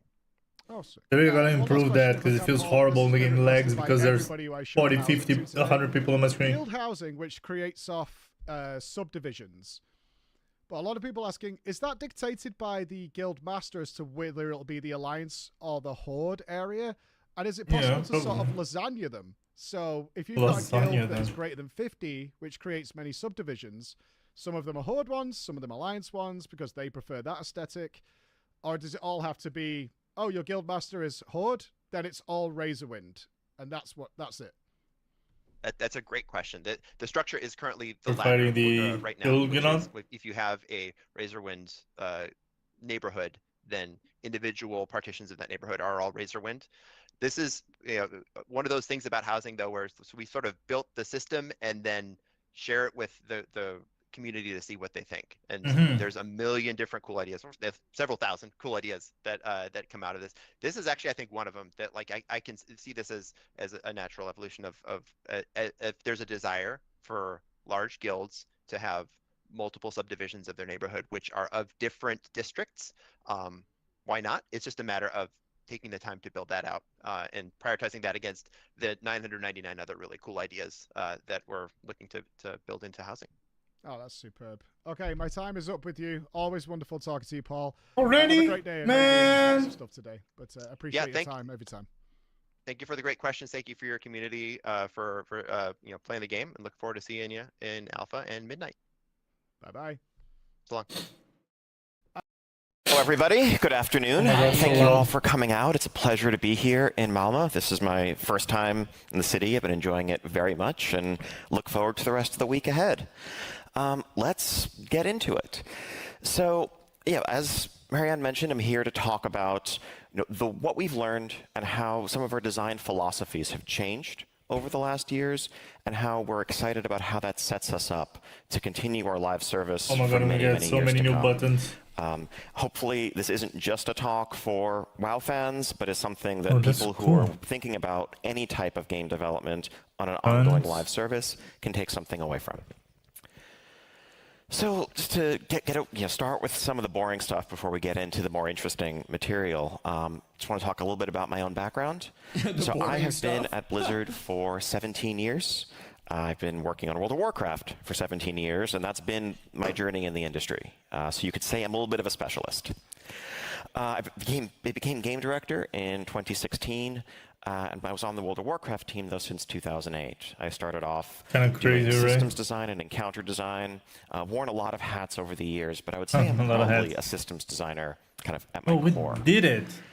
Prior to coming to Blizzard and 13 minutes into the games industry, left. also a bit of an unusual background. I actually went to law school.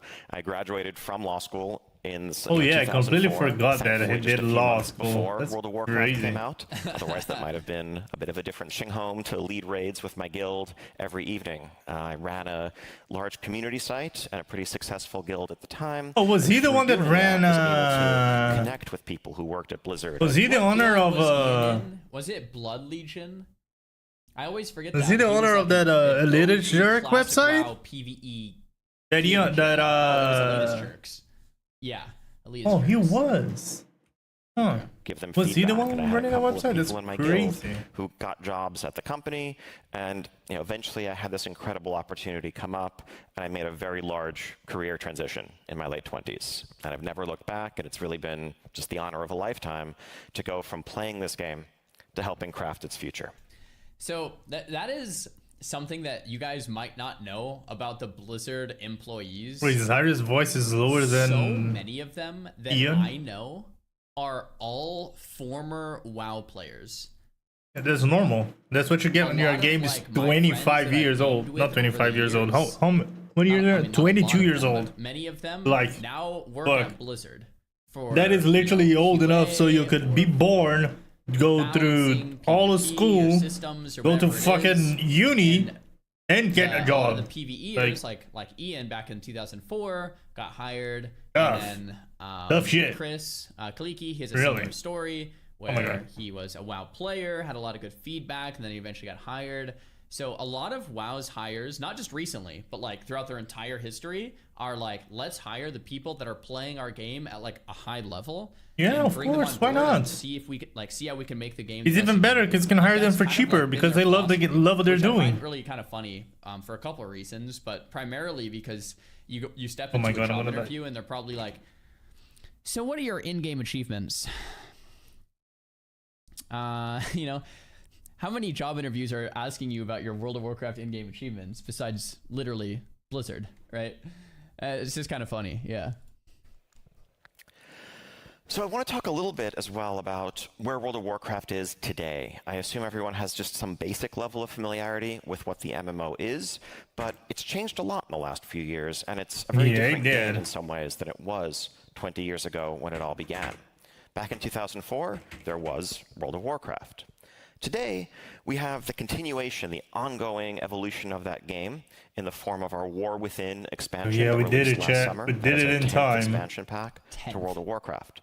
But we also have a classic version of the game that we re-released in 2019 that is a recreation of that original 2004 experience. And we've continued to evolve that, offering classic versions of subsequent expansions as well. We've also had some experimental content in the classic space. Wait, I'm level 30. Didn't I unlock Faravella? Building upon that original foundation. All of these experiences have their own sub-communities, but they're all part of the larger World of Warcraft community and the World of Warcraft game that I'm going to talk about today. So again, just a quick rundown of sort of the business structure of WoW. WoW I don't even think we can clear that in time. €13 a month, and that sub now includes access not just to the original ongoing version of WoW, but all of the classic versions that I just mentioned. Yeah. We patch the modern version value, roughly every couple of months with major updates every 6 months. And we sell an expansion pack every 2 years or so, which offers a big power reset, a whole new setting, major changes to the game. Alongside this, we have an online shop with microtransactions and mostly cosmetics and some paid convenient services like renaming your character or changing realms. But really the core of our business is and always has been this subscription model. And I have to say, as a designer, as a game developer, it's a huge honor and really it's a privilege to be able to work in that model, because I feel like it aligns our motivations, our business motivations, with players' motivations. Really besides the paid cosmetics, be sure. We all succeed by making a game that is as fun as possible for as many people as possible for as long as possible, and that's the end of it. Sure. There have been some changes to the structure of kind of how World of Warcraft systems and gameplay have worked over the years, to say the least. Originally, World of Warcraft always had this reputation as a game that requires a huge amount of time to really, dedicate yourself to. There's still tons to do, but leveling is a much faster process. It's literally 10 times as fast just to jump in as a new player and get to the end game compared to where we were 20 years ago. But there is so much more to do in that end game. We have solo activities, single-player questing, long-form narrative stories, repeatable content there. We have a wide variety of solo, small group, and large group experiences. Delve's a new feature we just added, as well as dungeons and raids. And Delve's is cool, gotta say. Casually or at a very hardcore competitive level, depending on your skill. We have PvP, small group and large group as well. Nice. I would love just from exploring. That's great. Multiple characters and really support it in a way that the game didn't used to. And for many players, a lot of people are asking what video is this. I'll just pause briefly. Someone in the chat linked it to me. This is streamed 2 days ago from Nordic Game Conference, I guess. Nordic Game Conference? Day 1 from live from the theater stage. So that's what it is. I'm just watching. It's so not live, but it was from recent. Today, this is actually the primary play style of theirs. They have dozens of characters that they just level and enjoy and almost build out their collection. And speaking of collections, we have 20 years worth of stuff to collect, thousands of achievements, cosmetics. Will we be able to clear this in 7 minutes? I don't think we will. We have role-playing communities that have been around, again, for 20 years and are part of World of Warcraft. Now, I list all of this out because all of these diverse experiences if you don't clear this in 7 minutes? Will it count my reset from tomorrow? Today. I sometimes joke that you could have a dozen serious WoW players sitting around a table. You could ask them what it is that they do in WoW and why they play it.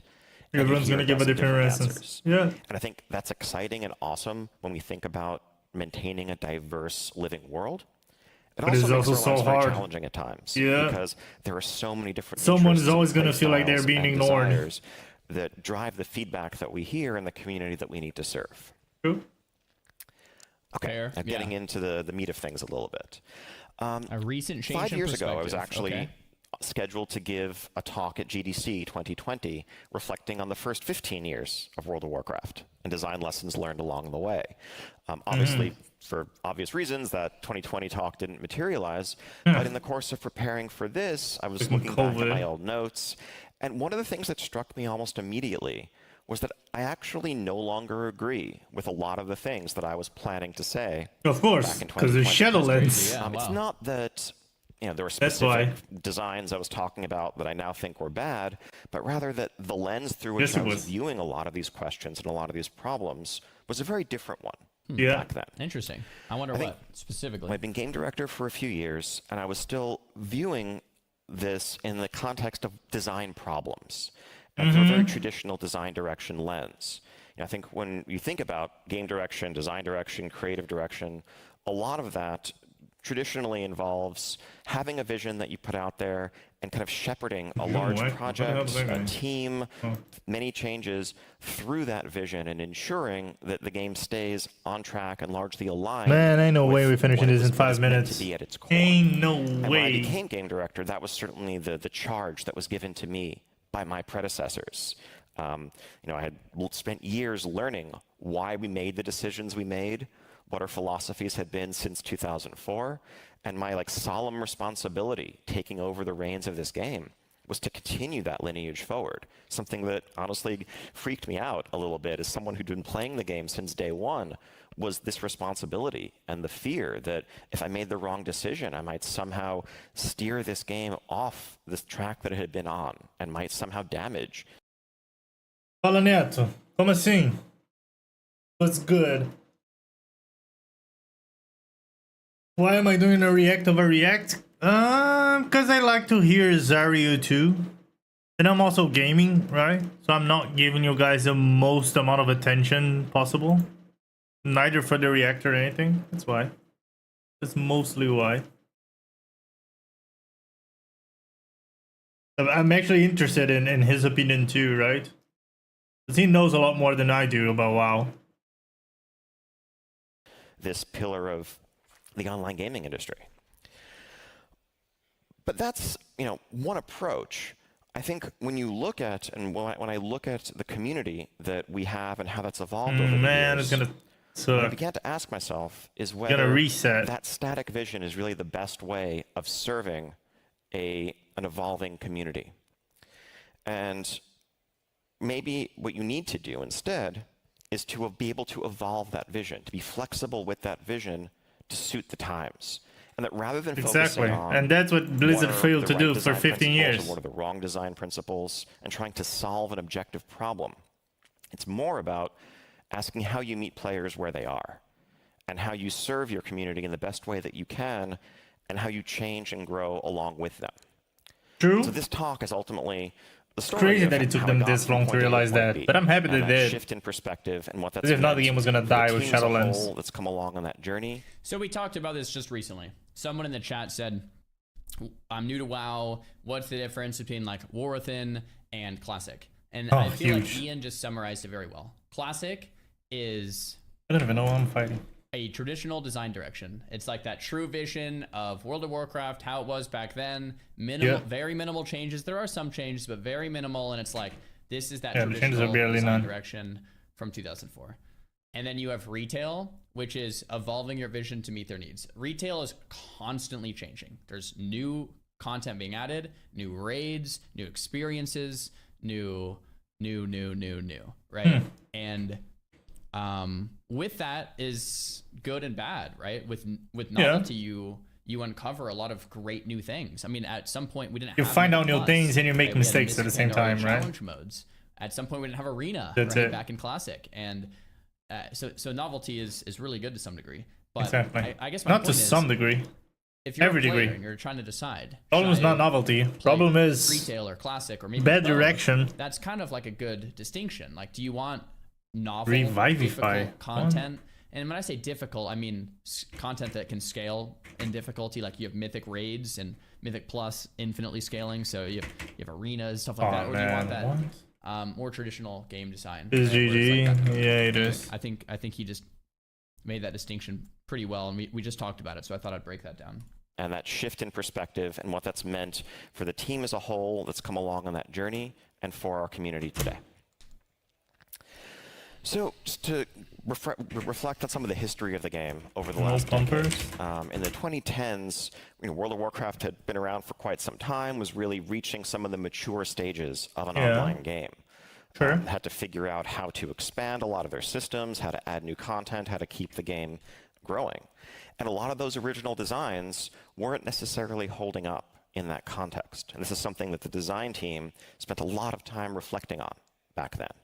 For example, man, if we'll try carry be strong. What? Systems and our classes. With every new expansion, with every passing year, we added new abilities because that's what you get when you level up. We added new things to earn, new rewards, new systems. I would argue there's like still here comes the daily reset, I guess, to work on because it says growing pains from 2010 to 2020. Yeah. I would say this is like one of the number one things that people kind of still complain about today with retail is that you hop in and there's just so much bloat that it's like, what is actually happening, right?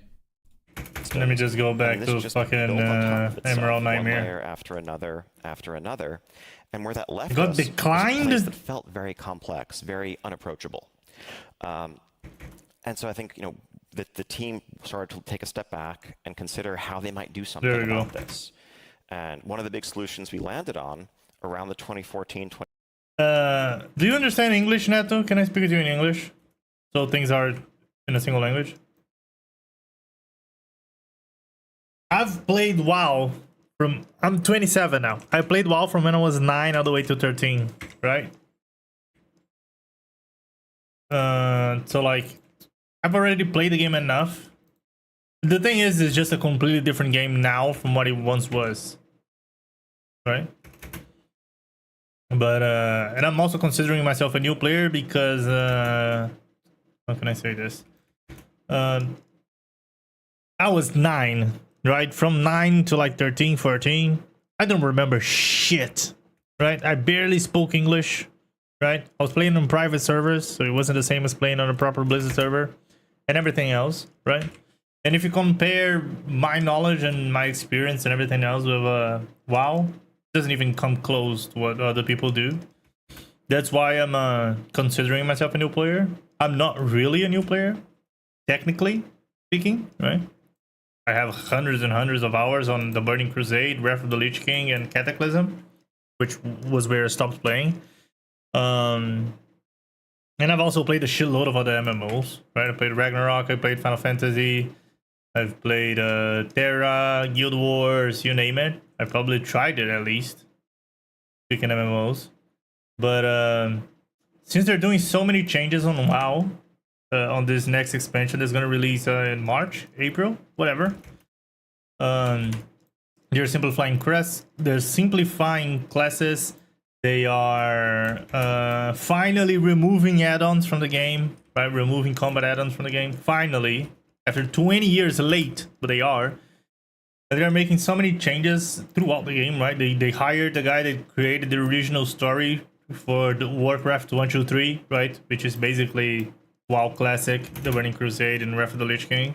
They hired him back to write the story of this new 3 expansion part that they're doing, which is the War Within, which was the last expansion.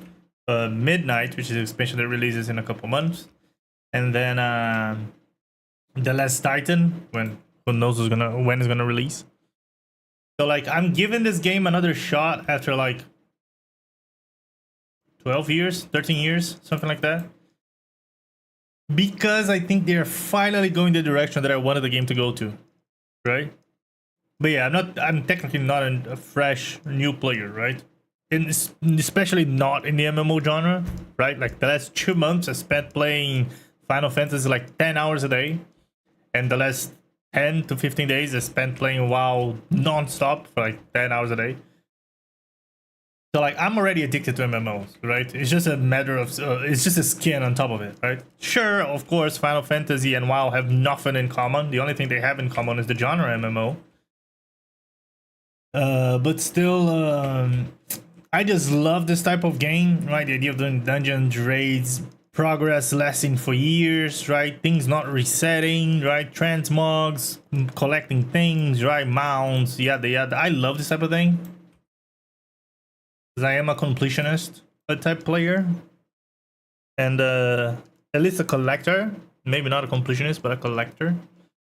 So I always loved MMOs since I was a kid, right? It was the first type of games that I actually fell in love with. So that's why I'm giving WoW another chance. See what I mean? But yeah, I agree with you. A new player starting WoW right now, he would be completely lost, right? I would probably maybe wait for the new expansion that's coming out in a couple of months. And then maybe recommend it to some people, because then they're not going to have to install 10 add-ons and having to learn a rotation that has more than 30 skills, right? Because on the next expansion, classes are going to have like 10 less buttons, right? 10 fewer buttons. So I think the next expansion is going to be where they're going to actually try to introduce new players and shit, right? They added housing now, finally, and many other things. They have a one button rotation now, rotation assist, so many things. So hopefully the game is going to be interesting for new players now. To be fair, they don't really need new players, right? But getting new players is always good. But I do really hope that a Blizzard finally found their footing, and I really hope that Blizzard finally found their footing, and the WoW has a new direction, a good direction to go in the next couple of years, right? I really hope so, because I actually want to play this game again, right? But if they fuck up, if they fuck up on Midnight and then in Last Titan, I'm just gonna give up on the game again and probably never gonna touch it again, right? Because you just don't give that many amount of chances to games, right? There's so many other games that I could have been playing right now, and could have been playing for the last 12 years, not 12 years, 12 days. So yeah, I'm just preparing to give this game another shot, right? So much so that right now I'm playing Legion Remix, which is another version of the game, right? Which can power levels, level out, and do other things, just because I want to collect things, right? I'm literally doing this version of the game just to collect things for housing, for fashion, and etc. For if the game becomes good in the future, I already have the things that I want. That's basically what I'm doing. Because this special game mode, Legion Remix, is gonna end in 14 days, right? So I have 14 days to farm whatever the fuck I want. So that's basically it, right? They just got me on the phone, basically. And then I'm probably just gonna go play other things until they release the new expansion. Then when I actually give the game another shot, that's kind of it. 2016 era, Warlords of Draenor and Legion were the main expansions where this happened, was an initiative that we called ability pruning, the same way you might prune a plant or a tree. Oh yeah, and the reason why I'm watching this is because WoW went through a huge problem when Shadowlands released, right? I don't know if you know, but if you know, you know. That the game started losing a shitload of players, right? Because the game was just so cruel, demanded too much of them. It felt like a second job. Basically felt like a Lost Ark. If you played it, you know what I mean, right? And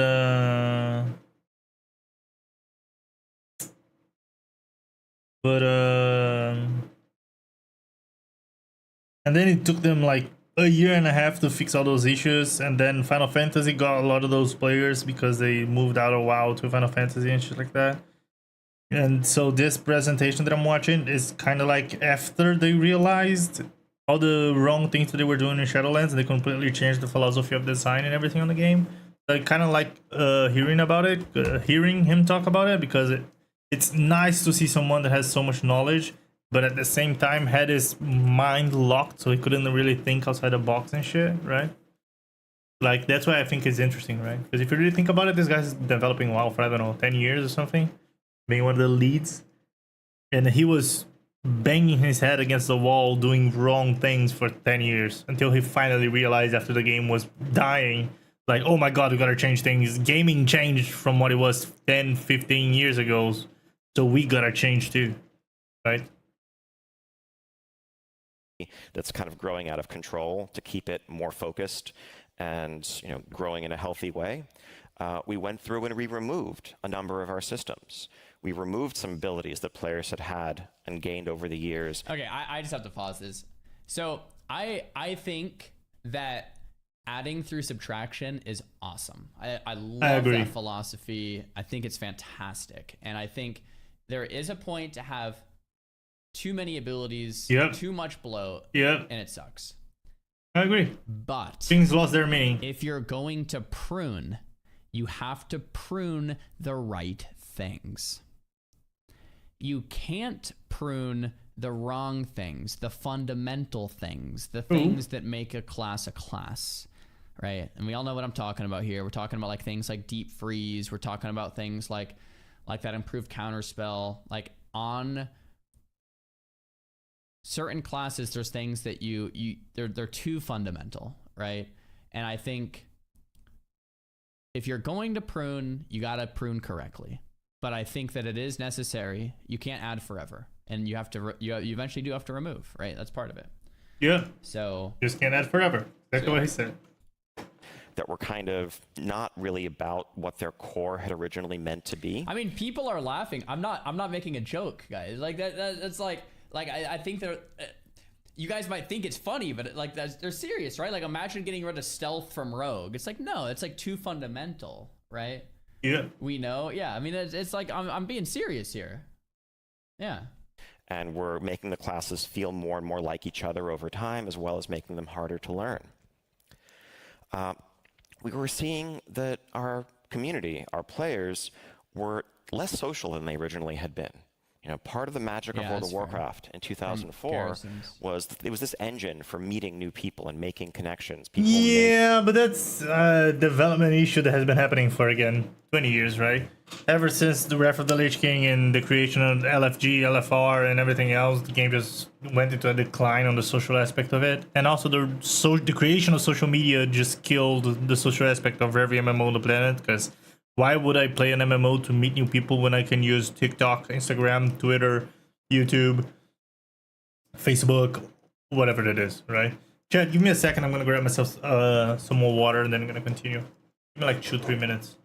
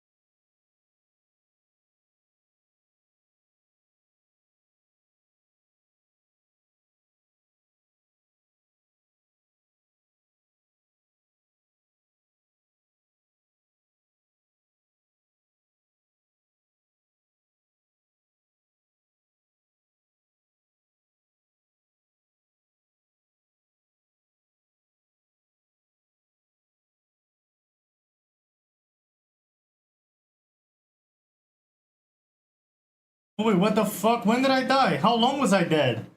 Did I lose a lot of XP? Oh man, what the fuck? Oh, I guess I only lost one. Probably lost like a level or two. It sucks, but it is what it is.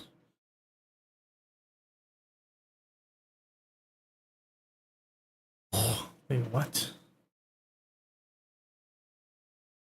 I see.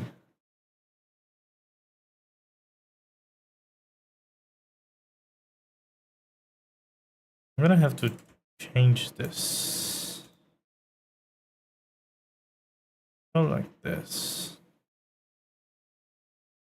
Okay, let's continue the video. Made lifelong friends in World of Warcraft. Some people met their partners and more. And over time, as we had added new types of content to the game, we'd made rewards much more accessible to solo players and small group players. We found that they were drifting away from that content, and the game was starting to feel much more solitary for many of them. And so something that we set out to do, reflecting on how we'd changed the game, was to re-add some exclusivity in certain types of rewards, like the best cosmetic rewards and armor sets, to ensure that if you wanted to get those, it's not telling me you what needed I to should be level? joining an organized raid group, let's say, bug? and being social, because we felt that that was always a core part of the game. We needed to keep pushing players towards it. I'm curious what he's going to say next, because diminished social bonds, so players drifting away from organized group gameplay. This was in 2020 to 2010 to 2020. Now they've drifted the other direction to more solo play, less organized play, solo shuffle, blitz, pick up groups with mythic pluses, right? It's almost like the opposite philosophy nowadays. Of course, this was 2014, makes sense. So this was almost a decade ago now, right? I'm curious where he's going to go. Yet another example. Over time, a lot of the friction that had existed in the early versions of World of Warcraft that made players make choices about their character, what they wanted to specialize in, had been eroded, had been removed. And we found that when players could change their skills very easily, could switch from one loadout to another on the fly, that ultimately they had moved from a world where they had strengths and weaknesses to one where they increasingly only had strengths and could spec out of their weaknesses, so to speak. And so we looked for ways to add some new systems into the game. I swear to God, I saw an upgrade arrow somewhere. In Legion, where you had to pick it one was of several the blue weapons. to really invest your time and energy into building up. And if you wanted to have all of them leveled, you were going to they were going to be weaker than if you had specialized in just one. As an example, the idea being, another skill. This what the fuck, dude? Game. And people, in a role-playing game, you're making choices about what you want your character to be good at, what you want your character to be less good at. And that was something that we felt was important. So we were pushing in all of these directions, solving what seemed like design problems that had emerged as the game was evolving. And yet, our players were not thrilled about this, would you believe? And we, were reflecting on this and wondering, what more we needed to do to recapture something that it felt was slipping away when we compared how players had played the game in the past and what had been the core identity of the game that we as designers had all been trained by our predecessors to maintain. How do we get that back? Well, we couldn't, ultimately. In 2020, though, a pair of things happened that kind of changed a lot of the team's perspective on how we were Shadowlands and COVID. Where we were. Two things. In the modern game, we released our Shadowlands expansion. There it is. In the run-up to that, we had made some serious commitments to players that we really wanted to move back towards meaningful choice and, characters being different from one another based on your personal investment. Yeah, but it did it in the worst way possible. Loudly, we don't want this. We hear why you're saying it, but we just don't want it. At the same time, I remember that. We had this miraculous opportunity, the wonderful chance to re-release the original classic version of the game, recreated with all of its original systems. And this became this incredible, science experiment, almost a giant A/B test of sorts, where we had been theorizing that player behavior was different because we had drifted away from our vision. Well, here we had a chance to literally re-release the 2004 version of the game. And what we found was that, yes, players still love that version of the game. It's a great game. And player behavior changed because the world changed. we also found that players playing that version in 2020 played it very differently than they had 15 years prior. Yeah, we're all much different Whereas gamers. in the past, systems like increasing costs to change your talents around had deterred players from doing that and made them say, you know what, I like PvP and I like raiding with my friends. I'm going to make a build that's pretty good at both instead of perfect at one and terrible at the other. Horrible decision making. In 2020, players weren't okay with being suboptimal. Yeah, and so exactly. they actually just spent extra hours earning the gold, grinding that out so that they could change their specialization That's a horrible design. To always be optimal. And they complained bitterly about it. They're like, that's super true. That's super true, right? Like back then, that's totally what it would be. Oh, I'm just gonna make a custom build where I can go to my raid and do some damage, but I can also go out and world PvP after the raid with my friends. Exactly. I don't have 50 gold to respec twice a week. Like back then in 2004, yeah, right. That was fine. Nowadays, no way. This is the least fun part of Classic, but we have to do it to play the game the way we want to today. In short, it wasn't that we had drifted away. Hopefully they're gonna remove that on Classic Plus. Because oh my god, the players need it. And the vision was no longer serving our players in 2020, and so it needed to be updated. So the digression to kind of broaden this a little bit. For anyone here who is working on or thinking about... So it's our fault. Yeah. Not the player's fault. It's the world evolved. Like, we are different players than we were when we were 12 years old with no responsibilities, no house, kids, whatever. It has nothing to do with not having a house, responsibility, and things like that. The world as a whole changed. It changed in matter of efficiency, in matter of how information gets distributed, right? The capability of a player of seeing the future of the game and projecting how the game is going to change, evolve, min-maxing, right? The capability of reading games files and figuring out how everything works, theory crafting, everything grew 100x, 1000x from what it was the internet in 2005, right?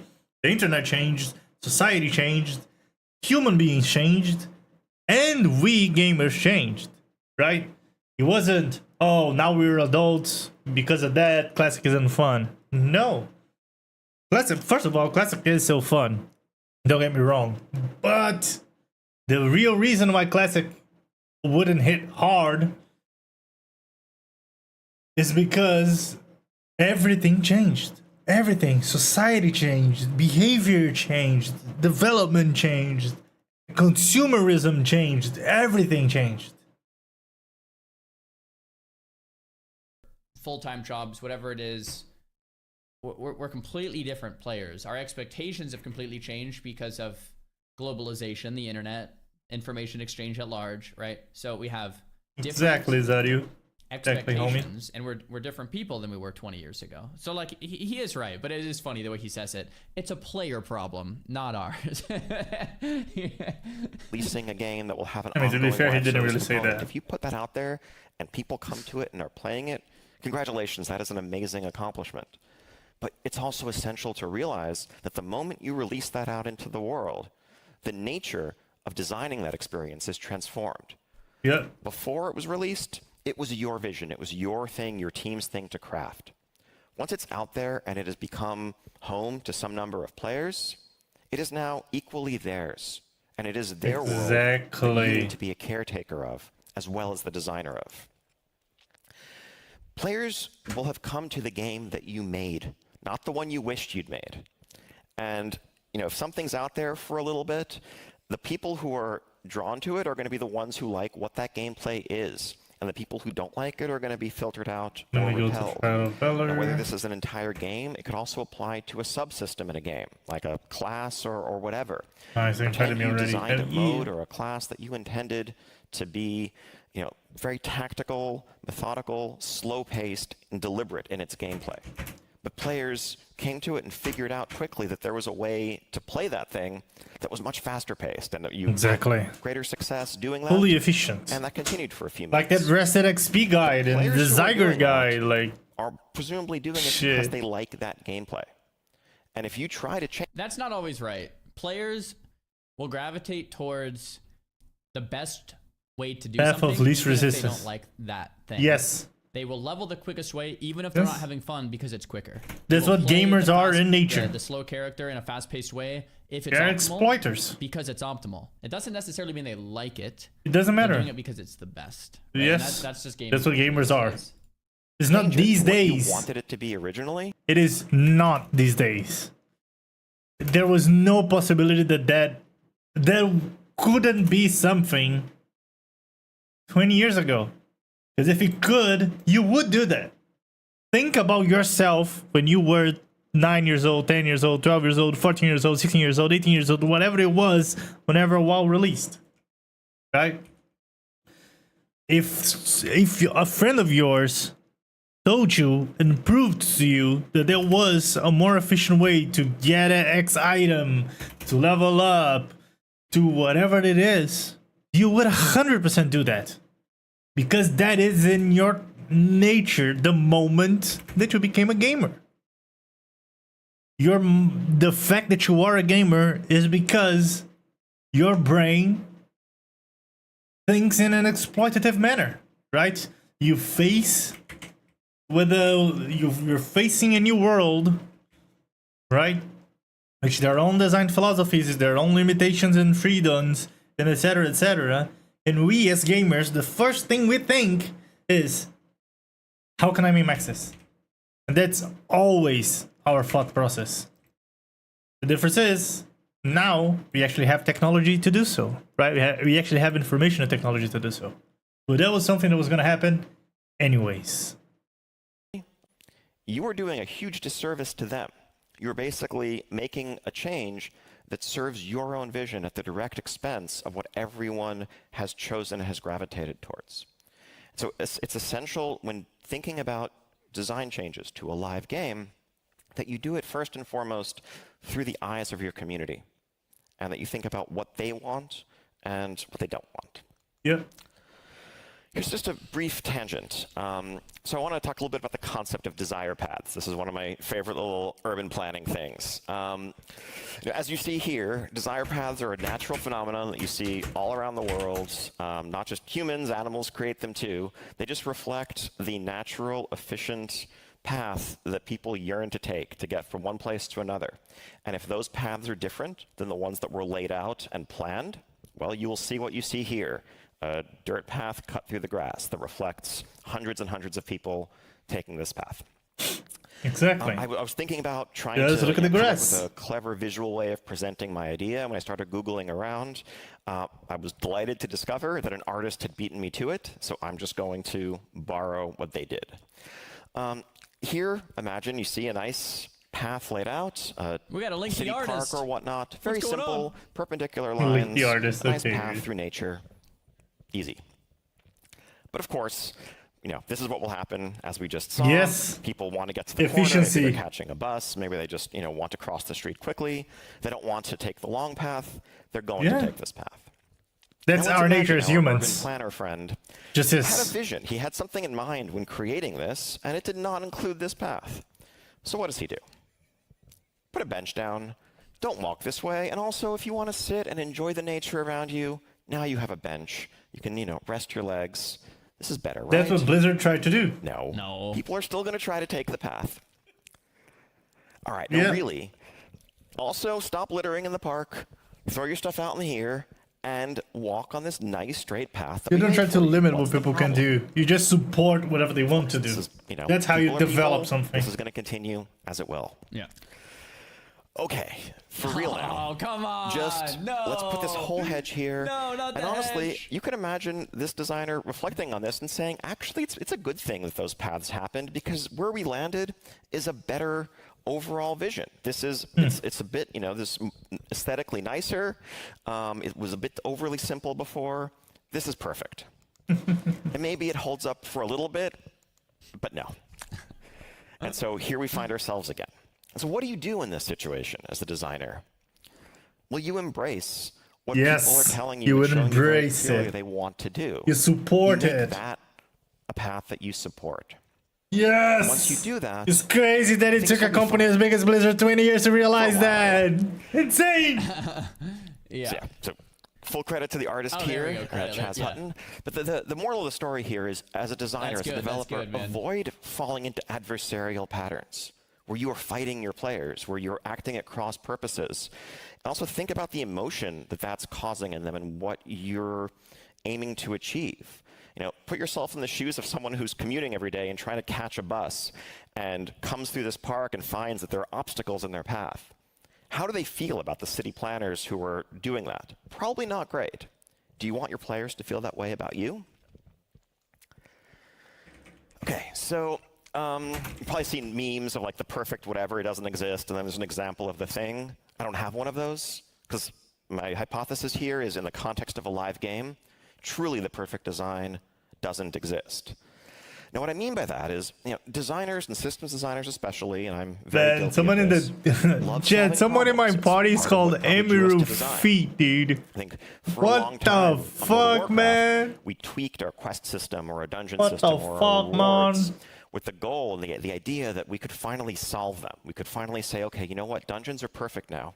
We can stop worrying about this, and we can focus our energies elsewhere and make other parts of the game better. Wouldn't that be great? Unfortunately, players are a little bit more complicated than that. Yeah. A couple of examples. So in our Legion expansion, we introduced a big change to how quests work in the world, whereas before you had to go to a town and pick something up from an NPC. In Legion, we added world quests that were just on your map with tons of rewards. Oh, they added World Legion and World Quest in Legion? System called Artifact Power that gave you open-ended power progression. Players loved this. The first response we got when Legion came out was that this was like a revolutionary improvement to the gameplay loop in World of Warcraft. They wished it had been there all along, and they couldn't get enough of it. Nice. So we looked at this and we said, awesome, we solved questing. We did it. Let's do more of this. Let's make this our new formula for what we do next. And then people got tired of it. Battle for Azeroth, our next expansion, came out a couple of years later, and we were dismayed to discover that the first reaction from players when they saw it was, wait, this again? I've just spent the last 2 years doing this stuff. I was expecting something different. I knew it. So Another similar example, we introduced a new dungeon system called Mythic Plus with different modifiers and affixes to vary the experience. And initially, there's a bumper suddenly. With not many changes other than just adding new dungeons to the pool over time, I did 2 damage, Chad. 2. Stop running after me. What the fuck? We're tired of this system.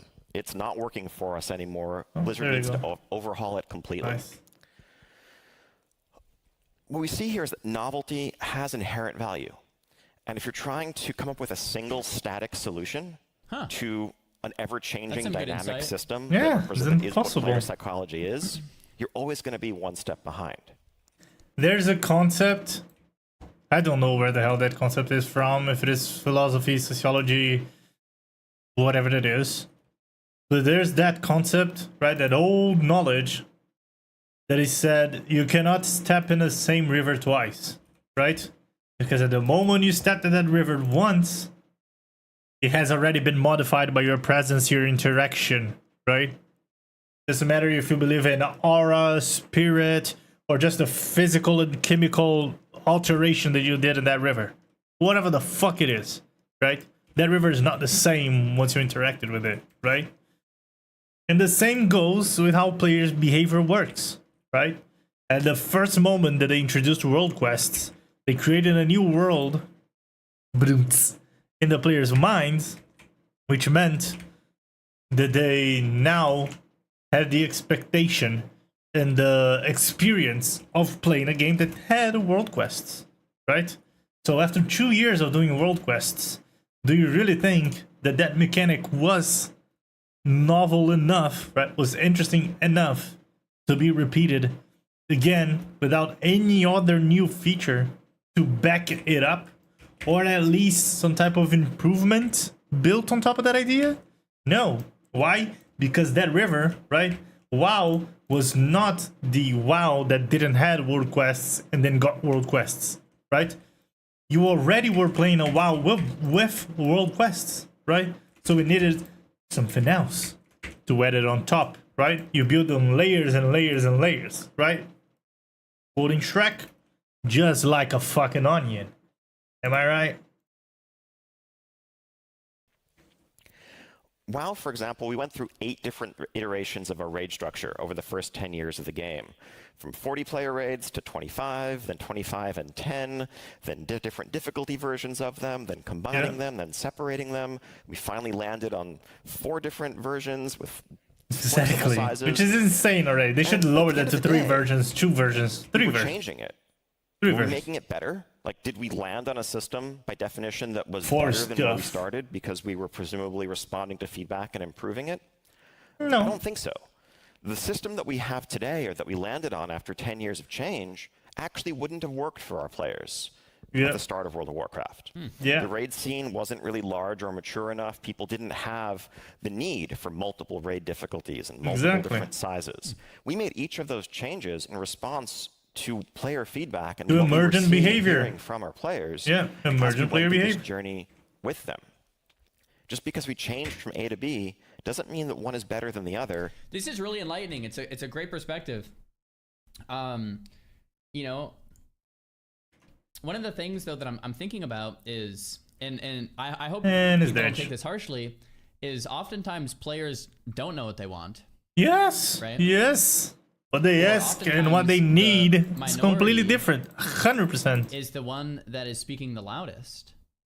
That's true. That's true too. Silent. And that seems to be the true difficulty in game dev. Is this a silent?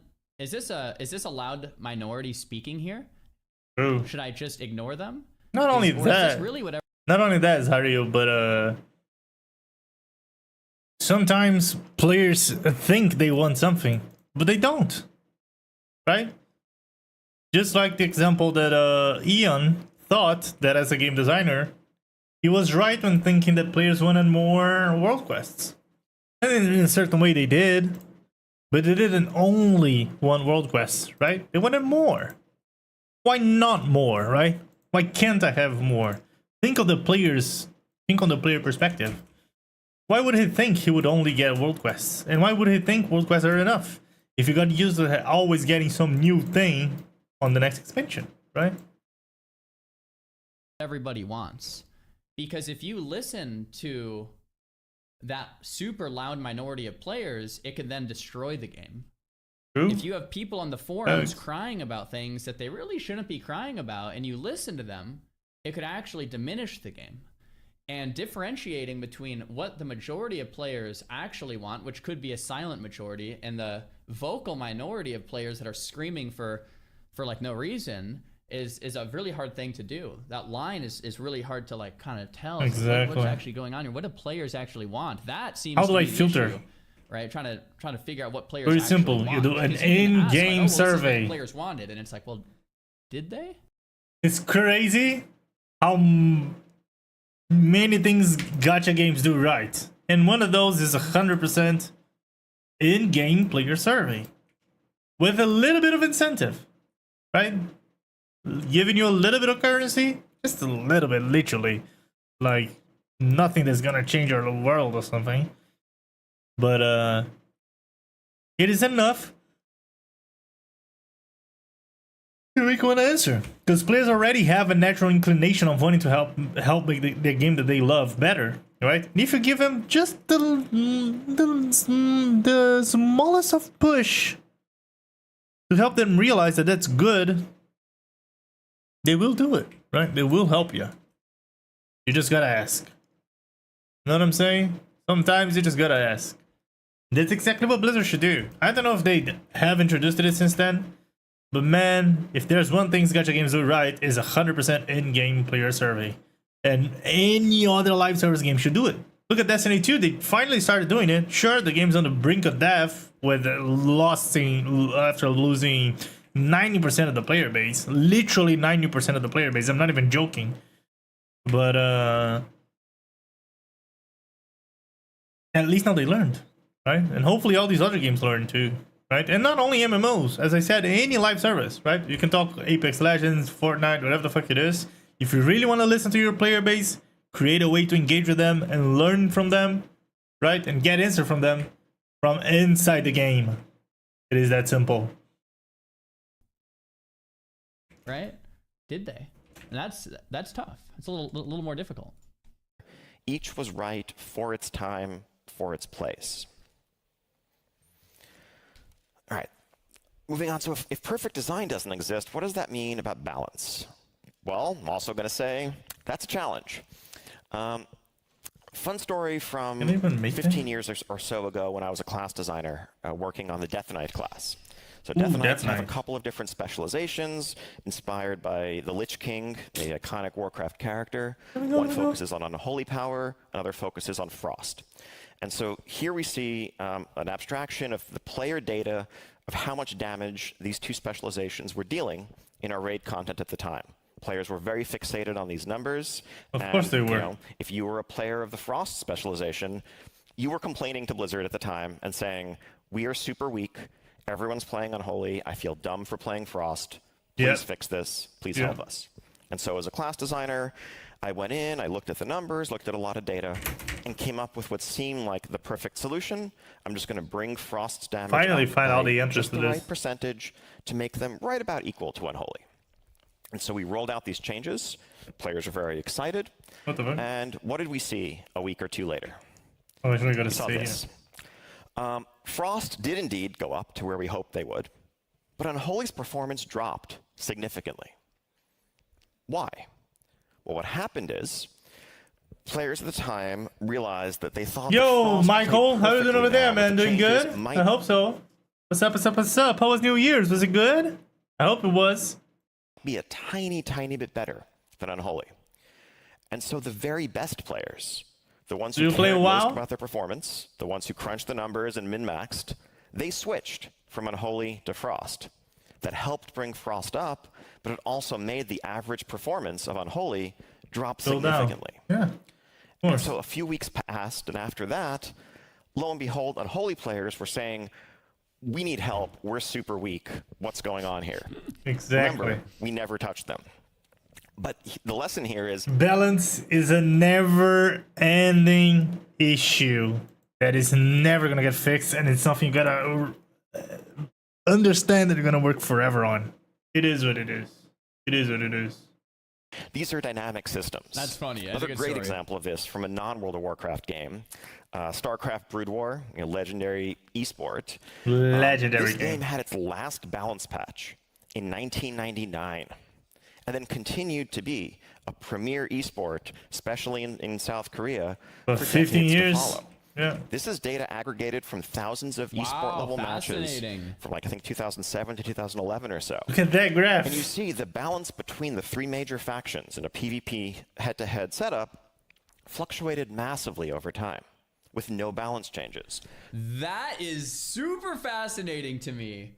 Zero balance. Because emergent player behavior is what matters. 2011, and the last patch was in '99, so a 4-year change. You're gonna always find a way to make things more and more efficient and more and more.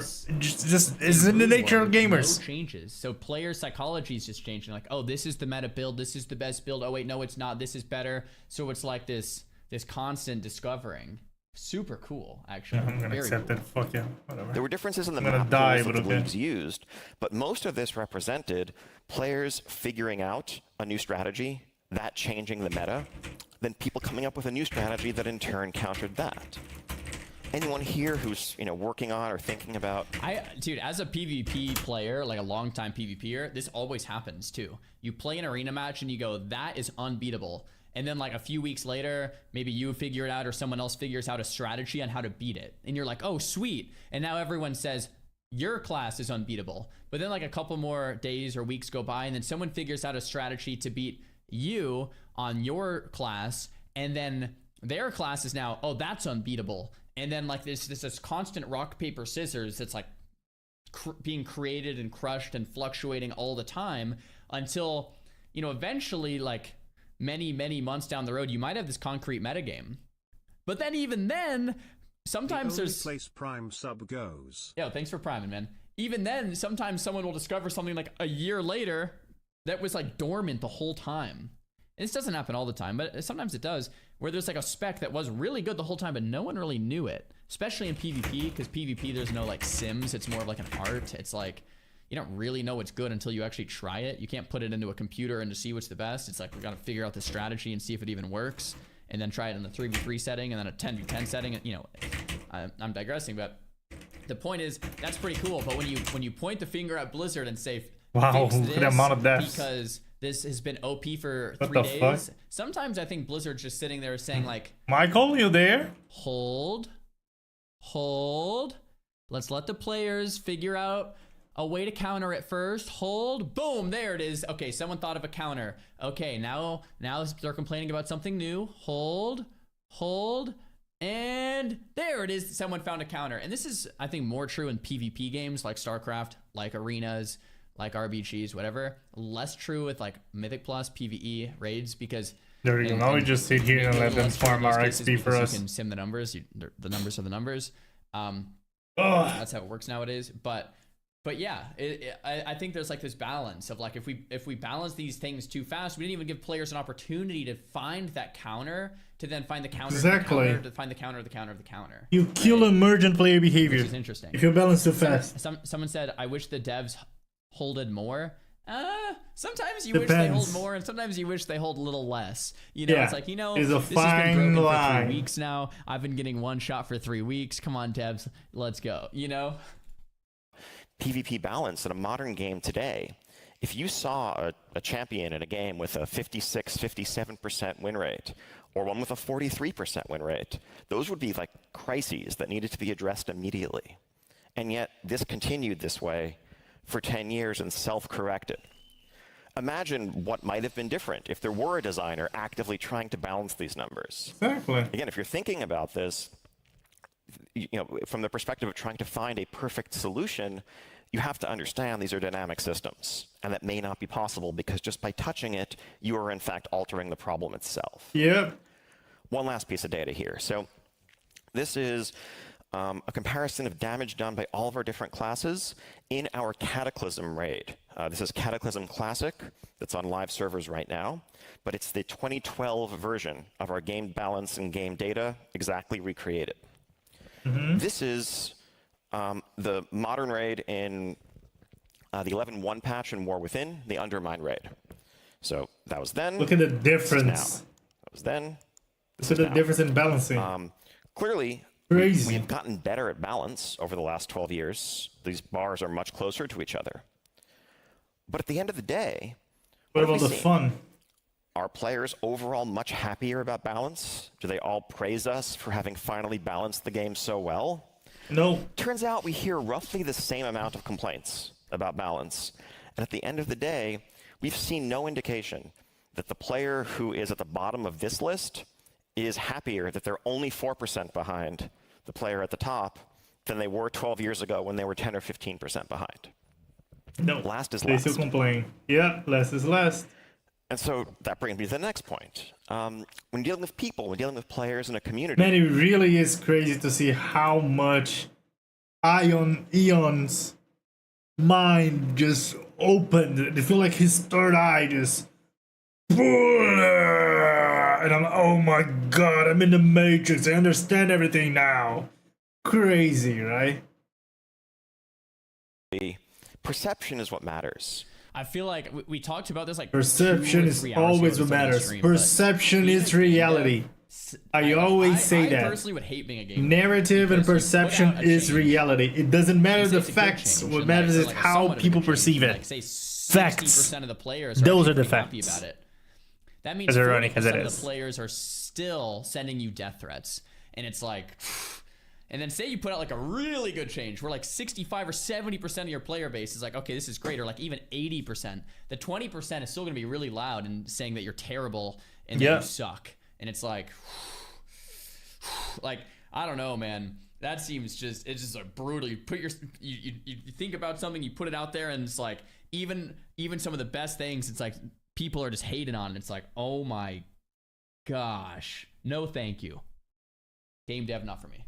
I think a secret for any balance designer, in my opinion, is that in a live game, you're not actually balancing numbers.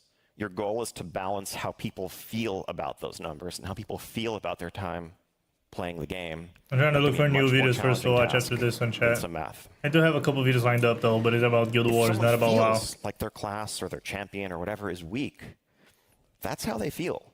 And it doesn't matter whether they're right or wrong. If a systems designer were to come along and say, actually, your class is in the top third overall, is that going to make the player suddenly reevaluate their performance or their experience when they see themselves lagging behind or not being invited to groups? And in the modern era, it doesn't take a whole lot to make players feel weak or not feel great about where they stand. Right? The first thing any content creator will do whenever there's any game or a new patch or an update is make one of these wonderful there's so many for them to kill still. And players will instantly feel that sense of dismay when they see the thing that they prefer, F tier, they go D back? tier, and they're not going to feel good about it. I try my absolute best to never do these, man. They're gonna take a while. Guys, if you make a tier list, it's instantly getting like 100,000 views on YouTube, guaranteed. Just drop them, people click on them, people watch them. I try my best not to. The reason I try my best not to is you put out a tier list and 1 week later everything is different anyway. Exactly. So it's just you put it out for, it's just like clickbait, people click on it, eat it up, and then everything changes in a week or two. And then you put out another one and then it's different 2 weeks later anyway. For a few reasons. One, the raid gets changed on mechanics, so things are different. Two, that there's actual buffs or nerfs, which is like the big one. Or like a trinket gets buffed or nerfed, or like there's so many different things that can happen. It's like putting the energy into making one of these is just like, yeah, I usually skip this. Does the plan has a plan for the sword and Sargeras is included? What? So what do we do if balance is impossible? How do we drive perception? I think the biggest thing that we've settled on is rather than seeking a static answer, rather than seeking moving to an endpoint, making frequent touches. Now, whereas in the past we used to do balance patches every few months, probably every 2 weeks or so now, we release a major hotfix. Ooh, let me get it, please, please. Their abilities in different contexts, with the goal being making sure that we can reassure players that if they're on the bottom right now, that's going to change pretty soon.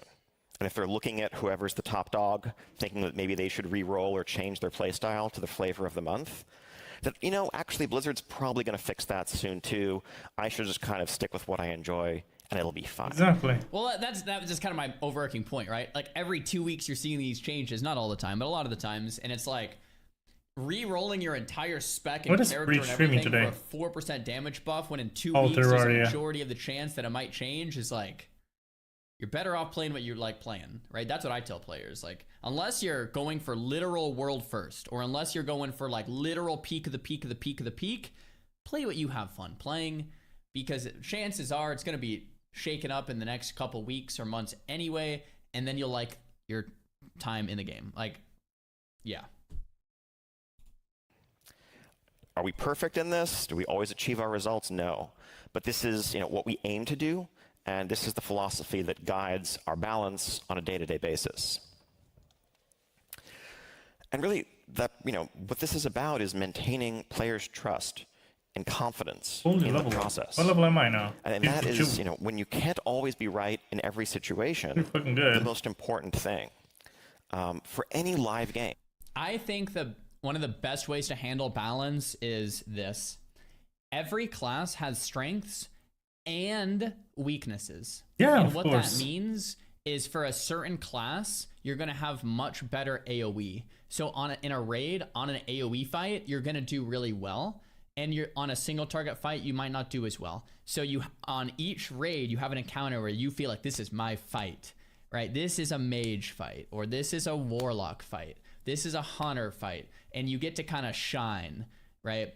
And similarly, for class design, I like it when some classes can shine in certain areas of the game and not in others. For example, like warriors have been traditionally bad at dueling, but they're really good in PvP at like a battleground or at like an arena a lot of the times, right? So it's like, okay, my class sucks solo, but I'm really good in group.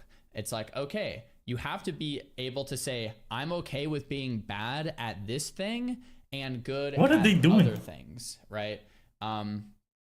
Like, I'm trying to think, like mages, really traditionally good at like AoE fights. Obviously it depends on like the patch and the expansion and the type of fight, blah, blah, blah. But like traditionally like, good at AoE. When it comes to fights where you have to move a lot, like not as good as something like, I'm thinking of like in Season of Discovery, like a Ret Paladin, or like a warrior with Ashbringer where you can move. obviously going to outperform on a fight where you have to move as a caster, right? Exactly. I'm just, like, speaking off the top of my head, but that's okay. I'm saying there's nothing wrong with that. In fact, I think that's actually a good thing. I think it's good to have weaknesses in a class and be okay with those weaknesses. I don't think the weakness you should be know something that your like class that. has strengths, and those strengths are right around the corner. And that's Yeah. part of creating a game that like feels exciting and meaningful, because it's like Sure. I have my weaknesses, but I also have my strengths. I get my time to shine, right? But I think it's problematic when the How the game hell did design that philosophy foiling gets to the point appear where here? every class has to be good at everything, and that's where homogenization comes in. And I think that's where you start to get more problems. I think more problems. Did I work see that- this? Like, start to work themselves, or I think more problems start to arise that way when you try to balance absolutely everything in every way. And it's like, now everyone has this expectation that you need to be able to do absolutely every form of content at a peak level, every boss at a peak level, or else it's just like meaningless. And I think that's been a problem. For any ongoing game, trust is the fundamental currency of the entire ecosystem. When we ask players to spend time in our world, we're asking them to spend the most valuable thing they have, their time with us. Exactly. Think, if you look at the discourse around whether a game is a dead game online, which is everywhere these days, I think at the root of that is players' anxiety that maybe their time is being spent in a place that in the long run will be unwise, that they're going to regret. Certainly if it feels like the development team is out of touch, God, he learned so isn't much. gonna look after their interests and isn't going to respect their Isn't time. that crazy, Chad? Again, why would they spend their time there? And so maintaining trust through everything we do is absolutely essential. We know we're not always going to get it right. Sometimes we're missing some piece of data. I completely agree with this. You want to make sure that your time doesn't feel like it's wasted. And now, let's piss a bunch of people off. Oh boy. You guys ready for this? Let's piss a bunch of people off. It just needs to be said. LOL. No, it's true though, man. Look, someone wrote this in my Twitch chat yesterday. I actually wrote it down because I thought it was so good. Wonder what it was. Someone said this. I saw the BFA video, and during it you were talking about how you know people who stopped mount farming because of Remix. That's me, LOL.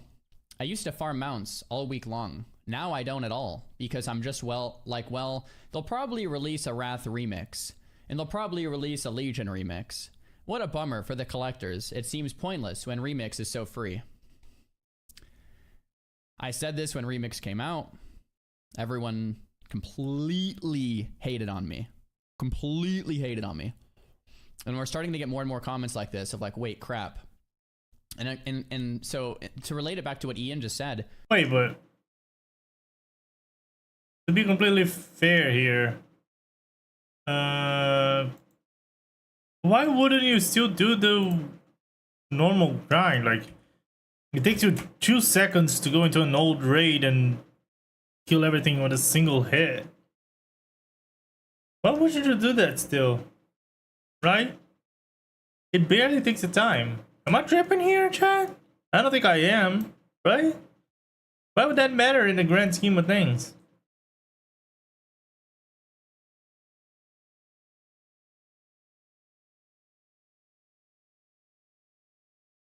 Am I tripping? No way, right?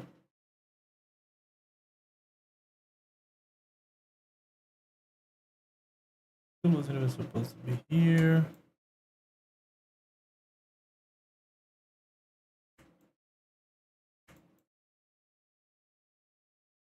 Something like this. Am I tripping, chat? I don't think I am, but still. If you want to maintain player trust, I think things like this need to be kept in mind. All right. Player trust comes with not saying this acquisition is through this. Oh, wait, no, it's through this. That makes players feel like they're getting baited and you're swapping things. And to me, that's not a good thing, right? So anyway, I know.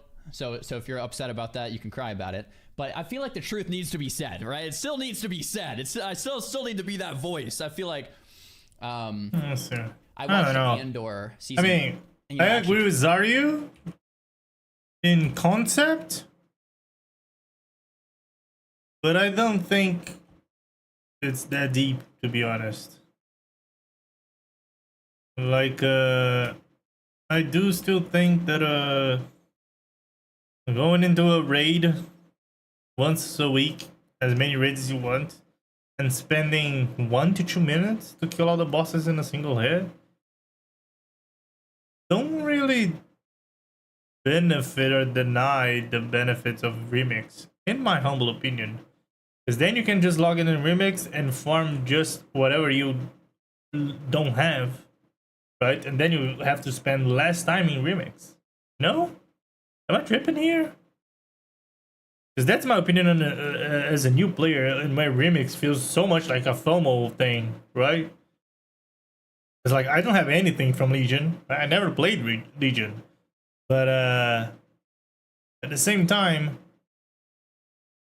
I could farm everything that I'm farming here on the normal mode, right?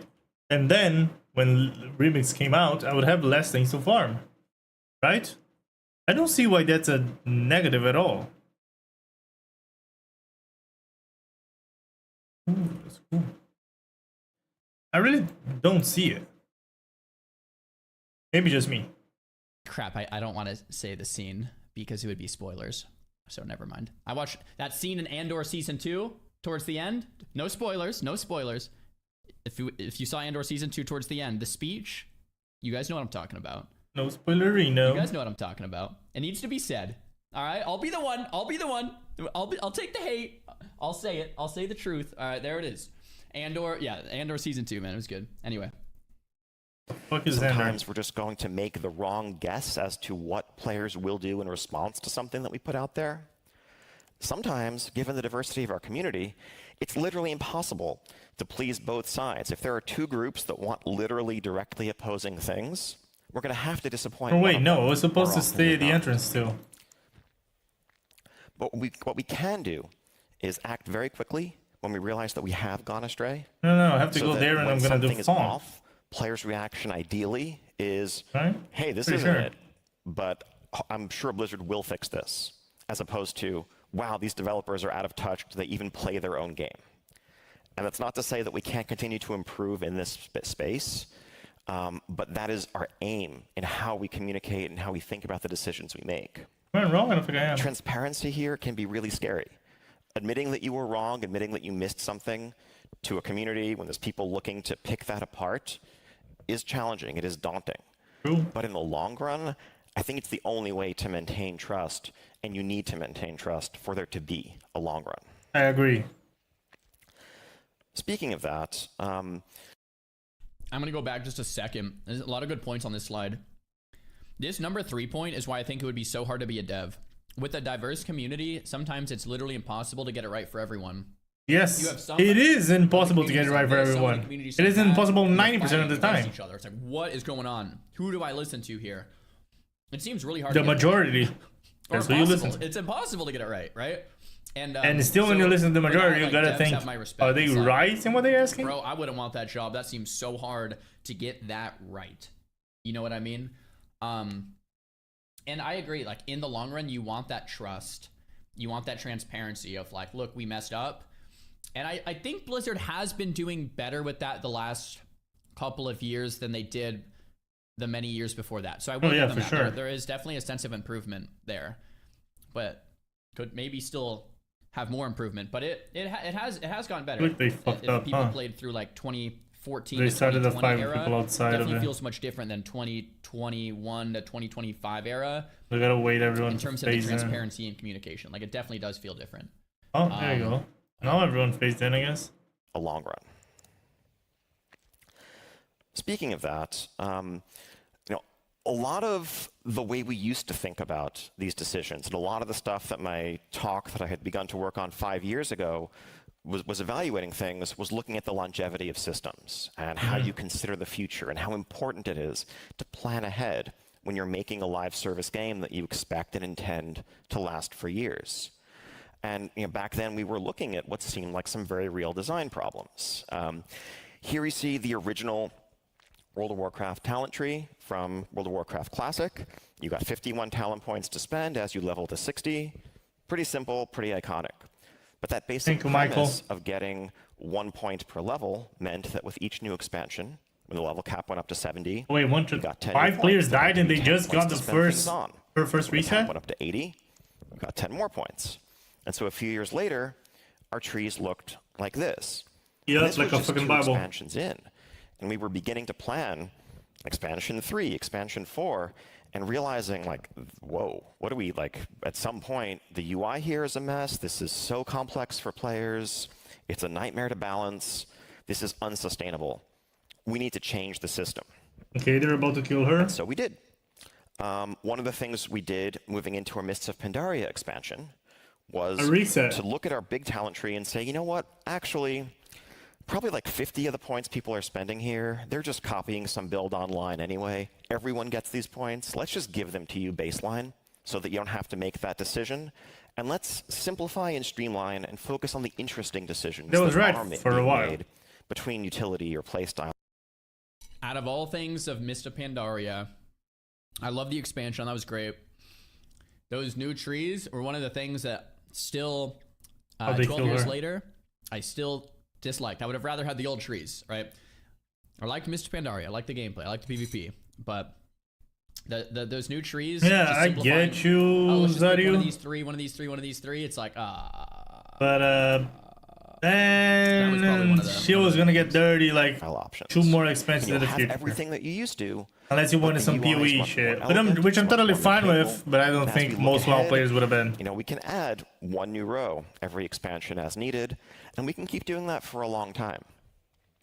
This felt like a strictly superior system, viewed through that design lens. Players were getting everything they previously had, and it was going to be extensible in a way that the old system wasn't. In fact, the systems designers who built the original 2004 talent system, when they saw this, they were working on other projects at Blizzard at the time, they sent over huge praise. They're like, this is amazing. We wish we'd done this 8 years ago. Great job. It's so funny. And then it turned out players kind of hated it. Yeah. Yeah. I did. But they were right. They needed a reset. So true, it just chose the wrong way. way. Like, what did they do, man? What did they do? And then, so modern WoW is back to like the old trees, which I love. Again, I think they're great. The old trees are a bunch of... Guys, even if it's the illusion of choice, it still feels like you're making some choice. Still feels like, oh, my Frostbolt's quicker now. Cool. Even if it's an illusion of choice, it's still choice. You know, it's like... So, yeah, they went back to the old one. Why? Because what we had done was optimized for the long run. But what had happened was that leveling no longer felt rewarding. It no longer felt meaningful. You leveled up, and you didn't get a talent point to spend. In some cases, you basically got nothing. Yeah. Maybe and it just sucks. Thing every 10 levels, that was not adequate. And it was a resounding point of feedback. People either said they specifically didn't like the talent system, or they just, leveling felt dull and they couldn't put their finger on why. And so what we had done was, again, optimize for something at the expense of players' experience today.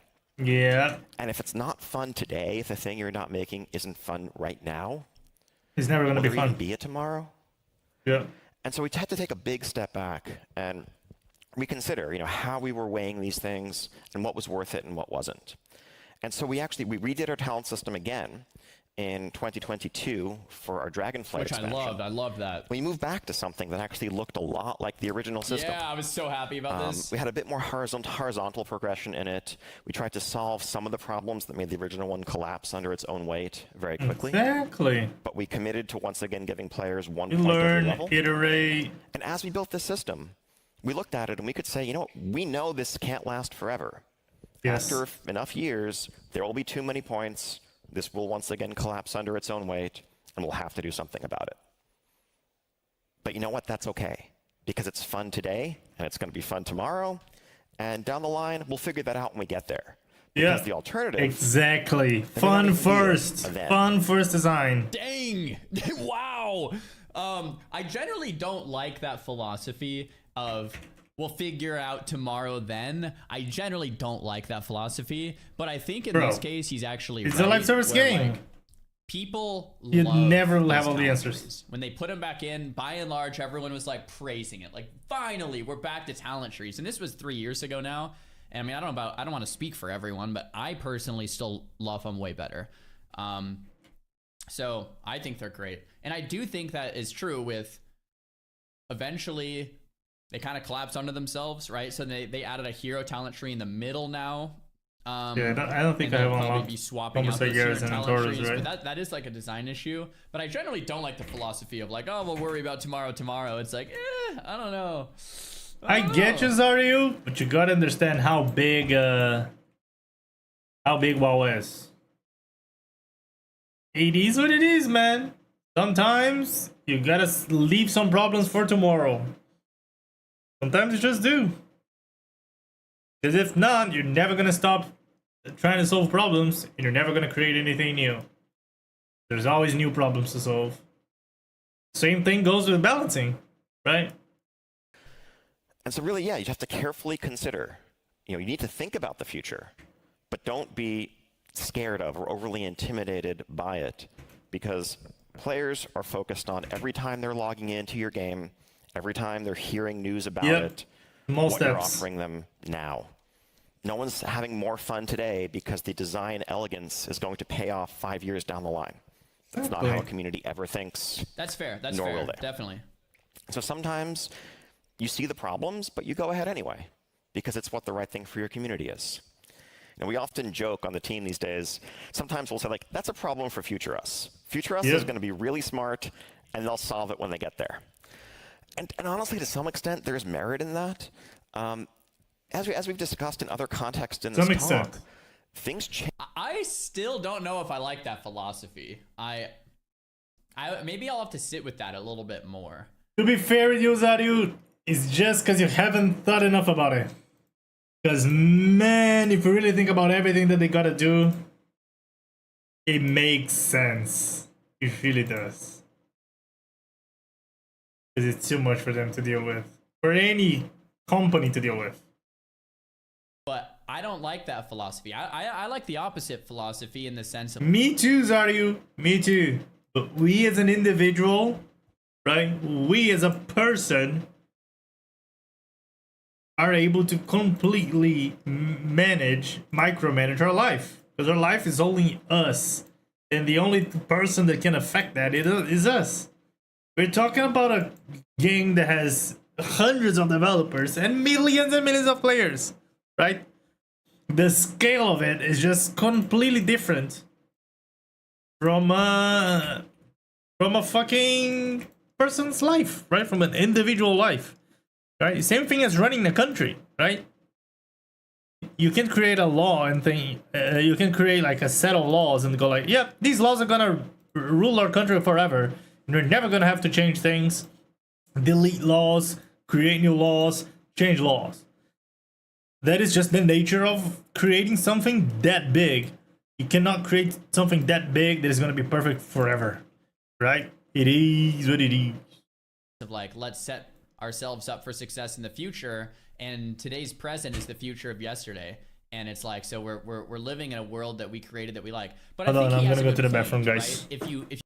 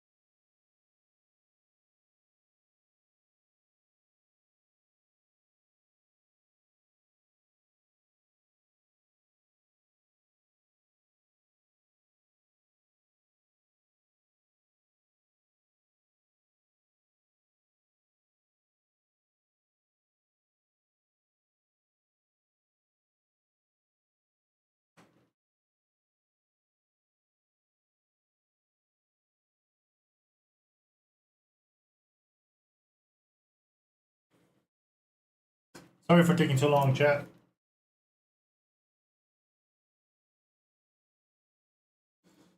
We're back, though. We back. If you think too much in the long term and it's just like cutting the short term down over and over and over, that's, I mean, your player base is like, what are you doing? We don't care about how the tree is going to look 5 years from today. We want to have it fun now. So I get what he's saying. Like, maybe I'll have to wrestle with it a little bit more.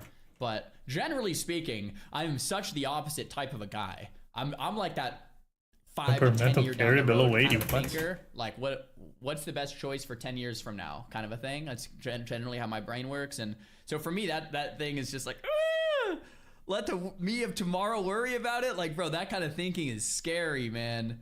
It gives me anxiety, right? It's like, I get it, Zaria, but you gotta understand how big WoW is. So chaotically over time that if you think you know what problems you're going to be facing 2 years from now, you don't. 5 years from now. No, you guys are right. You guys are right. It's a balancing act. You can't over design for the future at the cost of your experience today. That's totally right. It's especially with in the future things change, so you'll have a new set of tools to handle the future problems, right?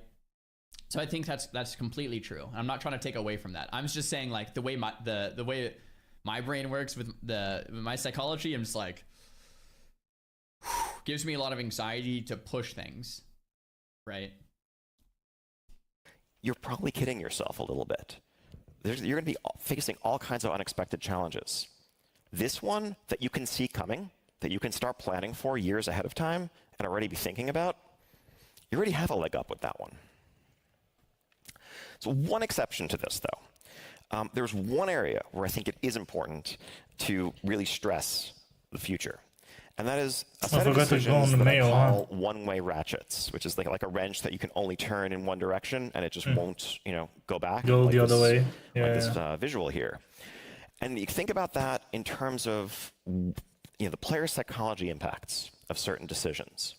If you are increasing the reward of something significantly, if you are removing a long-standing restriction, that's not something you can experiment with lightly. Because going in one direction and then trying to reverse it is going to leave players much, much more unhappy than where you started. Exactly. You can't really take things like that away or reimpose restrictions because, again, that's not how people are evaluating. James Clear has a really good quote about decisions that can be reversed should be made quickly, and decisions that are irreversible or very hard to reverse should be made very slowly. Yeah. Right, and that's from Atomic Habits. It's like, if you can go back on it, yeah, try it, see if it works. Maybe it's great. If it doesn't, switch back, be flexible. That's great. But if it's something that's gonna, screw you over, like you can't get out of it in the long run, like really make sure that's the road you want to go down. Right? In life, those are things like marriage, where you live, your career, stuff like that. Exactly. I mean, technically can move, or there's divorce or whatever, but like things that are either hard to reverse or like having a kid to reverse are very, you want to think about those things. Right? And then things that you can reverse easily, it's okay, let me make those decisions quickly and we can always course correct as we go. Yeah. So anyway, that reminds me of this discussion quite a bit. Exactly. The relative value of their experience today. And so to be a responsible steward of this live game, you have to move very carefully and cautiously in these situations. Again, it's not to say never do them. It's not to say never remove restrictions, never be super generous with some of your offerings. But understand that there are some things that you just can't take back. So one example of something that we're applying this to right now is the rules governing playing with opposite faction players in World of Warcraft. So World of Warcraft has had Alliance and Horde as these two opposing factions. Oh, I see what it means. Yeah, that was needed. Very beginning. That was needed. And in the beginning, they were just the enemy, period. You could never do anything with them. You could never talk to them. If you were on a PvP server, they were just kill on sight, the end. But over time, we got more and more feedback from our players that were in large online communities that had tons of real-life friends. Hey, I'm talking to these people all the time on Discord, on whatever. Why can't I just invite my friend to my raid to play with me just because they happen to pick a different faction 10 years ago? Would that really hurt anything? And looking at this, we asked ourselves, like, would it? And maybe is the answer. There's 20 years of systems and assumptions and social dynamics built upon this system. So mechanics speak for the normal mobs we can't too? totally predict what changing it will do. And we also know this is very much a one-way ratchet. There's no world where we could tell players, okay, you can now play with all of your friends of the opposite faction, and then suddenly decide a few months later, whoops, never mind, that was a mistake, we're going to undo it. That friend you played with yesterday, they have to tell them that you can't anymore. And flying, right? You can't take away flying anymore. It's like, that's in the game. It's a one-way ratchet. You can't take away transmog. We have collectors, right? So like, there's a lot of this stuff in the game that people are like, oh, let's go back. It's like, you can't go back. You open Pandora's box. It's staying there. You know, it's like, it's like Lost, if you've seen Lost. You can't go back, man, right? And so what do? We move slowly and gradually in this direction. We first allowed specifically real-life friends who knew each other to play together in dungeons or raids. So if you had someone that you had an existing connection with, you could invite them to your group. That went okay. We then moved one step further and allowed those people to join cross-faction guilds. What? My latest short got 0 views in 3 hours? And players admittedly have been frustrated by how slow that pace has been. They wished we just kind of jumped to the end of the line and given them all of it right away. But I think to be responsible as stewards of the game, knowing that this was a one-way path, we had to take one step at a time, but we are continuing in the direction that our players are signaling clearly to us they want to go. And so wrapping up, meeting players where they are and serving a community, is about viewing all of these decisions through a player. Oh my god, so many skills. Please, I can't handle them anymore. Prioritizing player problems over design problems, doing the things that matter to them as opposed to the things that bother you, avoiding falling into adversarial design patterns with your players, staying very agile, recognizing that humans, these are chaotic systems, and what are my AoEs you're again? not going to find a static perfect solution. But as long as you're moving quickly and you're responding to what you're seeing and hearing, you're going to be closer to what is best at a given moment in time. Nurture and maintain and safeguard and do everything you can do How level am I? to 64? build trust They're with probably your going to be like community and 70 to something when this reciprocate it. ends. And as you make decisions, think about the future, but make sure that what you're building is fun today and is serving your players today. So, thank you. There's a lot to cover in this last slide. I enjoyed that. I think it. I hope you guys enjoyed that with me. It helped me understand kind of. I can see Blizzard playing all of this out. I think I get the philosophy and I understand it and it makes sense and maybe it is the right thing. There are some notes that I would take with this last slide. Like so one of the first is. And we talked about all these, but I'll try to summarize it. One of the first that's scary about serving a community is one. Shit, I'm having like crazy. Everyone wants different stuff, and Ian mentioned this. Oh, right, nice. It's hard to serve a community when everyone wants different stuff, and like that. So that you're gonna when you say like prioritize player problems or try to serve the community, meet players where they are. It's like, well, when everyone wants different stuff, that becomes very difficult, right? And that's fine. It's always going to be that way. But then 2 is the problem of the vocal minority, right?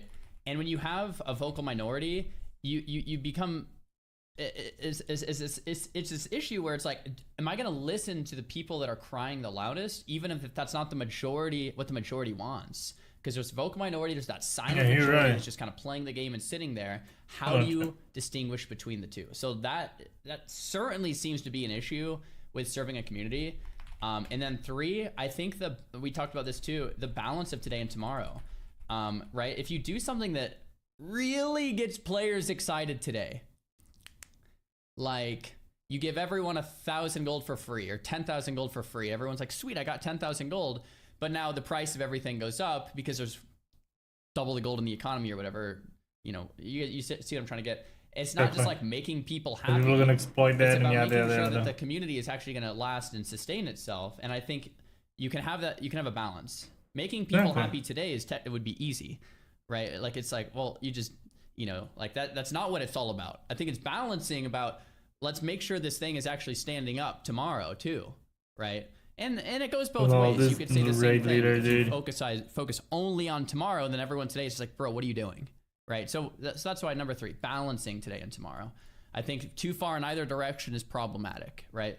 And I know this because I'm a thinker that I think too much probably about tomorrow, and that's probably one of my own faults, and I could probably focus on thinking more about today, and that's one of the things that like, it's like definitely, right? But Blizzard might have the opposite problem, where they might be thinking maybe a little bit too much about today and not enough about tomorrow, right? And I disagree. Anyway, balancing those. That was a problem. That isn't a problem anymore. When everyone wants different stuff, there's local minorities that cause issues, and balancing today and tomorrow are still kind of in the back of my mind even after watching this video, even though it kind of helps summarize it. But man, still really enjoyed the video, really enjoyed the upload. Thanks for sharing. This was a talk from Nordic Game live from Theater Stage yesterday or the day before, so pretty sweet.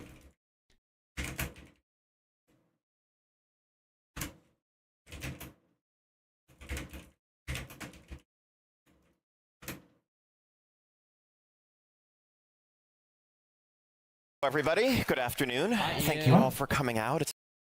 I absolutely love MMOs. I played them for the last 16 years of my life and enjoyed pretty much every single minute of it. But I've always been afraid of jumping into another one. When big titles came along like WildStar, Guild Wars 2, all that stuff, I shied away, knowing about the thousands of hours that I poured into World of Warcraft. I was afraid to jump into another one and have that whole process repeat. I wouldn't be able to spend the amount of time that I wanted to explore this game fully, or I was going to be playing MMOs until I was 70 years old, which I still might be. But I love them. When I left World of Warcraft a little over a year ago and decided to actually try out another MMO in the terms of Final Fantasy XIV, I was surprised to find that from a mechanical level, which is how I've always looked at these games, how they started with this sort of World of Warcraft formula and then branched out to become its own thing. When people talk about Final Fantasy XIV right now, they don't really talk about the same things they would talk about when compared to WoW. They talk about the story. They talk about what has become the linchpin is active, rampage rate, hostage reduce. Everything else is there. They carved their own way and changed their content in order to suit what their players demanded. And they're not the only ones to do it, which is why we're doing MMO January, which is MMO January, February, until I'm happy with it. I decided to jump into 4 MMOs because the new style of MMO has a lot of drop-in, drop-out gameplay. On the one day, I'm out killing Razageth. I'm farming high-end keys in World of Warcraft. The next day, I'm crushing extremes in Final Fantasy and enjoying the story. And I want to see how these other MMOs have found their own path, the ones that have been successful. So we decided to add in Guild Wars 2 and Destiny 2 as they've got brand new content coming out in the next couple of months, and jump in and set ourselves a little challenge. We will clear the current raid of these games and see what the experience is like. We'll get to experience the leveling, we'll get to figure out how the high-end gearing works. I really wonder what it's going to think of Guild Wars 2. It all works out. I'm going to come back to WoW and FF14 shortly, but now I really wonder. Jump into Guild Wars 2. When Guild Wars 2 launched, I had that fear. I didn't want to touch it. My wife actually bought it and played it for a few weeks and said she really enjoyed it, but I looked at it like the devil. I didn't want to commit my time to a new MMO, especially one that just kind of looked like Roar and cooldown that's reduced what by I saw with 45 a lot of seconds. MMOs that were trying to take a piece of World of Warcraft's pie. Which skill is They were that? all a little different graphically, had a little twist on the story, maybe they were using different intellectual Makes property, but when you look at the gameplay, What's the cooldown now? it kind 45. of just looked like WoW. And I was like, if I want to play a new MMO, it's got to be something completely different, like my original MMO Neocron, which was much more FPS and third-person swing target focus. That was really fun and a totally different experience, and that's something I was looking for. But now, I'm feeling a little bit more free to try these out. Into Guild Wars 2 I went. Completely blind. I know nothing about Guild Wars 2. I didn't know what the names of the classes were. I had no idea how anything worked. All I know is that this game has done very, very well, still has a ridiculously high amount of players into it. Yeah, it does pretty well. A little different. I remember when Guild Wars 1 came out and their big tagline was I don't remember Guild Wars 1. No Holy Trinity. The classic style of tank, healer, and DPS will not exist in our game. Okay, well, how does that work? I need to find out. They also went with the idea that you buy the game and then there's no sub fee.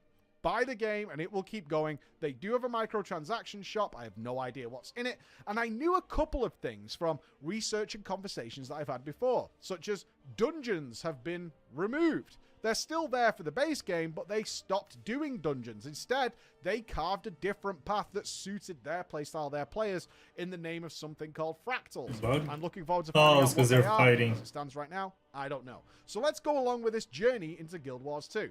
First things first, character creation. I rate this as a solid 7 out of 10. I wish I had known how much my character will appear up close and personal in cutscenes, but overall was really happy with this. I really liked that you could customize the color of your armor from the get-go. That gave you some idea of what was going to come later in terms of dyeing your armor and doing all those kinds of things, but also just allowed you to have a really comfortable looking character that is very important to many players from the outset. So I was really hoping that would go on. Next, I had to choose a class. I decided on the Revenant, and I did this based on reading the tooltips. No idea which ones to go. Do. As I was browsing through them, I was like, I know in the back of my mind that games that haven't updated this tooltip for a while are sometimes very out of date.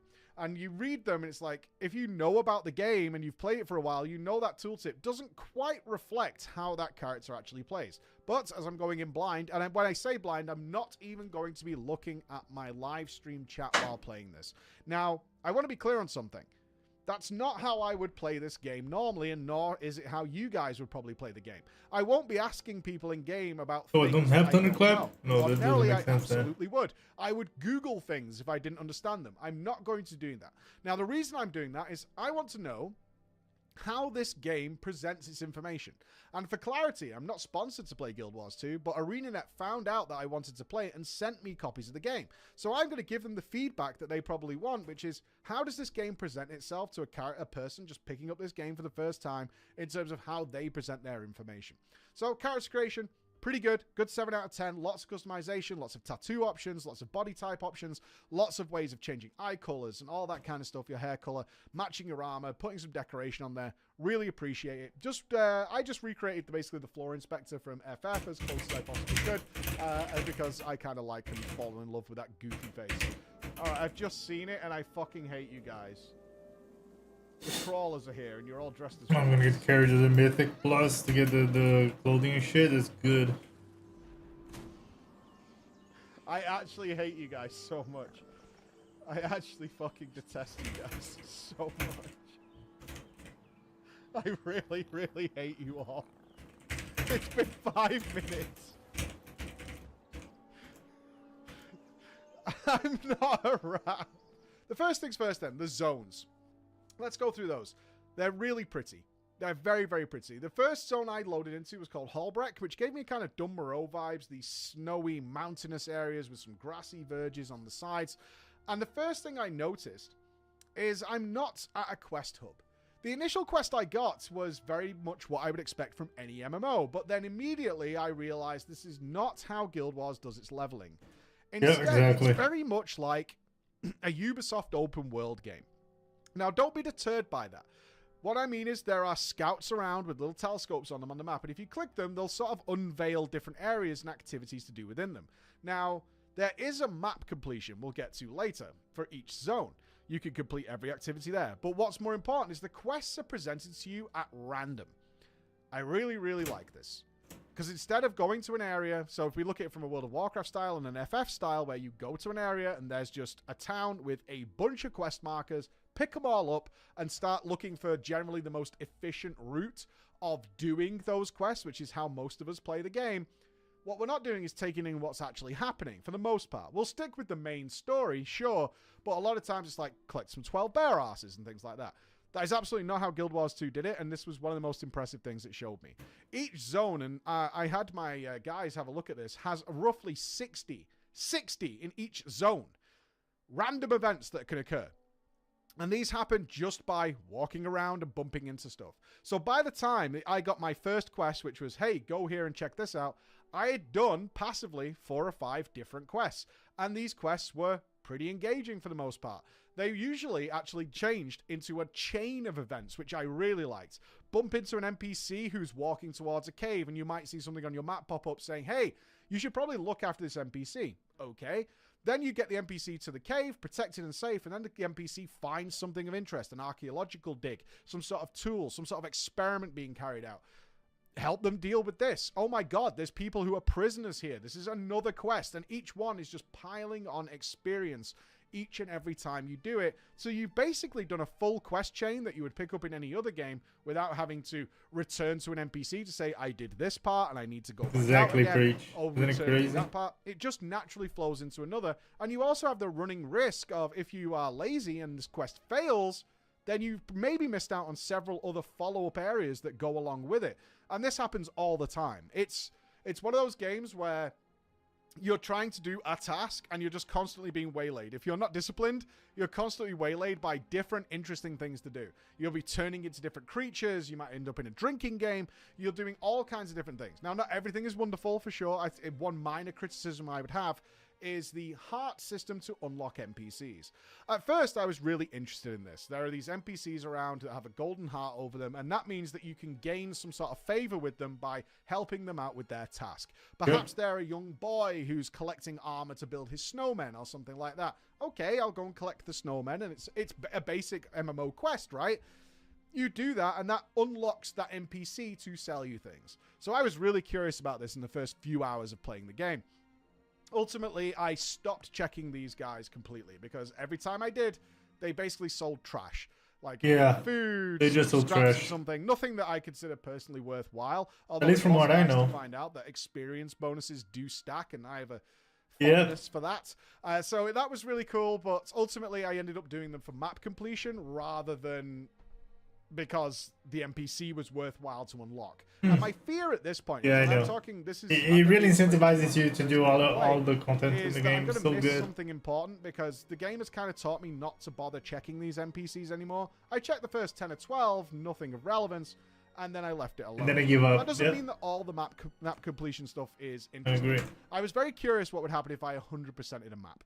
Now, these have things like vistas. I was a little scared at these at first because I thought they were jumping puzzles, but so far, every vista has been pretty easily accessible. And usually, once you can see on the map where the empty icon is, it might lead you to something else that's interesting as well. That's kind of how they bait you to where events are going. And I will say one thing for the events mechanic. Because they're constantly going and these chains kind of continue, which keeps you in the area for a while, and also people who wander in can just join in at any section of the event. You don't have to have done part 1. If you're on part 3 of 5 and people just turn up for some reason because they're looking for a vista, or perhaps they're unlocking a point of interest which is in the map, they can just join in as well and jump in. What you find is a much more full world. Rather than quest hubs where you're going backwards and forwards all the time, you have a much more full world because people are being kept in these areas naturally and through choice because they want to complete their quest, and more people are rocking up at different periods of time. Bro, crazy that I love this character. And once in... But coming back to these points of interest. 3 hours? 2 hours? What I found was that sometimes they were a little... all the way to 80. tricky to locate without doing full map exploration. And my brain was thinking, like, what happens if we do a full map completion?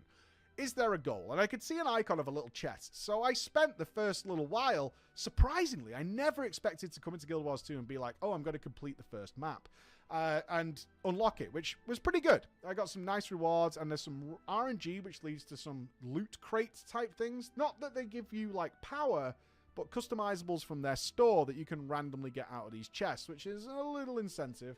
Not too bad at all. But overall, I found the zone. I have any completed quests to deliver? Maybe Let's talk level. about one of the elephants in the room that I didn't enjoy, but mainly it's because it could just use a coat of paint, ArenaNet. It really could. It's their UI. I don't have a couple It of actually them. reminded me of the old Star Wars RPGs. It's a very retro UI, and it was off-putting. And I think it would be very off-putting to any modern players who come into that game to check it out and be like, oh, this reminds me of like an old Windows basic RPG from back in the day, because it is that style, and it could easily be fixed with just a little bit of graphical improvement. The functionality is totally fine for like the system settings and things like that. It's just got that old school feel of the little cross box on the top, and you can see it yourself as a little bit off-putting. But that wasn't the only What is the element username of it? A few hours in, inventory became a real problem.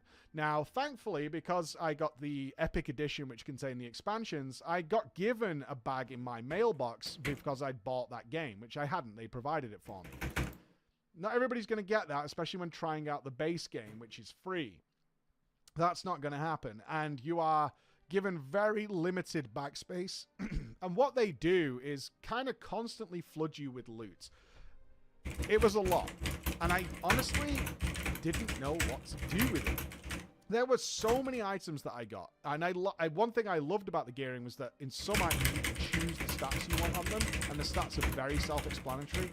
That's really nice. Like you could customize your gear from the get-go to be like, hey, I want this to be crit and hit, or whatever it might be. Or crit and double damage, or just strength and crit. I got to choose that myself. Was that my inventory was just filling up. And for no explicable reason that I could find, some items I could salvage and could turn into resources and stuff like that. Some I could sell to vendors, and then there were some items that I just couldn't do anything with. They just sat in my inventory. Eventually, I found a bank and decided to put the stuff in there because I didn't know what to do with it. I didn't know whether it was something that was worthwhile, but this was like level 5 gear, so it can't really be worthwhile. And ultimately, I know I can send this stuff to alts, which is a big plus, is that you can get extra gear early in the game that you can actually send to your alts, so they start with gear. That's pretty cool, even though gear is not a particularly difficult thing to acquire, but at high levels, that'll certainly be worthwhile. And I got very confused by this and ended up keeping this stuff in my bags all day, and I still don't know really what to do with it. On top of that... I can't buy any bags because my typical solution, obviously I'm not playing like I don't know how games work, would be to go to the auction house and see if I could pick up some decent bags, like for cheap. Like typically from most MMO experience, the best bags are expensive. The ones that are below that are not that expensive at all, and you can probably usually triple or quadruple your inventory space for just a few coppers. I was prevented from doing this because my account was new. And that was a real kick in the teeth. And currently I have to wait 4 days before I'm able to use the auction house. Now, I understand why this exists, to stop bot farmers and spammers and people abusing the auction house and all those kinds of things. But as a new player, it's a real handicap. It's a real handicap. There is some cool functions in there that I found, such as being able to send all my resources to the bank without actually having to go to a bank. So if I had crafting materials, I could get rid of those, and then I was just left with basic stuff. On top of that, I have no idea what to do with trophies. My bags are full of trophies, and I don't know what they're for. I can't sell them. Temperamental found it. For the most part, I don't know what to do with them, and it's really bugging the hell out of me. I'll figure it out, but I have all these trophies, which I assume are for reputation or to gain some standing with somebody. I mean, a trophy, when you call something a trophy, there's an essence of permanence to it. So, I don't know. I'll figure it out. Another issue that I found out with the UI, and again, this is all coat of paint stuff, is that my camera is super annoying. I had the initial issue that you definitely get in World of Warcraft. I don't think you get this in FF, where your camera, if you start walking, your camera auto-adjusts to being behind you. When are they going to find them? I really hate that. So going into the settings, I found that I could turn that off. However, when you're on a mount, you can't. At least I seemingly can't find the option for it. So although I've turned it to the way I like it, which is just let me control the camera, thank you. Where is it? On your mount, you can't. But on the good news is, they gave me a mount nice and early. I got a mount, I think I was level 20 when it just gave me a mount to get around on. And I'm told, I haven't found it yet, the mount system is fantastic. I unlocked something called Masteries, but it says... Oh, it hasn't unlocked the mounts yet? Oh my god. Hold on, chat. I'm going to actually go back on this video. No. Ordinary removed. They're still there for the base game, but well, how does that work? I want to commit my time to a new MMO, especially one that just kind of looked like WoW. And that's what I saw with a lot of MMOs that were trying to take a piece of World of Warcraft's pie. They were all a little different graphically, had a little twist on the story, maybe they were using a different intellectual property, but when you look at the gameplay, it kind of just looked like WoW. And I was like, if I want to play a new MMO, it's got to be something completely different. Like my original MMO, Neocron, which was much more FPS and third-person swing target focus. That was really fun and a totally different experience, and that's something I was looking for. Oh, Neltarian Lair? A little bit more free to try these out. Into Guild Wars 2 I went. completely blind. I know nothing about Guild Wars 2. I didn't know what the names of the classes were. I had no idea how anything worked. All I know is that this game has done very, very well, still has a ridiculous How the hell do I write that? Hold on. players into it, and does things a little different. I remember when Guild Wars 1 came out, and their big tagline was a couple of things. No Holy Trinity. The classic style of tank, healer, and DPS will not exist in our game. Okay, well, how does that work? I need to find out. They also went with the idea that you buy the game and then there's no sub fee. Buy the game and it will keep going. They do have a microtransaction shop. I have no idea what's in it. And I knew a couple of things from research and conversations that I've had before, such as dungeons have been removed. They're still there for the base game, but they stopped doing dungeons. Bro, can't believe it's gonna carry us through a plus 41. Players in the name of something called fractals. I'm looking forward to finding out what they are. As it stands right now, I don't know. So let's go along with this journey into Guild Wars 2. First things first, character creation. I rate this as a solid 7 out of 10. You put the key there. I wish I had known how much my character will appear up close and personal in cutscenes, but overall was really happy with this. I really liked that you could customize the color of your armor from the get-go. That gave me some idea of what was going to come later in terms of dyeing your armor and doing all those kinds of things. Exactly. It also just allowed you to have a really comfortable looking character that is very important to many players from the outset. So I was really hoping that would go on. Next, I had to choose a class. I decided on the Revenant, and I did this based on reading the tooltips of what these classes do. As I was browsing through them, I was like, I know in the back of my mind that games that haven't updated this tooltip for a while are sometimes very out of date. True. And you read them, and it's like, if you know about the game and you've played it for a while, you know that tooltip doesn't quite reflect how that character actually plays. But as I'm going in blind, and when I say blind, I'm Wait, don't I need someone going else? to be looking at my live. Oh, it's 5 out of 5. Never mind. Now, I want to be clear on something.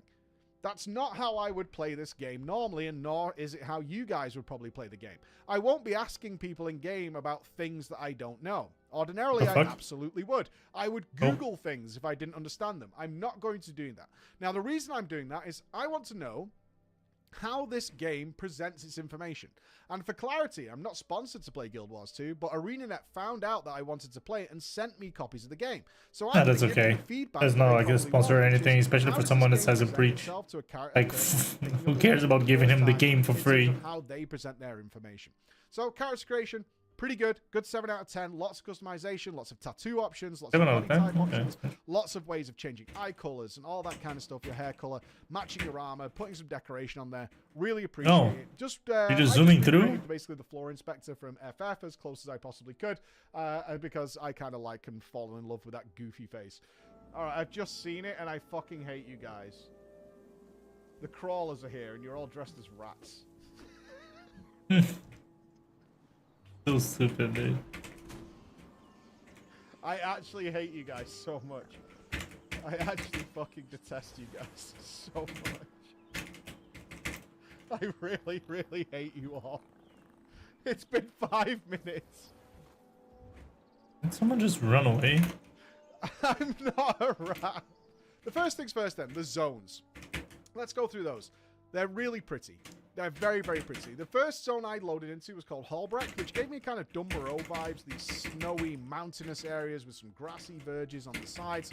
And the first thing I noticed is I'm not at a quest hub. The initial quest I got was very much what I was one of them died, lol. But then immediately I realized this is not how Guild Wars does its leveling. Instead, it's very much like a Ubisoft open world game. Now, don't be deterred by that.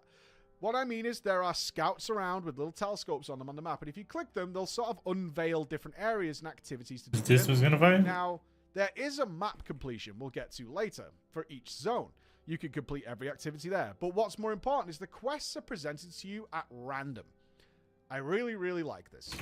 Because instead of going to an area, so if you look at it from a World of Warcraft style and an FF style, where you go to an area and there's just a town with a bunch of quest markers, pick them all up and start looking for generally the most efficient route of doing those quests, which is how most of us play the game.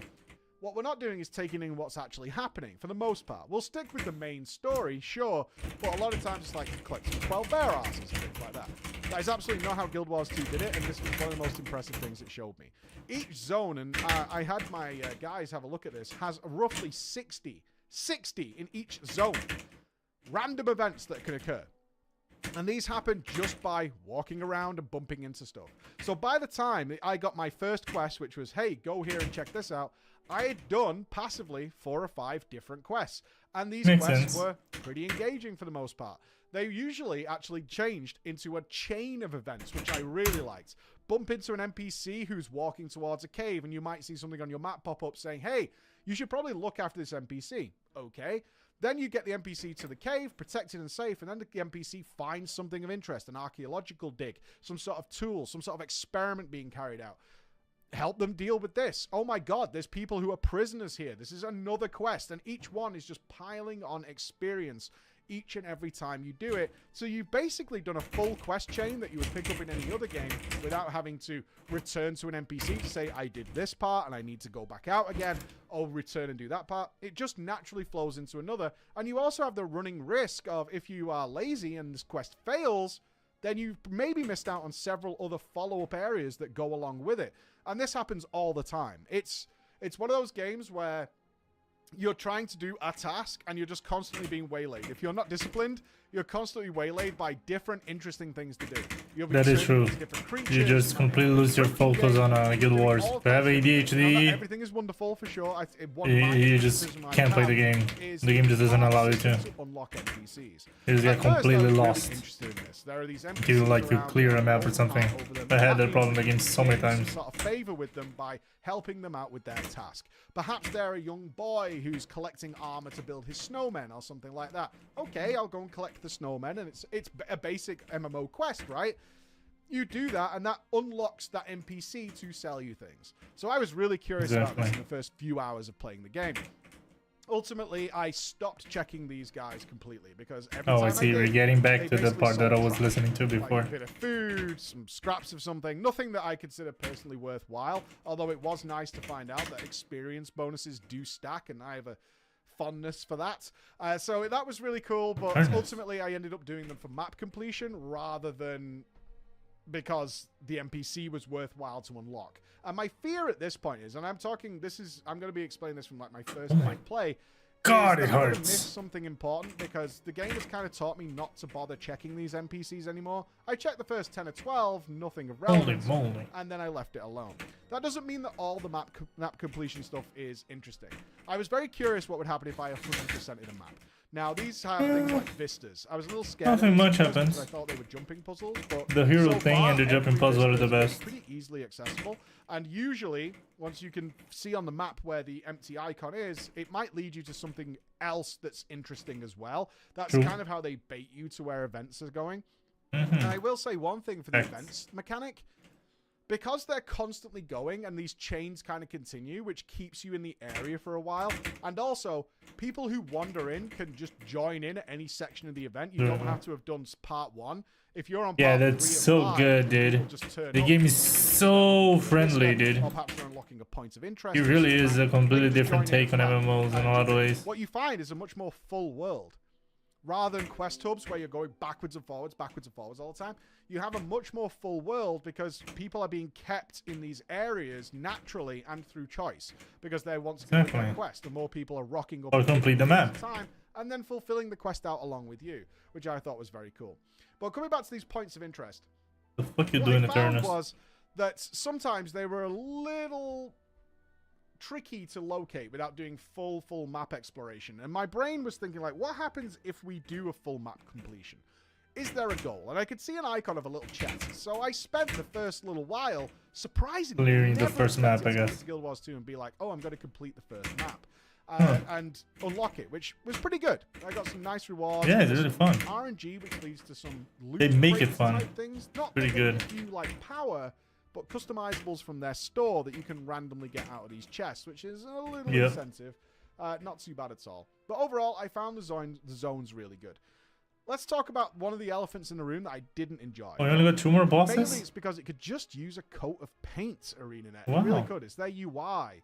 It actually reminded me of the old Star Wars RPGs. It's a very retro UI, and it was off-putting. And I think I thought we were gonna aggro them or stop to kill them already. That game to check I was it out wrong. and be like, oh, this reminds me of like an old Windows basic RPG from back in the day, because it is that style, and it can easily be fixed with just a little bit of graphical improvement. The functionality is totally fine for like the system settings and things like that. It's just got that old school feel. Yeah, you're right. Little crossbox in the top, and you can see it yourself as a little bit off-putting. But that wasn't the only element of the UI I didn't like. A few hours in, inventory became a real problem.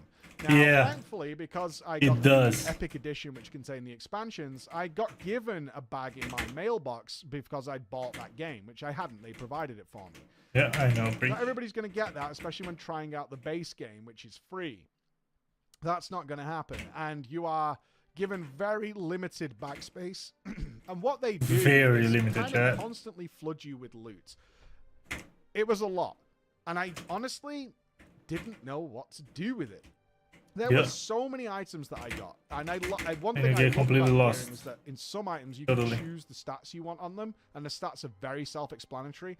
That's really nice. It's like you could customize. Remember that Get-go to be like, hey, I want this to be crit and hit, or whatever it might be, or crit and double damage, or just. I really don't remember that. I got to choose that myself. Was that my inventory was just filling up. Where are the other players? Are they sitting at the beginning of the map? For no explicable reason that I could find, some items I could salvage and could turn into resources and stuff like that.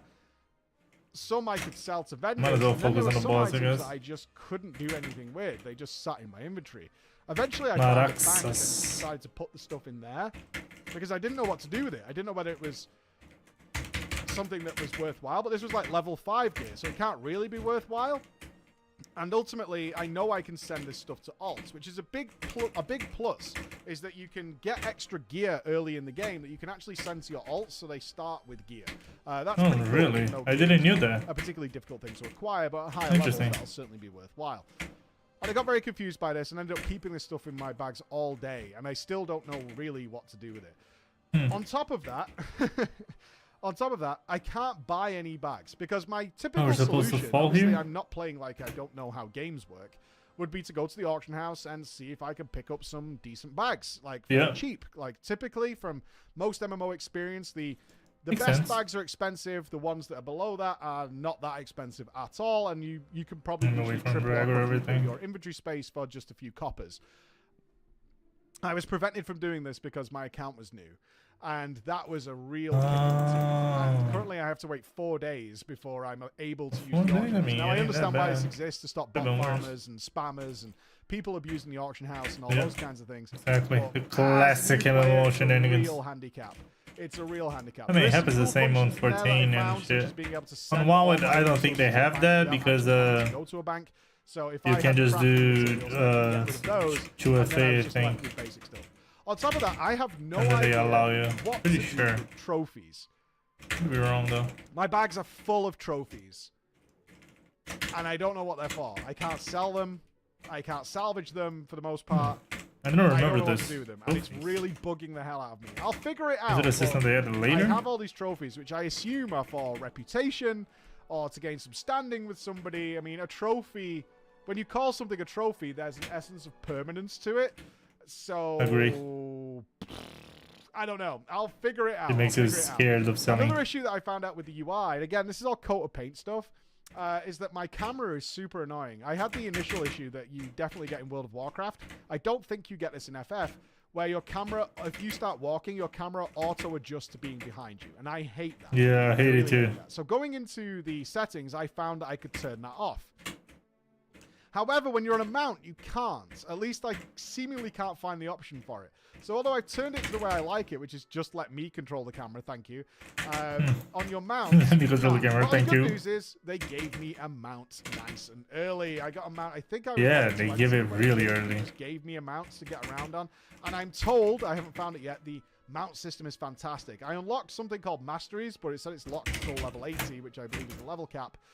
So I don't know where that goes, but I got myself a Juicy Raptor, and I could instantly change its color at the beginning. So it was that was really cool. Let's talk about the gameplay a little bit. So I was pleasantly surprised. This is one of the joys about going into these games blind, because it started off a little ominous. But first of all, the combat was really fast. Surprisingly fast. One thing I didn't know is that my actual skills on my bar came from which weapons I'm holding. And my Revenant could dual wield, which means if I put a mace in my main hand, I get 3 abilities that I use with my mace. And if I put a sword in my offhand, I get 2 abilities I can use with a sword for another 2 skills. If I swap them around, I get different abilities again. If I equip a 2-hander, then I get another set of abilities. So and then I got the ability to actually weapon switch. So very Lost Ark-y vibes. For those of you who played Lost Ark recently, where I had 5 abilities that were with my main hand. Oh, he means the bar. And then I could equip something else in another weapon slot, and then I could swap between them in combat. So I equipped a staff, which gave me some healing abilities to go with it. Along with that, my Revenant actually takes the power of legendary heroes. Because at first I thought, is this MOBA style? Because I only had 5 spells, and then I could see a bar where I would get another 5 or 4. So I was like, do I really get 9 abilities in this game? That feels really low, but perhaps it's a much more casual-based MMO, in which case we just don't need a flood of abilities like we'd find in WoW and FF. And that's not really the case, in fact. Yeah. What you have is a really, really intricate system of being able to, at least on my Revenant, of swapping weapons, which gives me access to 10 abilities alone. And then I could swap my legendary hero on the fly as well, and gave 5 abilities with 1 and each. And I can swap them both independently in combat. So I can have my standard weapons with any of my legendary heroes. I could change my weapon and still have legendary heroes, giving me 20 abilities that I could swap between on the fly. Now, which that meant I got hero points, which are talent points essentially. Now, hero points are something that reminded me a lot of Star Wars: The Old Republic. Did I get the hero challenges out in the open world, which will give you extra hero points? Did I get the talent tree as well as the ones you gain while leveling up? This may be a little.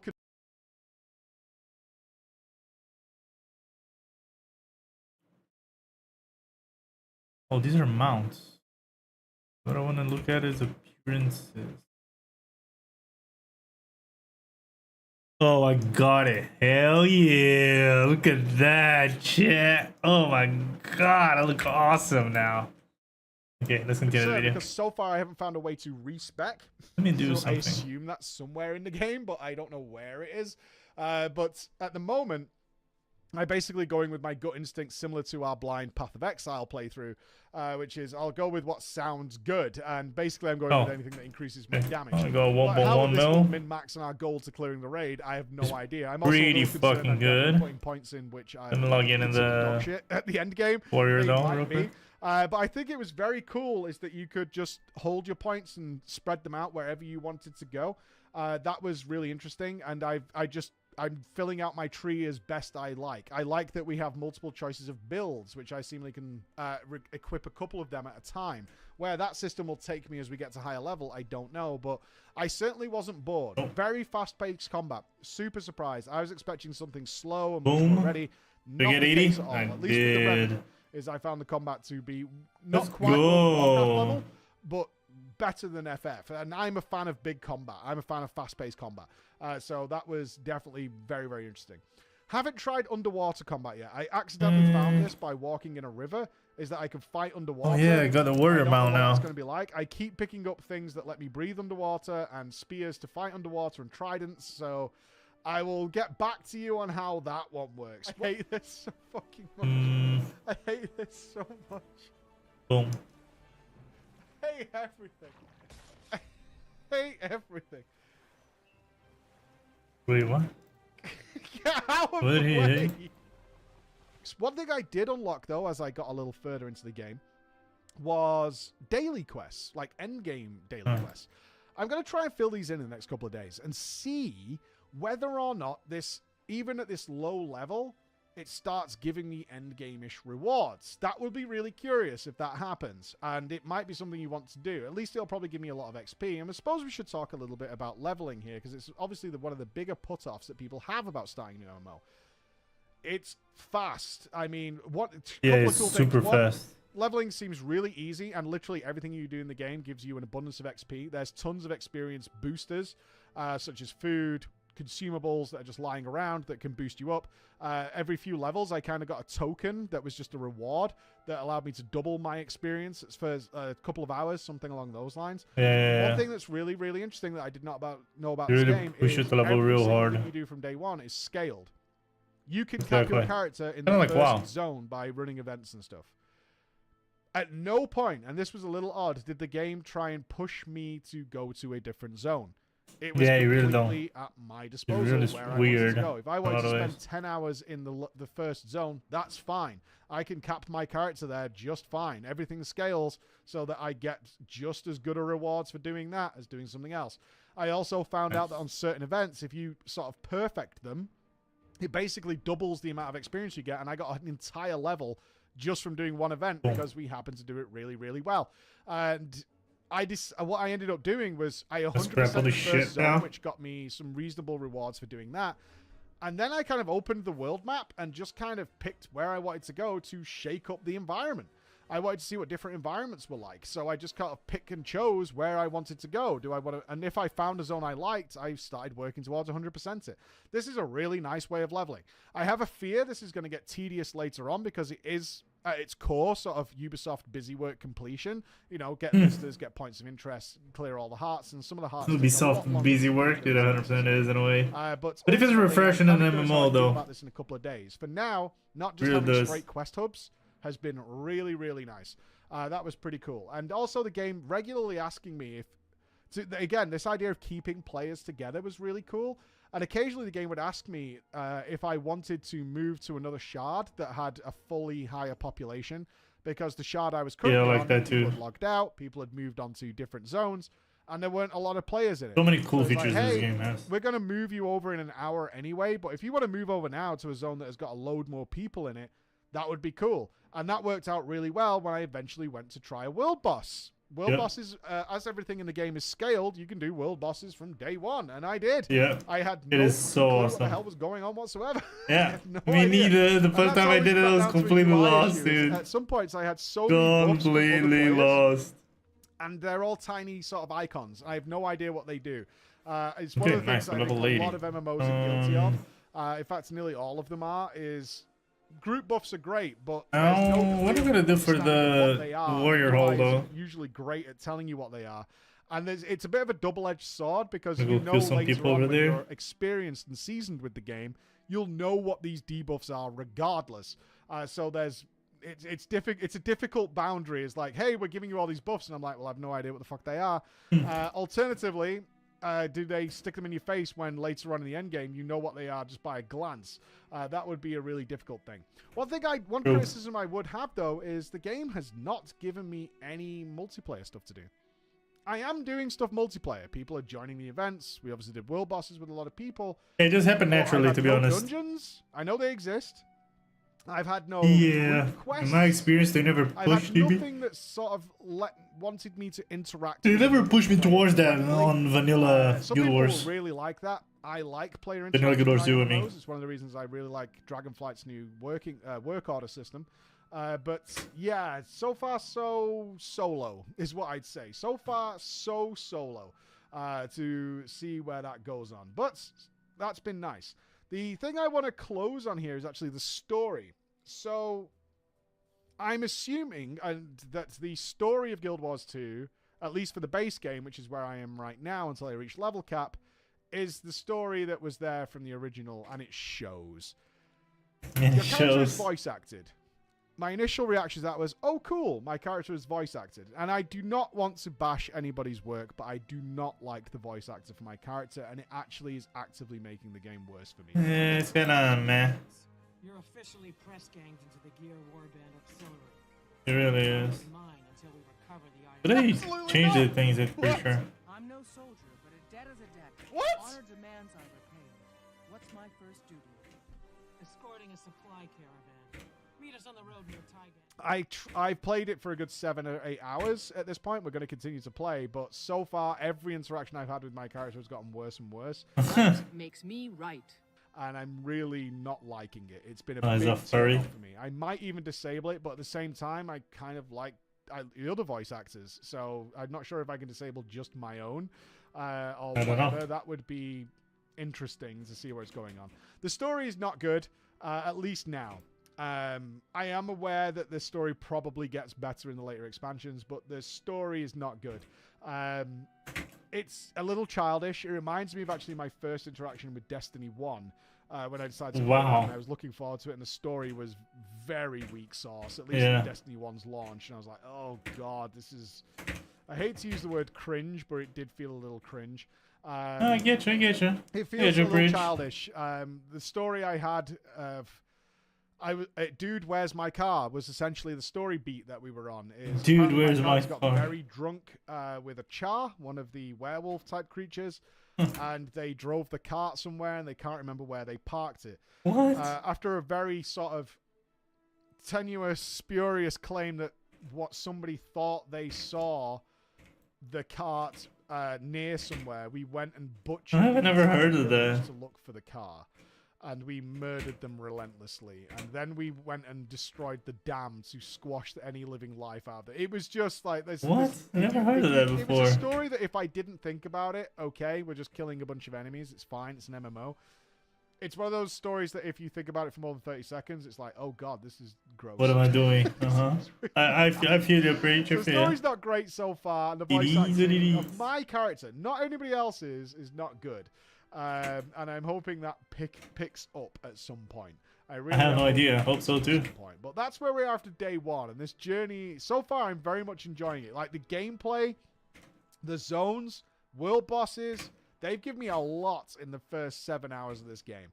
And I'm going to throw a lot more in and see where this journey takes us on our mission to clear this raid. But so far, so good. Criticism, I think, is fair.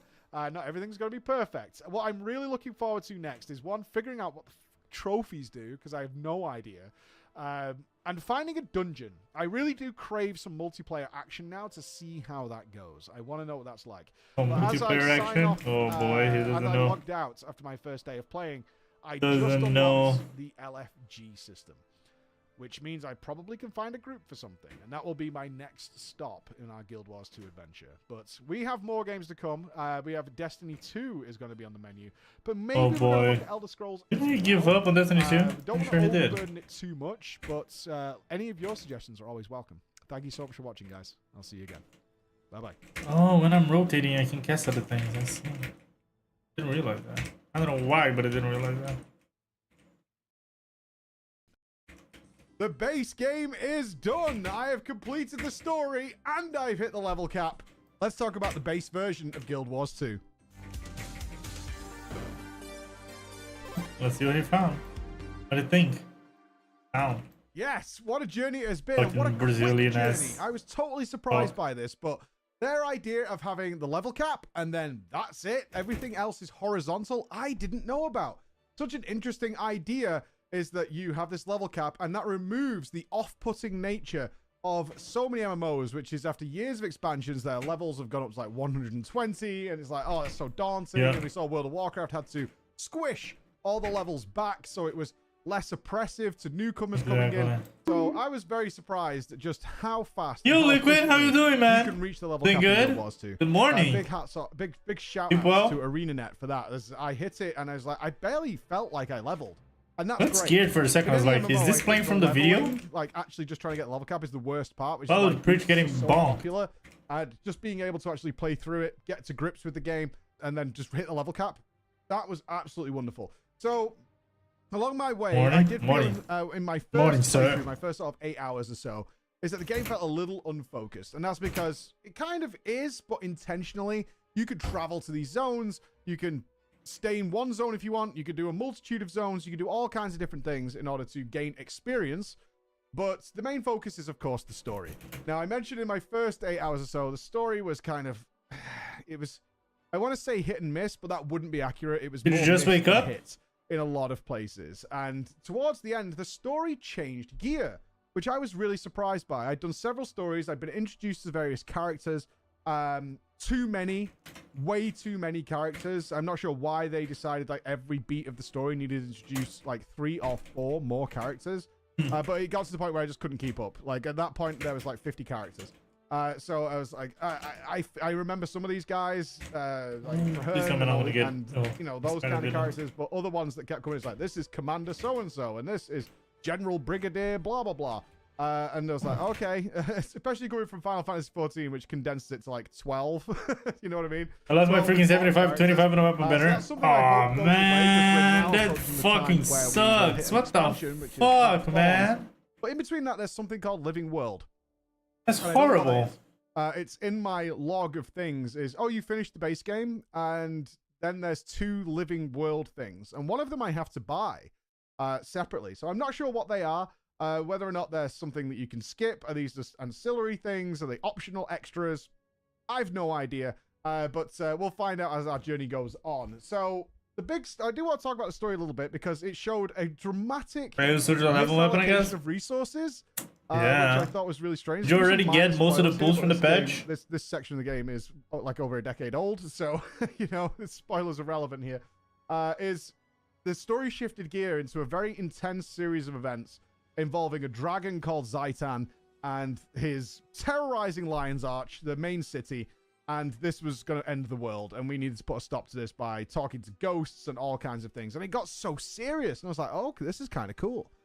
This is really interesting. This Zaitan character seems like it's going to be a big, epic dragon battle. Probably supposed to coming still, but I don't care anymore. Yeah, I thought so.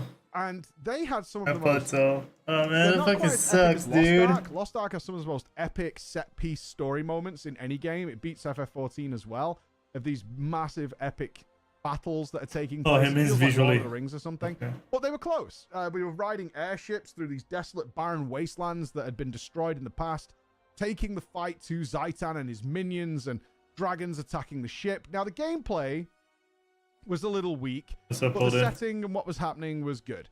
So I was enjoying a lot of this. War. God damn, if they kept saying for probably section 1 of the story, now we take the fight to Zaitan, and I'm on section 54, and we're doing something else before we can take the battle to Zaitan. And I started to get really frustrated. Yes, the scenes were epic. Yes, what we were doing was kind of cool.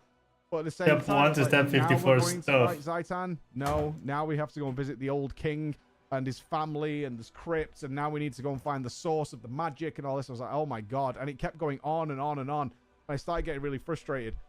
But they clearly poured so much resources into this ArenaNet that they were like, look what we've made. It's so cool, right? It's really cool. And yes, it's really cool. And then the ultimate finale, the battle with Zaitan, the showdown with Zaitan. Probably have a bunch of upgrades. I had a stream of thousands of people laughing at me because I was doing it blind, and I've been back and checked the VOD, and they were all laughing hysterically because the Zaitan battle is the worst NPC battle that I've seen in years, and it was unbelievable. And then we do a bit of history research, and this thing is notorious as one of the biggest disappointments in Guild Wars 2. And I'm glad I got to experience it without knowing anything about it, so my response was genuine to this experience. It's just so obscenely bad. I've just stood around throwing barrels. Where's the bar? Progress for the video. Going on. I was like, well, and I couldn't believe that this was the culmination. Is that Zaitan? It's Cthulhu. Oh, it's his music, not mine. Oh, it's not fight it with the cannons. No, on the ground. I never legitimately thought Let me see what we should buy. Boss fight done worse than Duke Nukem Forever, and this is. Then Duke Nukem? Oh, he has no idea, does he? The thing that has come to my brain.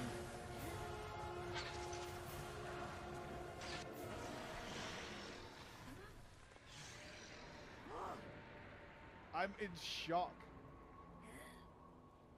Pets and toys. I don't want to buy the pets and toys though. Not now. Those are gonna be the last things that I'm gonna buy. What's that noise? Hello and welcome to the Pat Boss Guide.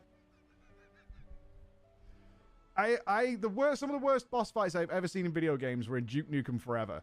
And for those of you who've not played that monstrosity, don't. But in that game, you can only actually damage bosses with one particular weapon. And so they just had to have the weapon waiting for you in the boss arena and the infinite ammo because you might not have that weapon. It's the only weapon for some reason that does damage in a 2-weapon swap system of Duke Nukem, for Christ's sake. And I thought I'd never see a boss worse than I saw in Duke Nukem Forever. And they did. They beat it with Zaitan. And there's, I guess there's a sort of nostalgia with ArenaNet not going back and fixing it for people. Yeah, let me go from the cheapest to the most expensive. It needs some looking at because it's I'm gonna probably log off after buying all these things, chat. I'm gonna take a nap and then I'm gonna go back to streaming. My team who have played a lot of Guild Wars 2, it will get better. Just so y'all know. This was a decade ago, and this is what they made. From cheap to expensive versus Agos the Silent. It went a bit wrong at the end, but it will pick up from there, and I hope so because the voice acting is Agos the Silent. Can't predict. You know my weak point. Completely unnecessary flattery. Thank you, Ben. I knew we could count on you. This is not against the person, but whoever voice acted my character did do the a Silent. good job. I'm really hoping Who that did gets Supplier? changed really soon. But as we hit the level cap, a few things happened which I was surprised by. I talked at the beginning of the video about this horizontal expansion. There's a level cap, and then there's horizontal expansions. Instead of raising the level cap, giving you, like you would expect in a normal MMO, level cap goes up, you get a bunch of new stuff, which is what we expect. Okay, they whatever. cap the levels at 80, and then it's all sideways concept from there. And I was really curious how that would play out. It's a little bit of an obfuscation because as soon as you cap, you unlock sort of a new talent tree system in the masteries that you can get. And then I unlocked some new sell spec 7 called things? Elite Oh, yeah, it does. Specializations, Sell which 7 then gave things. me access to a different type of build, which required more talent points. But you can get the talent points without levels. They're actually something you can get from resources in the game, such as challenges and things like that, and finding Oh, the game's gonna hero points lag. in the maps. I was like, oh. So it's Oops. kind of Oh, never mind, I already horizontal, read but that not message. really. They're just not raising the level cap, but it's going sideways. But at the same time, I'm fine with that because Okay, I you bought do everything need to it has so incentivize far. people to play your expansions. You Yep. can't just put new zones in. You need something that's going to grow player Next power, one is grow, modify, and evolve. your Lara characters, and do all that Treebender. kind of stuff. So I'm fine with it for now. I'm wondering how much of it there is because there's definitely a certain finality to hitting a level cap. There is in most games. Like, oh, I've hit the level cap now.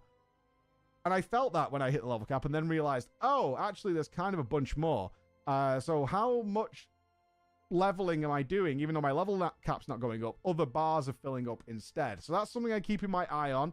I will admit, it felt a little daunting. I was like, oh, I thought we were kind of done with this part of the game. And maybe not.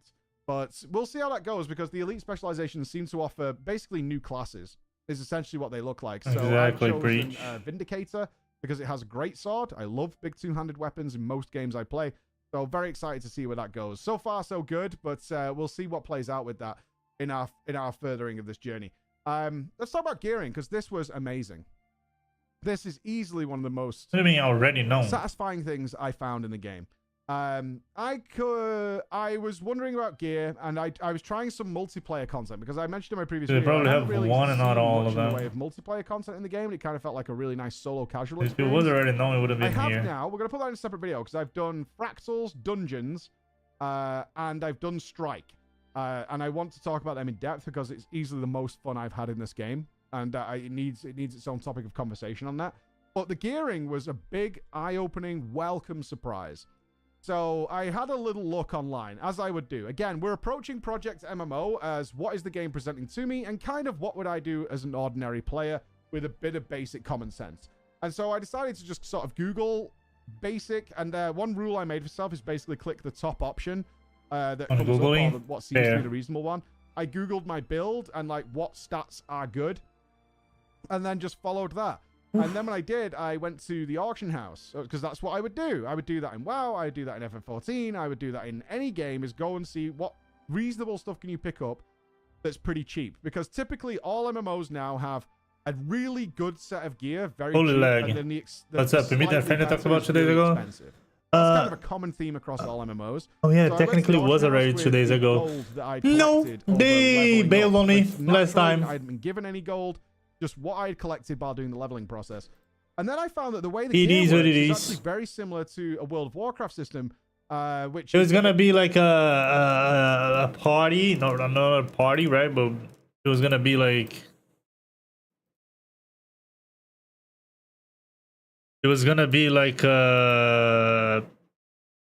how can I say this? It was gonna be like 6 or 7 different friends that were gonna meet up, right?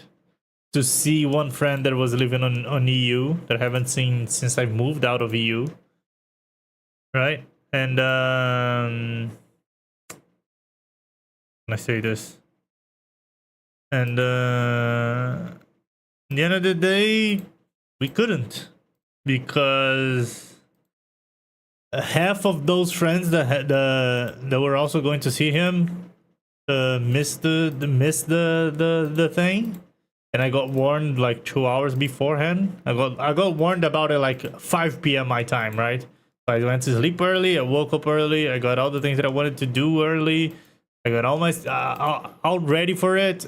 And in the end of the day, like 5 p.m., they just, yo, I can go. And then the guy that I was supposed to see, right, that I haven't seen in ages, he said, yeah, I can go either. And I'm like, really, guys? Really, guys? Oh, I even got some refund because I already knew this. It was all for nothing. I went to bed early for nothing. I woke up early for nothing. I didn't stream for nothing. But it is what it is, right? It is what it is. It happens. Okay, we bought all of these by Lara too. And buy all the ones from Arturo now. Then all the Freddy threads too. So Arturo's and Freddy threads. They have these affixes on the gear that means it has specific stats. So in World of Warcraft, what is it they just sell? Of the bear, fire flash, of the aurora, and that means it's got like very specific stats on it. And Guild Wars 2 works the exact same. So I was recommended to get Berserker stuff. So I thought it was going to be a set of Berserker armor, so like a tier set. Not like that at all. In fact, I found a set of gear that was super, super cheap with a little bit of advice. I'm not going to lie, a little bit of advice as to what it was called. That had my Arturo and what again? In it, and it was dirt cheap, like less than $1 a piece. And Arturo and I'm so happy. Nagos. I am raid ready, as far as I know. Yeah, Arturo and Nagos. An elite specialization, gear-wise, in terms of gear drops, I'm done. I am already more than caught up from where I need to be, including weapons. Weapons, back pieces, accessories, things like that. I managed to pick it all up for the 12 gold budget I had. And just with the gold that I picked up naturally while just playing the game, I managed to acquire a full set of gear, so I was not going to be hunting down mad drops just to be relevant in the content I want to do. Remember, our goal here is to clear the current raid of the game. Arturo's and it was done. I'm so happy by this. Your gear is ready for endgame? Really? Just from leveling up? That's what the hell is Arturo? Back for Guild Wars. That is a big pat on the back.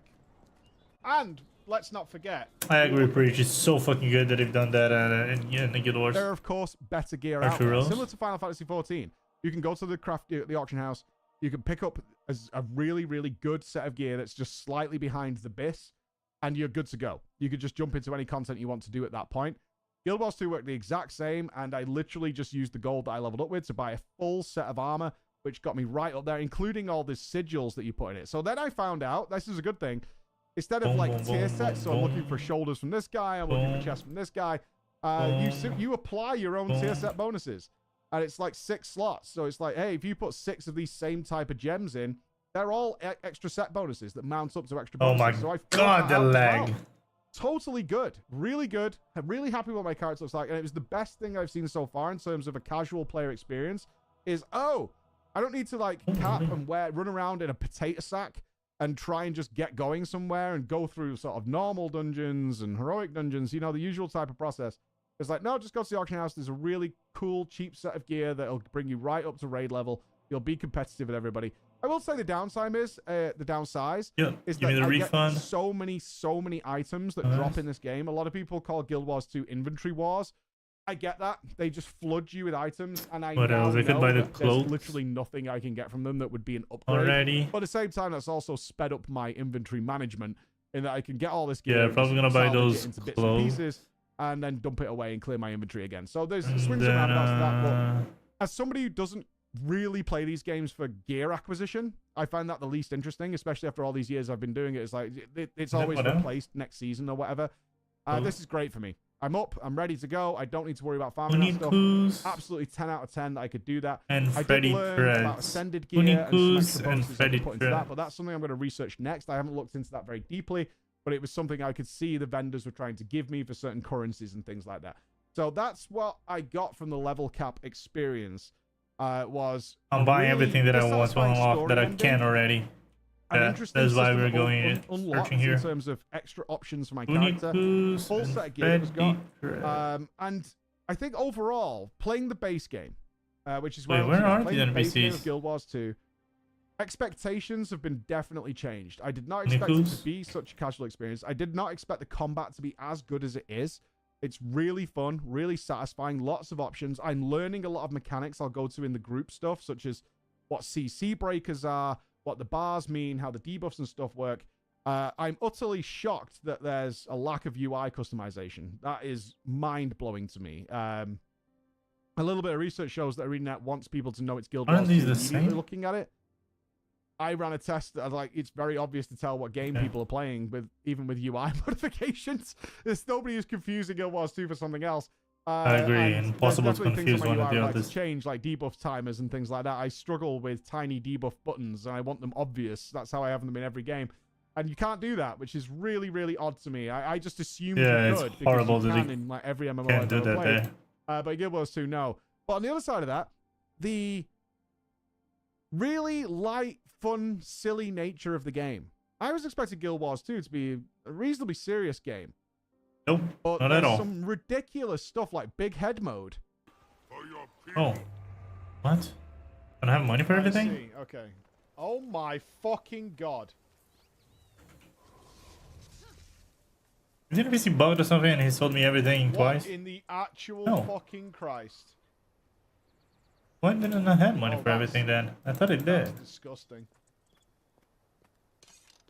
That is absolutely the big ass head, dude. Look at that. Totally gobsmacked that big head mode exists, and you can click a thing and you have big head mode. The mounts are utterly ridiculous. We had a bit of a mount off competition, and people were showing me all sorts of crazy things. Okay, we unlocked a crazy amount of appearances and sets now, chat. I know that some point in Guild Wars 2.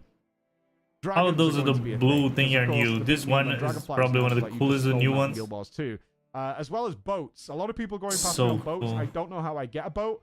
I don't know how to get a flying mount yet. I assume with the expansion I'll get a flying mount is my guess right now along this journey. That is going to happen. But there's a lot of silliness. I did a dungeon, which we'll talk about in the multiplayer video, where we had the Terminator 2 thumbs up from a robot sinking down into the lava, and I was laughing. I was like, "That's cool too. I like that." There's like a serious thing going on with hostages, and people have been enslaved. And all this kind of stuff. Cool too. Kind of ninja. Terminator 2 thumbs up, going along with it, and that has been one of the most surprising things I've encountered. And that's only the sets, right? There's also the individual items. Level cap.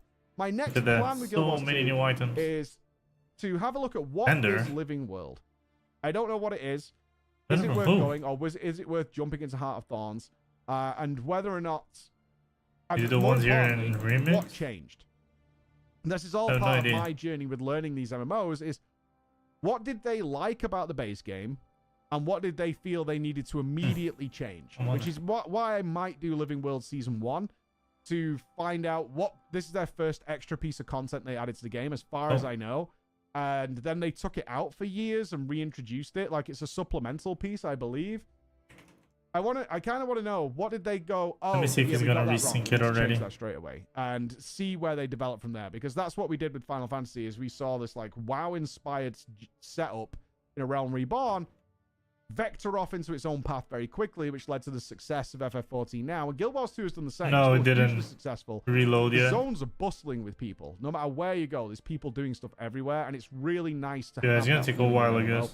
And it's still there now. So that's where we're up to. It's okay, excited for where the next thing takes me. I'm certainly enjoying now we're missing toys, pets, more than which is 1.8. Like sometimes we check these games like, oh, okay, we're going to check out the raid and 1.8 plus 140 here. In terms of gearing acquisition, I haven't gone into the advanced stuff yet, but for a start, huge win in my books. So thank you very much for listening. In the next video, we'll jump into what I found in a lot of the multiplayer stuff that I've checked out.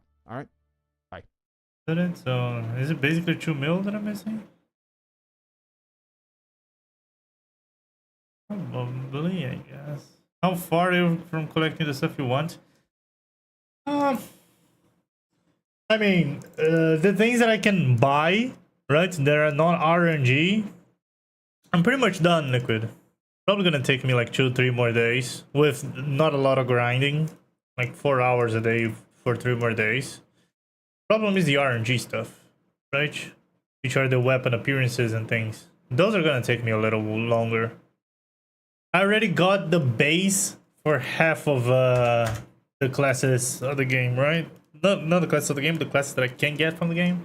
So like Demon Hunter, I already got almost everything set up. Priest, everything, almost everything set up. Druid, still got 1 more to grind. Mage, almost everything set up. Paladin, still got a couple to grind. Warrior, just started, right? And then there's all these level 10s here. So 1, 2, 3, 4, 5, 6 level 10s. So technically I'm halfway through because there's 6 characters already level max. That being said, these are the characters that are gonna level up in 1 to 2 days. Just super easy. The thing is that after I level them to max, what I gotta do is finish their class quest, which is fast. But the thing is, the weapon appearances, right? So like, many of the weapon appearances are drop on an RNG chance. They're locked behind a daily thing, right? So like, I can try this thing once a day. If it drops, it drops. If it doesn't drop, it doesn't drop, right? But eventually, when we get to that point, like as soon as I finish farming the rest of the bronze that I need, which I think is like 2 million more, right? 1.92 million was what I was counting here. Then after I get all those, all of that bronze, then I'm just gonna basically log in, do like 3 minutes, 4 minutes of gameplay. Then I'm gonna be done all the way till the January 19th, which is whenever this mode ends, and then I'm gonna go back to variety. I don't know what I'm gonna game. I don't know if I'm gonna go back to Final Fantasy. I don't know if I'm gonna play other things. I don't know if I'm gonna play ZZZ. I haven't decided yet, to be honest with you. But yeah, most of the things that are deterministic, right, that I can guarantee I can get, I'm pretty much done. Pretty much. Right? This website will take a while to update. I'll check it again whenever we start the stream again later today. But yeah, that's pretty much it. I'm gonna stop to eat and make a snack.